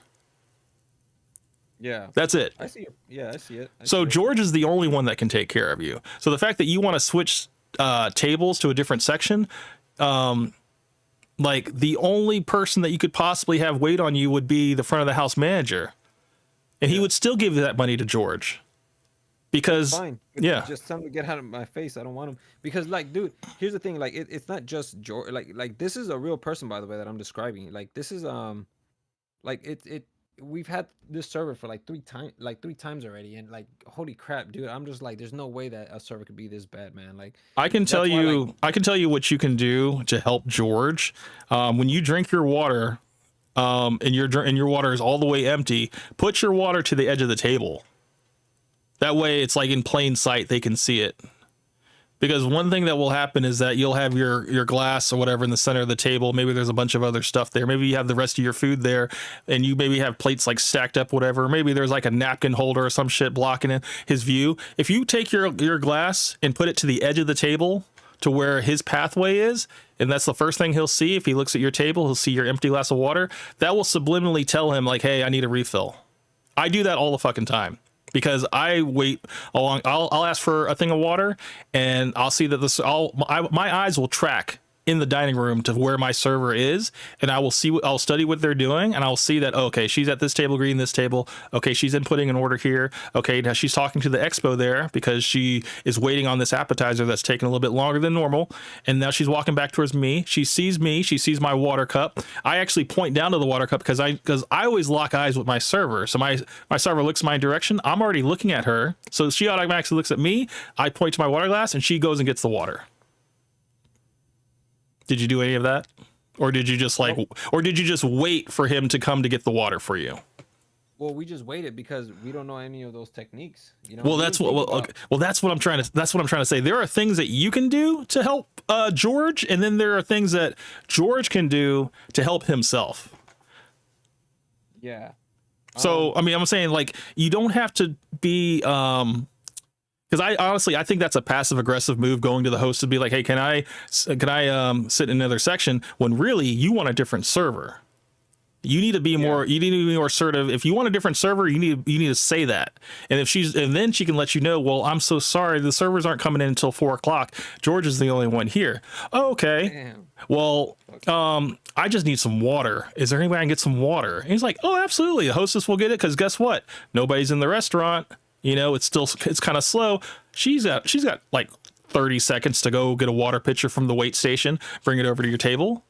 Hey, I bet you would prefer that too, to see a pretty hostess at the table pouring your water than George's slow ass. But you understand what I'm saying? Like, there are things that you can do to kind of like subliminally let them know, like, hey, I'm ready for the check. Okay, here's one thing that I want to tell you. Have you ever been to a restaurant where you're like looking through the menu and you're looking through and you're still holding the menu and you're like, damn, where's our fucking server? Has that ever happened to you? Okay. Absolutely. Here's a subliminal sign that you can let your server know that you are ready. Put the menu down and sit back in your seat. That lets them know I've already looked. I have the menu in front of me, but it's down. I've already had plenty of time to look through it. I'm ready. That's what you can do. And 9 times out of 10, almost even 10 times out of 10, if the server looks in your general direction and you're staring at him, he will walk over to you, or she will walk over to you, and she'll know that you're ready to order because she probably was the one who sat you, or the hostess was the one that sat you, and your menus were up at a moment, and he saw you with your menus up, but now he sees that the menus are down. As long as you're holding, I'm just telling as long as you're holding your menu, that just signals to the waiter that, oh, they're still deciding. They're not ready yet. I see. Mm-hmm. Yeah, I mean, like, to be fair though, that rarely ever happens. It's like very rare, but that's not like because that.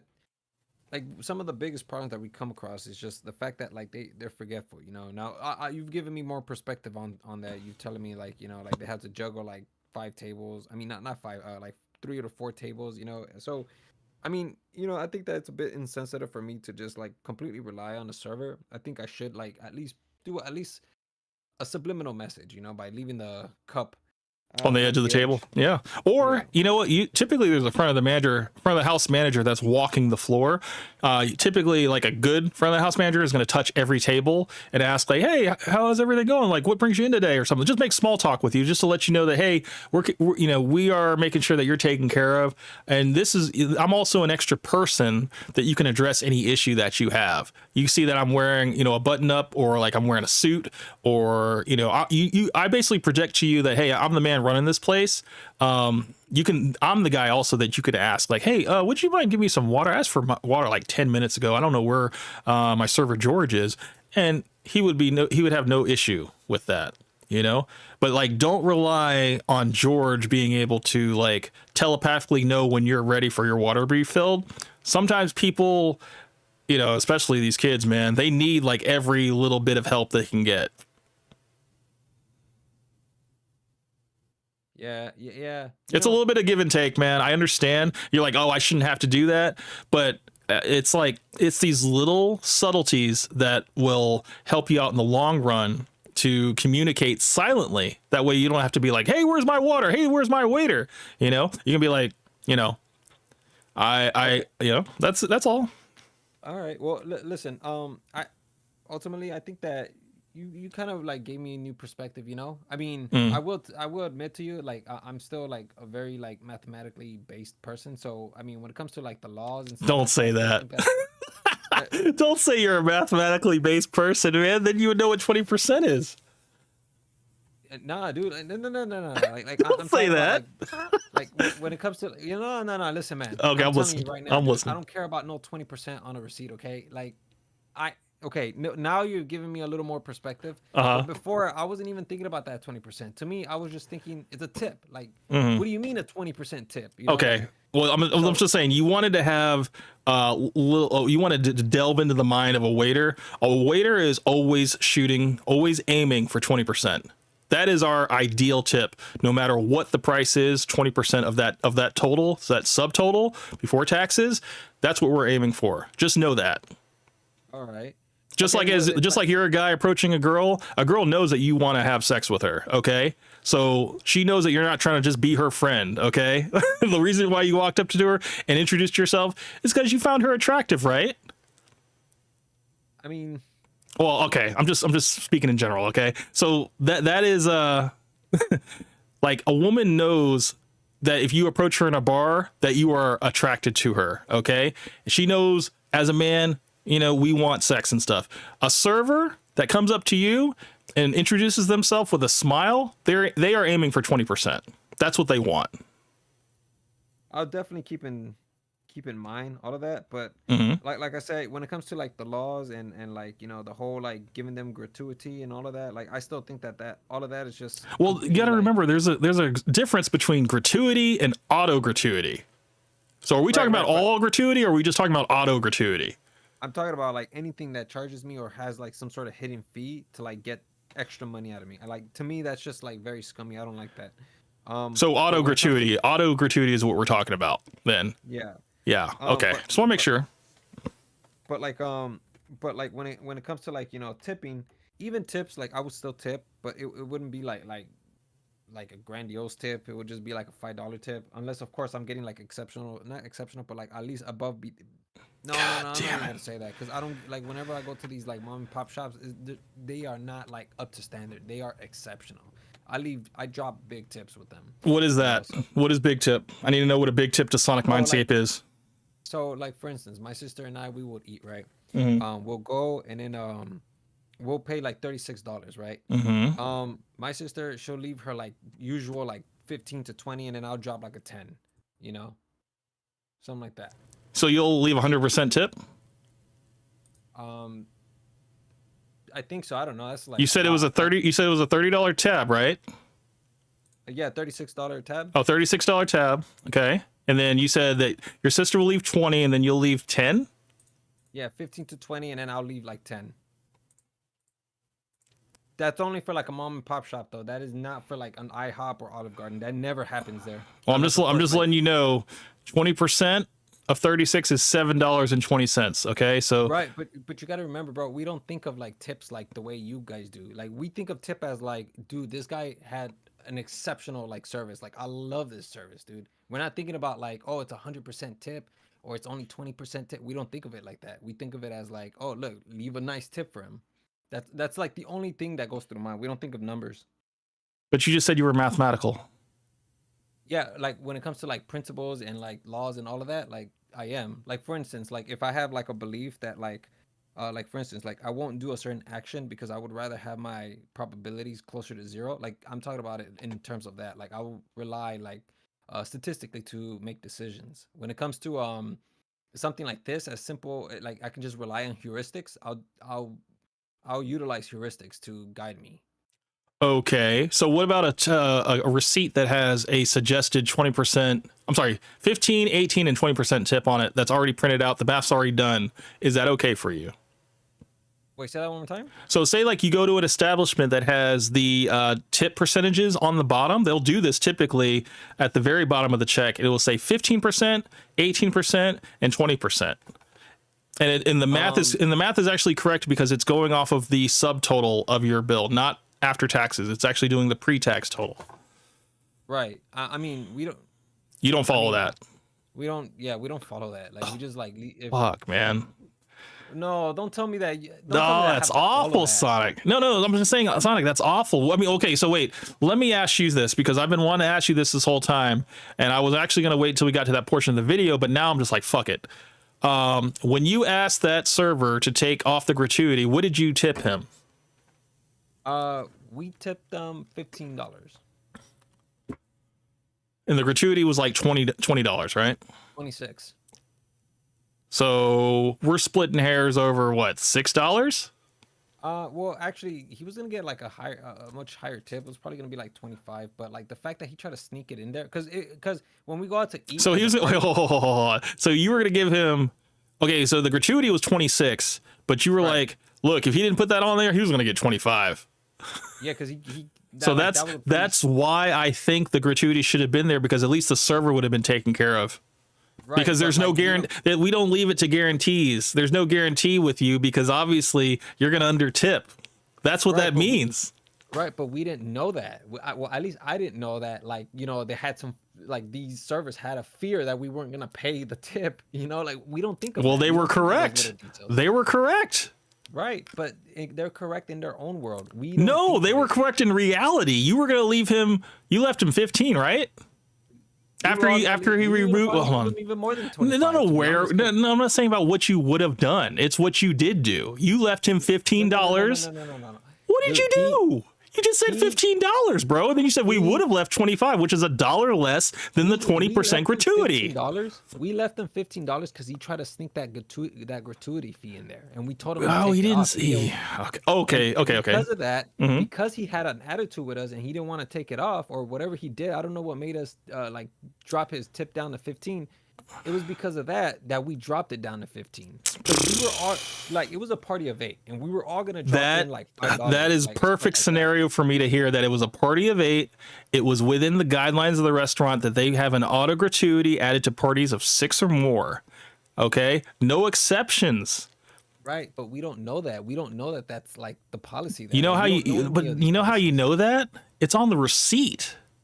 We don't follow the receipt. I don't follow the receipt. What the fuck do you mean you don't follow the receipt? The total is there. You need to follow the receipt because that's what you ordered.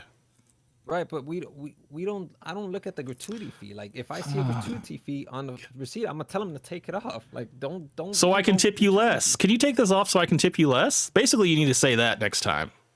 No, because we don't see the gratuity fee as like a tip. We see that as like a fee. Well, I'm gonna let you know as an experienced server, waiter, server trainer, manager, gratuity is a tip to the server. That's going to reflect. It's going. Well, I don't care what. I don't care if it's not a tip to you. I'm telling you, it is a tip to the server.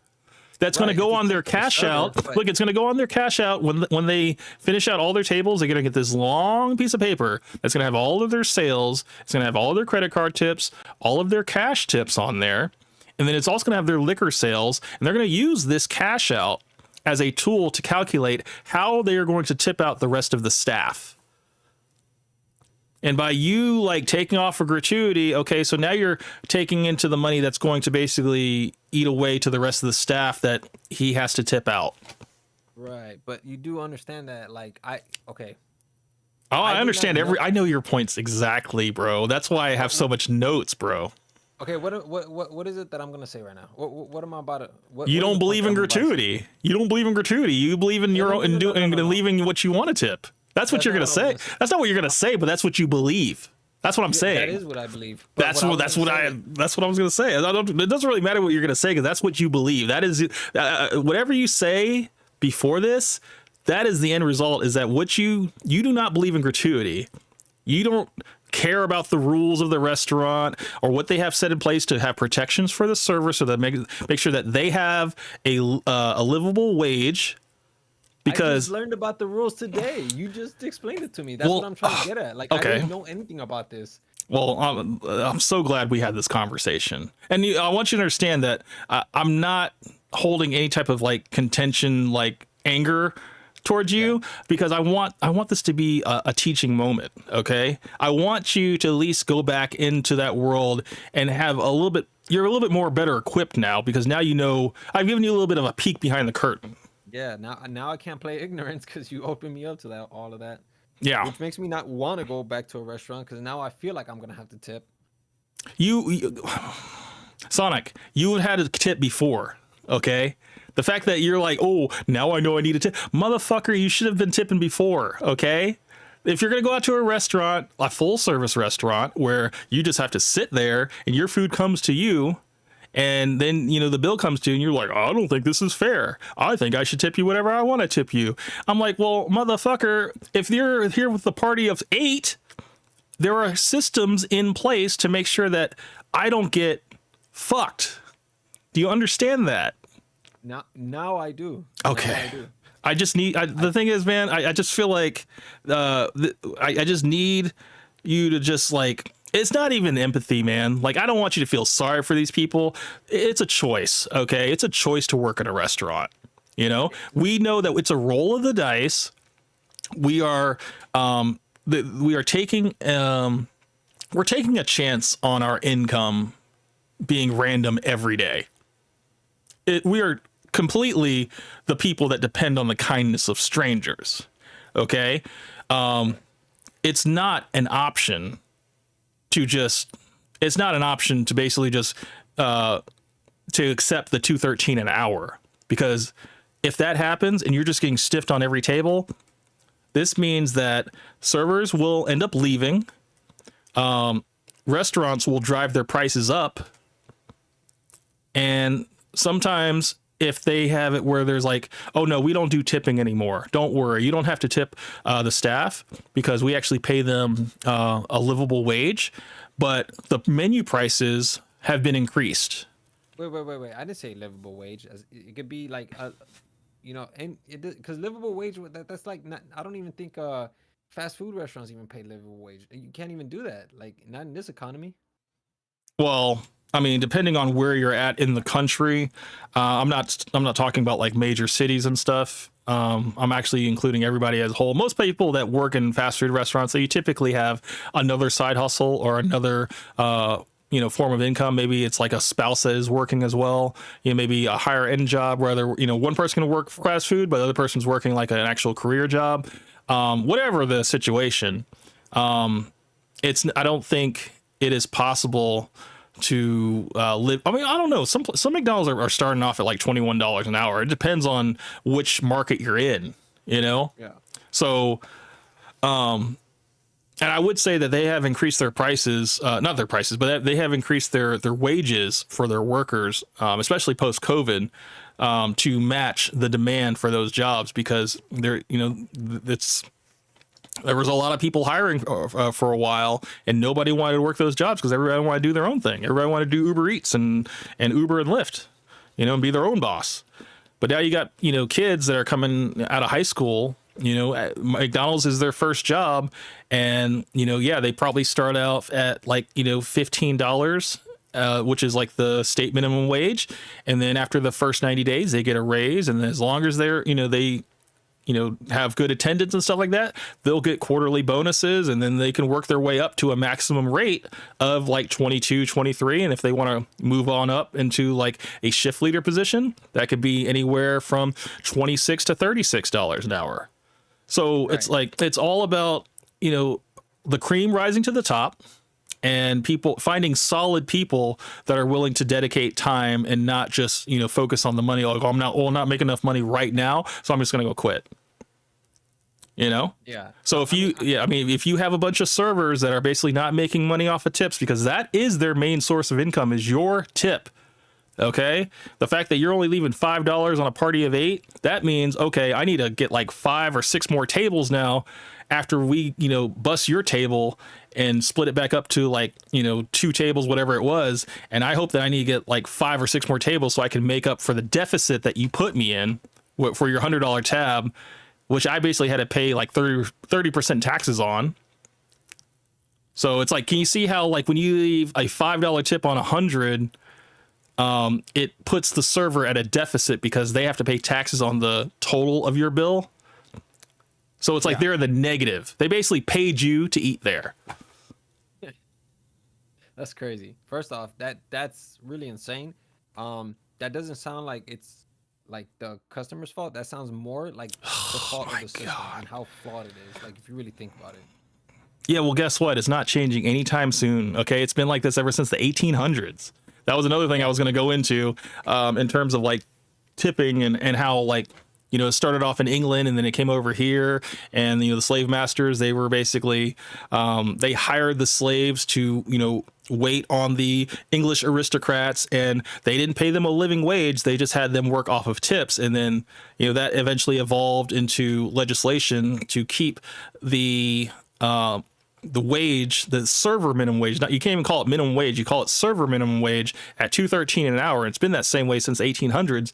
And then there are people that have been in this industry that rely solely on their tips and they go above and beyond and they get that 30%, 40%, 50% consistently. And they're like, yeah, I don't want to go to a flat rate to where the tip is already included into the service charge or gratuity, because that means that there's a ceiling on what I can make.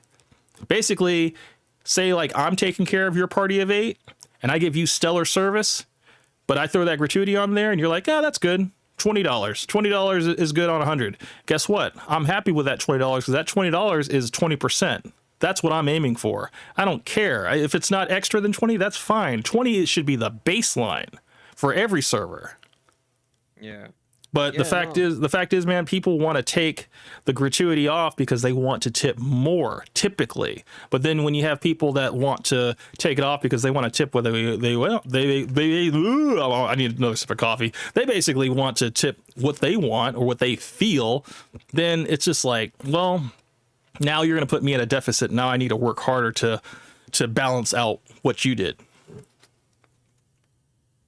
All right. Well, I think that I'll try your method out. And What's I'll my see how that method? works Can out. you repeat my method back to me? Because I'd like to make sure that you have it. All right. Because those are some empty words, Sonic. I want to make sure you got this, bro. Okay. So, well, you know, if I have a problem with the server, I'll go ahead and be direct. But of course, I think from this point forward, I'm gonna attempt to make an effort, at least on my part, which I don't think I should, but I think that in some way. Why? Wait! Stop there. Why do you not think you should? No. Because you can't just say that. You can't just say that. But you can't. Why? No, I want you. Expect me. Okay. You can't. You can't just say that. You can't expect me to abandon all my principles. I mean, like, this is just all relatively new to me. I need a new I need to recalibrate. Yeah, but if you're okay, so if you're willing to recalibrate, then you cannot have these lingering feelings of like, I don't feel like I should be doing this, but I'm going to do it anyway. It's like, okay, if you're willing to make the change, then you need to understand why you're making the change, correct? Well, I mean, right now, that's why I need time to process it, because I need time to understand. You know what? Let me. You know what this sounds like? This sounds like an alcoholic trying to give up alcohol, and you're like, well, look, I don't know why I need to make the change because I don't feel like I'm addicted to alcohol, but you know, it's like I'm gonna have a drink every once in a while, but it's like, you know, I don't see the problem in it. This is absolutely not even remotely close to that. I feel like I'm speaking to an alcoholic that's trying to rationalize why he needs to have another drink when I'm just like, well, I think you had enough. I think that you've had This is not one of those situations where I need to feel like I need to drink. This is actually me trying to feel that you don't need to tip 20%. That's basically the equivalence is what I'm trying to get to. Well, I mean, the way I see it is like, you know, a baby crawls and then they end up walking and then they end up running. And that's kind of like what I'm doing. And then they eventually start tipping. They drink, but I'm not drinking. Not tipping over, brother. I'm talking about tipping in restaurants, man. I'm going to need you to stop being so literal with me and really understand what I'm saying. Because right now, you're playing games, bro. And I need you to stop playing games with me right now. No. I'm not playing games. I'm being serious. Like I'm so goddamn serious right now, bro. Like this is. It's not like I'm gonna stop being friends with you like that. I'm just gonna be like, I'm just never gonna wait on the guy. You know? No, dude, you're misunderstanding. No, I'm being serious. Like, I'm telling you, like, I need time to process. I need time to recalibrate my belief system, because listen, this is exactly what you want. You want me to recalibrate my system, you know, because you want me to adjust. Because, like, here's the thing, bro. Like, at the end of the day, there's no way that I'm gonna completely abandon what I believe. At the end of the day, I still think that the whole system is rigged, right, against the customer and of course the server and of course everybody else who's a part of that pool. I think it's rigged, you know. I will agree to you extent the servers do get fucked when it comes to taxes. Yeah. Yes. You know, and so, like, to me, like, this is something that I still have to, like, understand. You know, honestly, dude, like, I'm even planning on looking into it because I really want to understand, like, why is it that I feel like I have to tip somebody, you know? Why isn't that I can't just, like, think of, like, the percentage, or, like, these guys are using strategies to make sure that I pay? Like, I got to understand. Well, you don't know what you don't know. I'm going to be honest with that. From this conversation, I can understand your position that you do not know what you don't know. So you don't ask these questions because you don't know to ask these questions. You know, like I think not even understanding the concept of why why certain systems are in place is for protections, you know, so that, you know, that the server doesn't get fucked on their taxes at the end of the year because, like, look, you had over $50,000 in sales. Why are you only claiming, you know, $15,000? Like, well, I had a lot of people stiff me, you know? Right, but, like, you do realize that you are just one of the servers compared to all the other servers that have told me different things.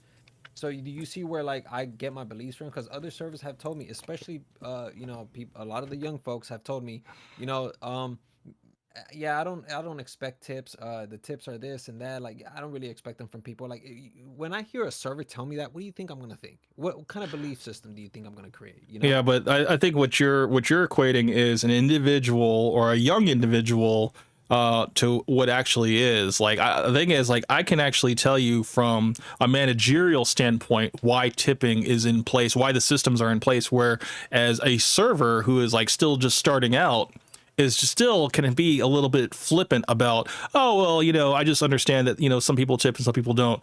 When I understand that, no, there's a whole system in place to where if you don't make enough tips at the end of the month, that's why you have a check. Whereas most people that make good tips, they never have a check because their tips have exceeded what that check will cover, which is like your little safety net just in case you don't make enough for the month. Right.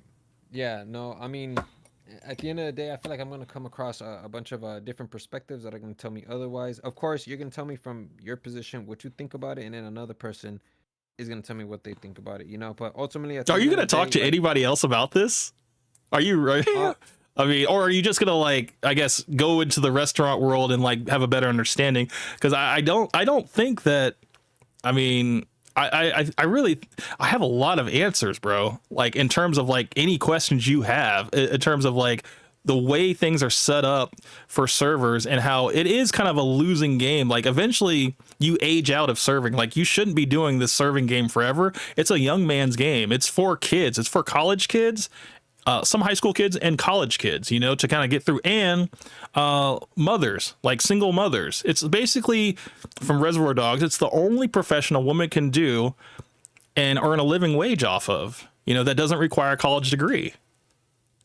Yeah, I mean, I am actually gonna like, cause like, here's the thing, like, you're not the first one that I've had this conversation with. You know, like I said, Okay. I know servers, and I've always asked them, what do you think about server? What do you think about? Cause like, Have you know, called even have you before- called your server buddies tip obsessed?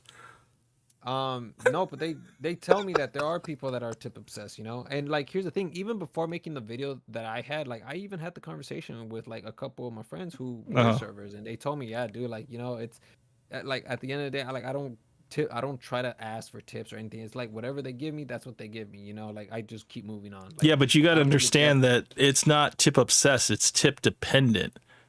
No. Tip obsessed, because a lot of these guys, because I'm talking about specifically the people who are tip obsessed. You know, like, I'm not talking about like every other server. Yeah, but which I should've been a little more clear. No, but what I'm But, trying like- to tell you, Sonic, is that they may be tip obsessed, but their job is tip dependent. Like they depend on tips to make money, right?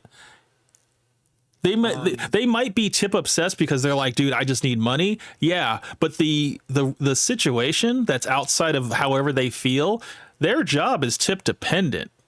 That's the only way they'll ever be successful, is if they depend on your tips to actually make any money, because the paycheck that they get for $2.13 an hour is not a livable wage. They make their livable wage balanced with the tips that they get. Right, but you do realize that like there's more talk about tips, you know, tip culture more than ever, and more people are starting to bring up the flaws of the system, and so, you know, like eventually there's gonna be a will to want to rectify the system and recalibrate it, you know, and it's only a matter of time, perhaps, that it will happen sometime in the future. But as of now, since I don't like the way things are run, I mean, you know, I still believe that like. I don't think that like it should be a mandatory fee because it is a fee, a mandatory fee. Let me go ahead and emphasize that one more time. A mandatory fee to have to give these servers when it's not in actuality a tip. It is a tip, though.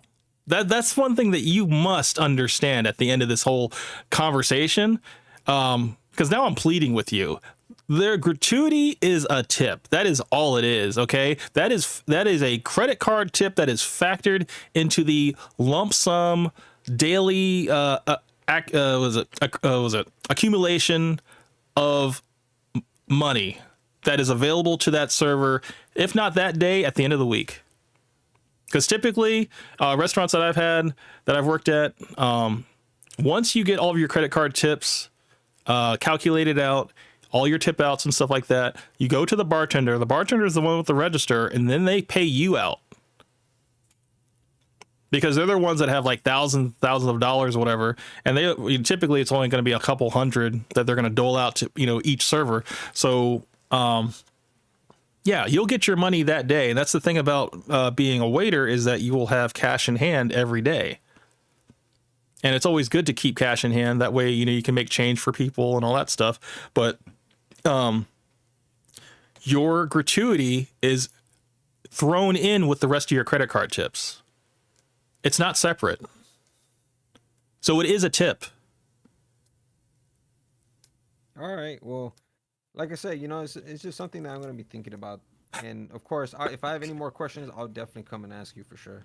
Okay. Can we finish the rest of your video? Because I still have my notes, man.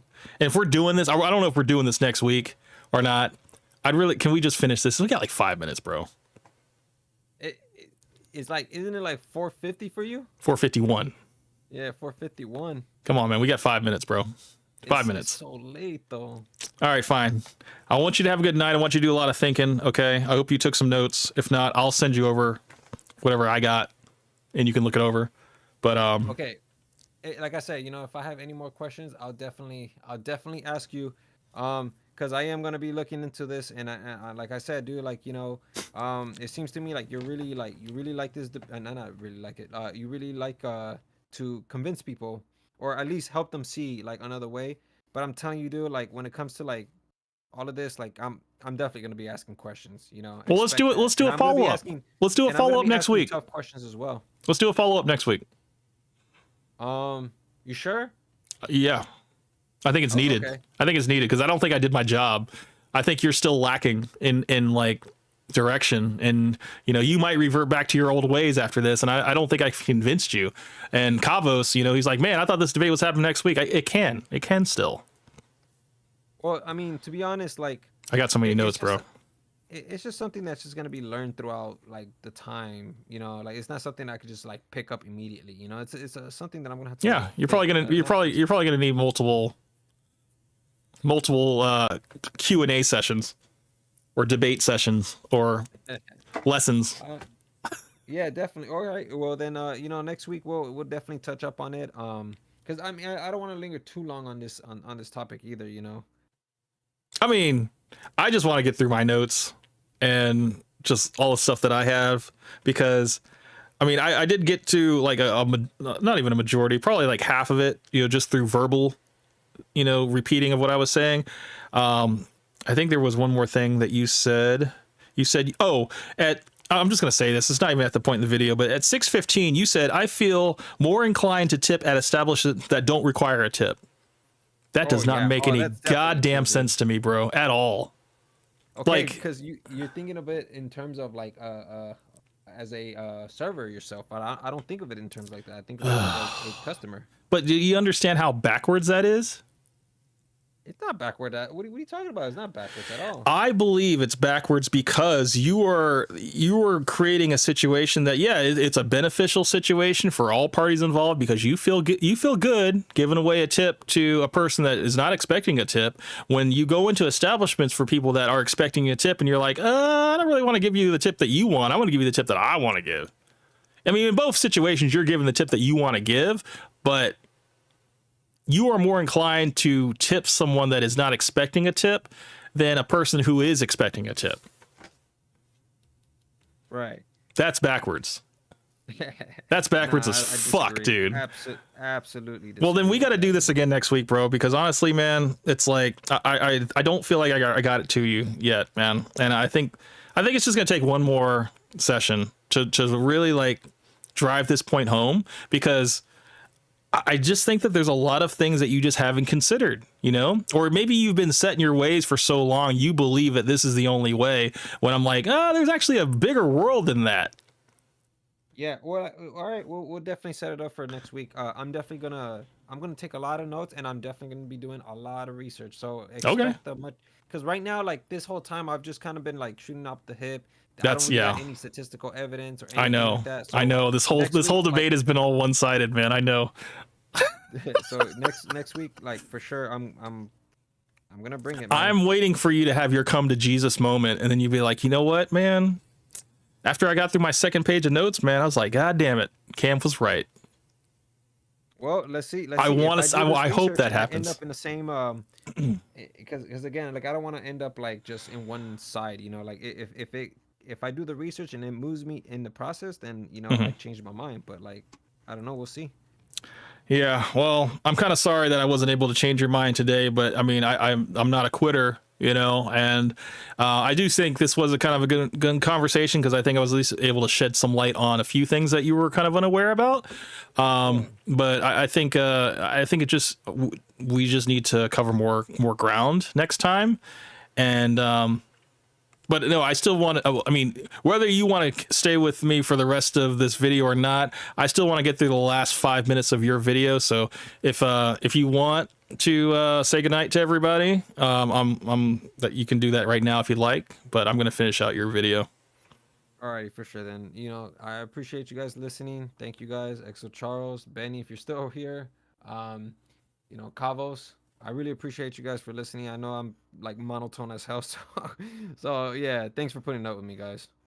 Yeah, and David too as well. I don't know if David's here as well. yeah, you guys can find Sonic at YouTube at Sonic. Oops, hold on. Didn't mean to do that.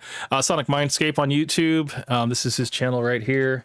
You guys, this man has just hit 1,000 subscribers. I'm so proud of this man, and I'm trying to get like him. We will hopefully wrap this up next week, and I don't know, man. I can't wait to bust out the thumbnail for this video, bro. Yeah, you're definitely waiting on that one. I cannot wait, bro. But don't worry, man. I'm gonna have you in a flattering light, and I'm gonna make sure that everybody, all the hustlers, are going to be represented. So. Oh man, put me on a meme. Like, make me as a meme. I don't mind. I like having fun. I mean, yeah, bro. This is his channel, Mr. Sonic Mindscape. This guy, he's got 311 videos, and this guy's putting out daily content. I watched that video you did of the second coming to Jesus out in Africa. That was a very interesting video, man. Yeah, I appreciate it, man. Thank you. Yeah, good. This guy, man, you're cranking out content. I love this. Like, I love how you're just like so quick about shit, man. I love this. And it's like I don't even try to be the guy being like first on your videos. I just like I literally watch them like, dude, I gotta say something, man, because this is like, you're doing good work, bro, but you're doing it at a faster pace. So I'm just like, damn, bro, I don't even know how you're doing it, bro. I'm happy for you though. Yeah, I appreciate that. Thank you. Yes, sir. Yes, sir. Yeah, man, get some rest, bro. I know it's been a long night for you, and yeah, man, we will link back up next week, bro. Yeah, for sure. I'll expect it. All right, bro. Have a good night, All right, sir. guys. Hustlers community. Good night. Peace. All right. Let me make sure where is my thing up still? Oops. Hold on.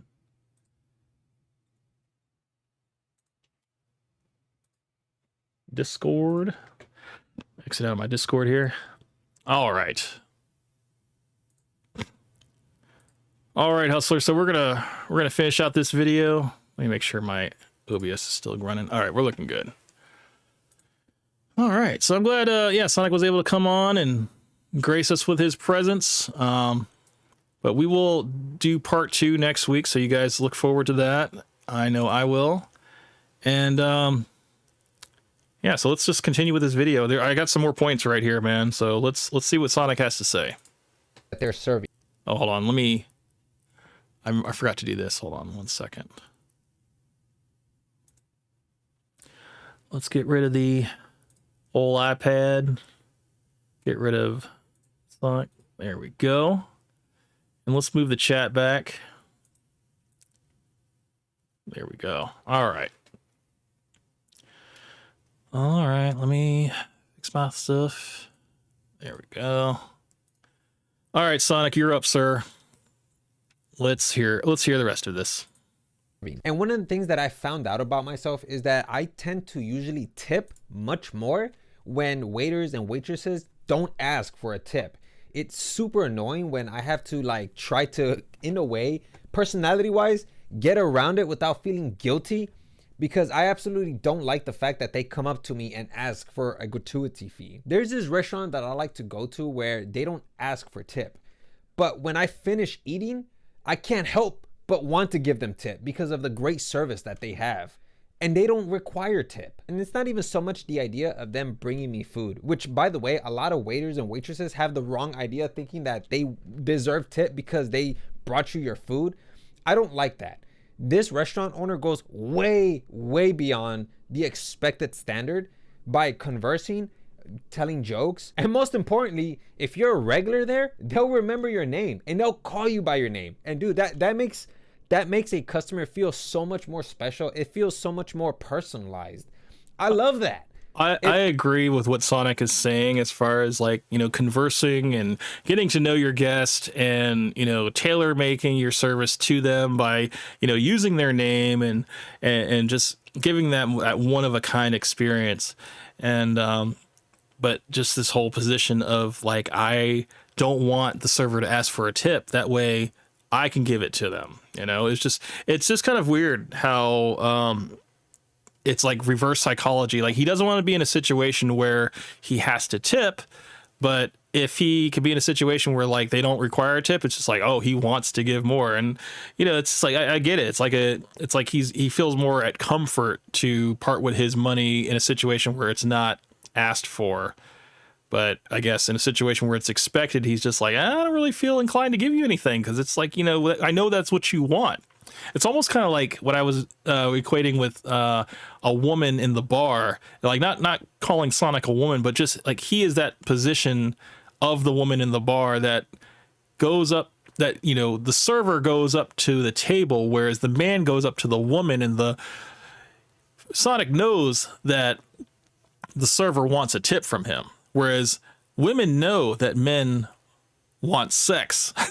So it's like, you know, I don't want you to approach me like you know, want a tip from me, because I'm not going to give it to you. I'm not going to be the one to give it to you. Anybody's willing to go that far, dude, that is somebody who deserves a tip, but not just a tip, a huge tip.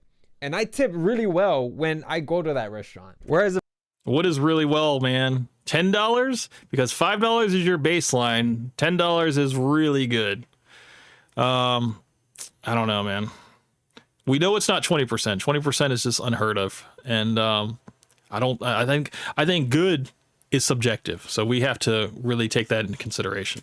if I go to a fucking IHOP and Janelle, who doesn't want to be there, doesn't want to know anything, probably even hates me after we finish our plates and we don't leave tip because of our horrible services, she gets upset with us. I mean, you created the situation though, you know. I think it's all in your body language, and people match energies and stuff based on the way that you treat them. So, you know, maybe Janelle is having a bad day, but, you know, she still has to get up and do that job. And the fact that, you know, you saw her energy, or you saw the way that she was acting towards you, and you're like, you know what, I'm not going to give her a tip because of the way that her attitude was, and I don't think she deserves it and stuff. But like, well, guess what? You know, you're not putting out that good juju, man, to, you know, to require, you still got everything you wanted in terms of like you still got fed, you know, your food still came and stuff, but, you know, it just didn't come in the way that you wanted it. I think like that's an ideal that nobody can ever match up to, you know, like you'll never get the type of service exactly the way that you want it, you know, every time, you know, you'll get, you know, you probably get basic service. But, you know, if you're making a name for yourself that, oh, you know, I don't tip because I don't believe that these people deserve it. Well, guess what? You don't deserve A1 service either, man. It's like you create your world around you, man. And if you're putting out this energy that like, oh, you know, I don't think that she did anything extraordinary to earn this tip, then, you know, at the end of the day, bro, that is your judgment, man. That is what you're putting out there. This is why I don't like going to restaurants anymore, because every single time I enter the establishment, I have this dreadful idea in the back of my mind that I know that after I receive that receipt, my customer experience will be spoiled. It feels like a hostage situation. I mean, it comes at the end of every meal, so I don't understand how you become you know, you feel like it's a hostage situation. But guess what, man? It's gonna happen no matter whether you had a good time or you had a bad time. You know, you still ordered food, it still came out, and now you got to pay for it. I'm not even kidding about that, because one time we went to a restaurant and this guy, every single time we were asking for the receipt, he was sneaking in a gratuity. Okay, so this is the check that Sonic was talking about. Right now, I can see that he blurred out what he had, but we still can see the prices to everything. And so the 20% gratuity is going to be $26.50 on a $132 tab. The math for this is right because I checked it earlier. It looks like there was a quality that was taken off of $8. But yeah, tips, miscellaneous, surcharge, taxes, brings it to $169. So the second bill is basically after he had the chip removed. So that took off the $26.50. And then at the bottom, this is what I was talking about, the 18%, 20%, even 22% here, as far as like tips that you could leave. And I noticed that the 20% of the total, this is correct, $26.50. I'm wondering, I remember I tried to ask him, what did he leave him? Did he leave him a $5 bill? I mean, I don't remember. Did he say $5 or did he leave like $15? Anyway, it's not enough. It's not even, that wasn't even like 18%. So I don't know, man. It's not looking good, man. I mean, if you were to round this up to $150, I would expect $30 as a tip. That's what I would expect. Nothing more, nothing less. That's 20%. Fee. And here I'll have both receipts on screen so you can see for yourself, and you would be fooled into thinking that these were identical twins, but be fooled not, because these are far from identical twins. As you can see, the one on the left is practically, yeah, one was born at 6 hours and 17 minutes, and this one was born 6 hours and 22 minutes. So as far as twins, yeah, there's a little bit of a space between, but I guess was it 17, 18, 19, 20, 21, 22. So within 5 minutes, it was probably almost immediately after you got your check, you put your hand up and you were like, can you take this gratuity off? And I guess he was like thinking, oh, maybe they're gonna tip me more than that. And then what happened? practically a bank heist. If you take a closer look, it reads 20% gratuity, which if you take a look at the price, $26.50, which if you see the price down below, it ends up shooting the price all the way to $1 million. While the one on the right, you can see that we notified the waiter and we told him to eliminate it because we wanted to provide the tip that we rightfully thought that he deserved. So he eliminated it, and you can see that it ended up dropping down the price to $100. He eliminated it in good faith, and then y'all fucked him. $42. This was not a tip.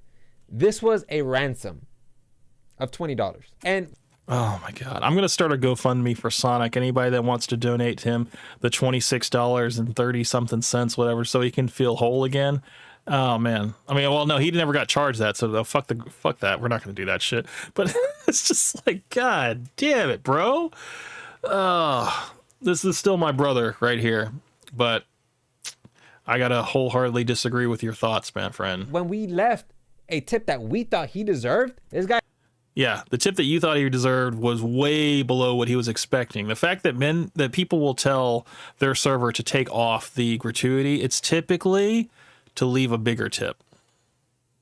But you didn't do that. had more balls than you did, because he ended up coming out the restaurant with 2 receipts demanding that we leave the extra tip. Apparently he had to pay the kitchen staff, and then This is what I was talking about. This is how the tip pool works, okay? The tip distribution is, the tip doesn't go directly to the server. It goes to the rest of the staff. So he has, he has the kitchen staff, he has the bartenders, he has the food runners and stuff like that.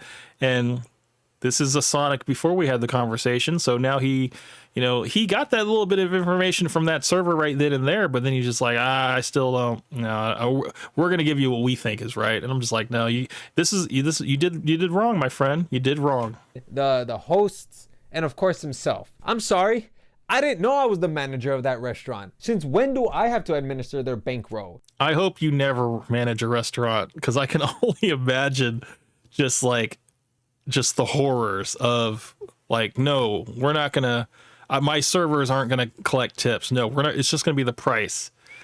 You're not gonna have a wait staff, bro. Like they're not going to be making enough money. And then you're going to realize, oh, well, then my servers aren't going to be working hard because they're not getting tips. So they're probably getting paid an hourly wage, hopefully. You know, that would be the only way for you to keep that staff on. Otherwise, if you're just having to pay them $2.13 an hour, yeah, they're going to freaking quit on you, man, because they're not going to have any way to make a livable wage. Do I work there? There's no one there, by the way. And that's not even it, bro. He even told us don't ever come back because we refuse to pay the tip. I would say the same goddamn thing. I'd be like, hold on, let me take a picture of you and your group, and you guys never come the fuck back. I will post you guys at the post by the host stand. Do not allow these people to sit down. Oh. Yeah, Uber Eats for the rest of your life, my friend. Oh my God. Yeah. Or starve. I don't care. You just can't eat here.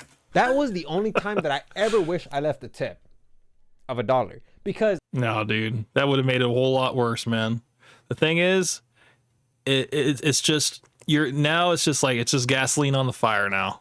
It's like, you know, you believe what you did was right, and the guy was just like, look, man, I was fighting for my life, okay, and they didn't give me nothing. I basically paid taxes on them eating here. So yeah, it was a lose-lose situation. You felt like you were slighted, and the server was just like, man, I got fucked. So, oh, Cabos, I'm sorry, I meant to read this. Cabos says, hey, Cam, did you ever get to reacting to Mr. Sunday's video on Destiny? Apparently he's getting sued by Pixie. I heard about that, actually. Apparently there was, I guess, revenge pornography that was released, and she was not too happy about that. So yeah, I do remember hearing about that. So, but yeah, I mean, you know, that whole Destiny saga is it's kind of reckless, man. Kind of reckless.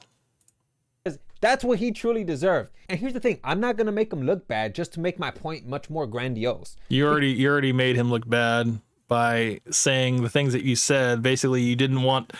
You basically made him out to be like a thief because he was trying to tip you. He was trying to add a gratuity when it was a party at 8. Okay, that's the restaurant policy, is to add a gratuity, and you know, the fact is that you did make him look bad, and you know, I guess him being a young guy, he was like fuck this job, man. It's like, I'm gonna give this guy a piece of my brain and let him know, man. Like, you know, don't ever come back here again. Because it wasn't. He did do a decent job, but that's the point. You did a decent job. It was up to standard. It wasn't beyond your services. And I understand that he has bills to pay. He also has to share that tip with everybody else. But oh, so you do know that. That's good. So you do understand that the tip wasn't going directly to him. That was something I was trying to at least explain, that the money, it's very important that you leave a tip because it's important that he tips out everybody else and then also has enough for himself. I mean, he's supposed to take the most out of all of it. But bro, don't come to me telling me not to come back, or not me, but like my whole party telling us not to come back. I would have said it because I'm just like, I just want to avoid the whole situation. I don't want to deal with it again. That was probably an ordeal that he'll probably be telling for the rest of his life. He doesn't want to ever experience that again. So he doesn't care about losing your business. That's why he said it. Because we gave you a tip that we think you deserve. You gave a tip that wasn't sufficient. I don't know, man. That's just kind of my perspective on tipping culture. There's so much more that I can talk about, but these are really like my experiences, and that I really just wanted to go ahead and share that, man. I think tipping culture it's definitely toxic. I don't like the fact that they expect it. And I think it's terrible for all the other people who do truly deserve a tip, because oftentimes this puts a person in a mindset where they don't want to tip. So yeah, I just want. And you put people in the mindset that, oh, I just want to quit and go find a better job, you know, so that now that establishment loses that server and they start losing all their other servers because they're all not getting tipped. And then that place ends up closing down, or they have to raise prices or find a different strategy. So it's like, you know, because of this mindset that Sonic has, it has a domino effect, and it's not good. It's not good. To just go ahead and talk about that. That's really all I have for you guys, and I'll see you guys next video. Shout out to Sonic Mindscape. Thank you so much for joining me on the stream. That is going to be the end of his video, and that's all I had for the day. So what I will do is head back to... I'm going to go ahead and work on the... what's it called? The thumbnail for this video.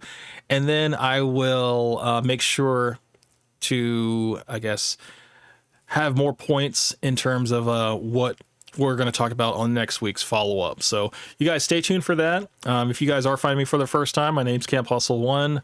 I like to host conversations, discussions, debates, and we got a good debate that's going to be coming up next week, so you guys stay tuned to that. Other than that, man, I got nothing else. I hope you guys have a wonderful evening, and I will see you guys on the next one. You guys take care of yourselves.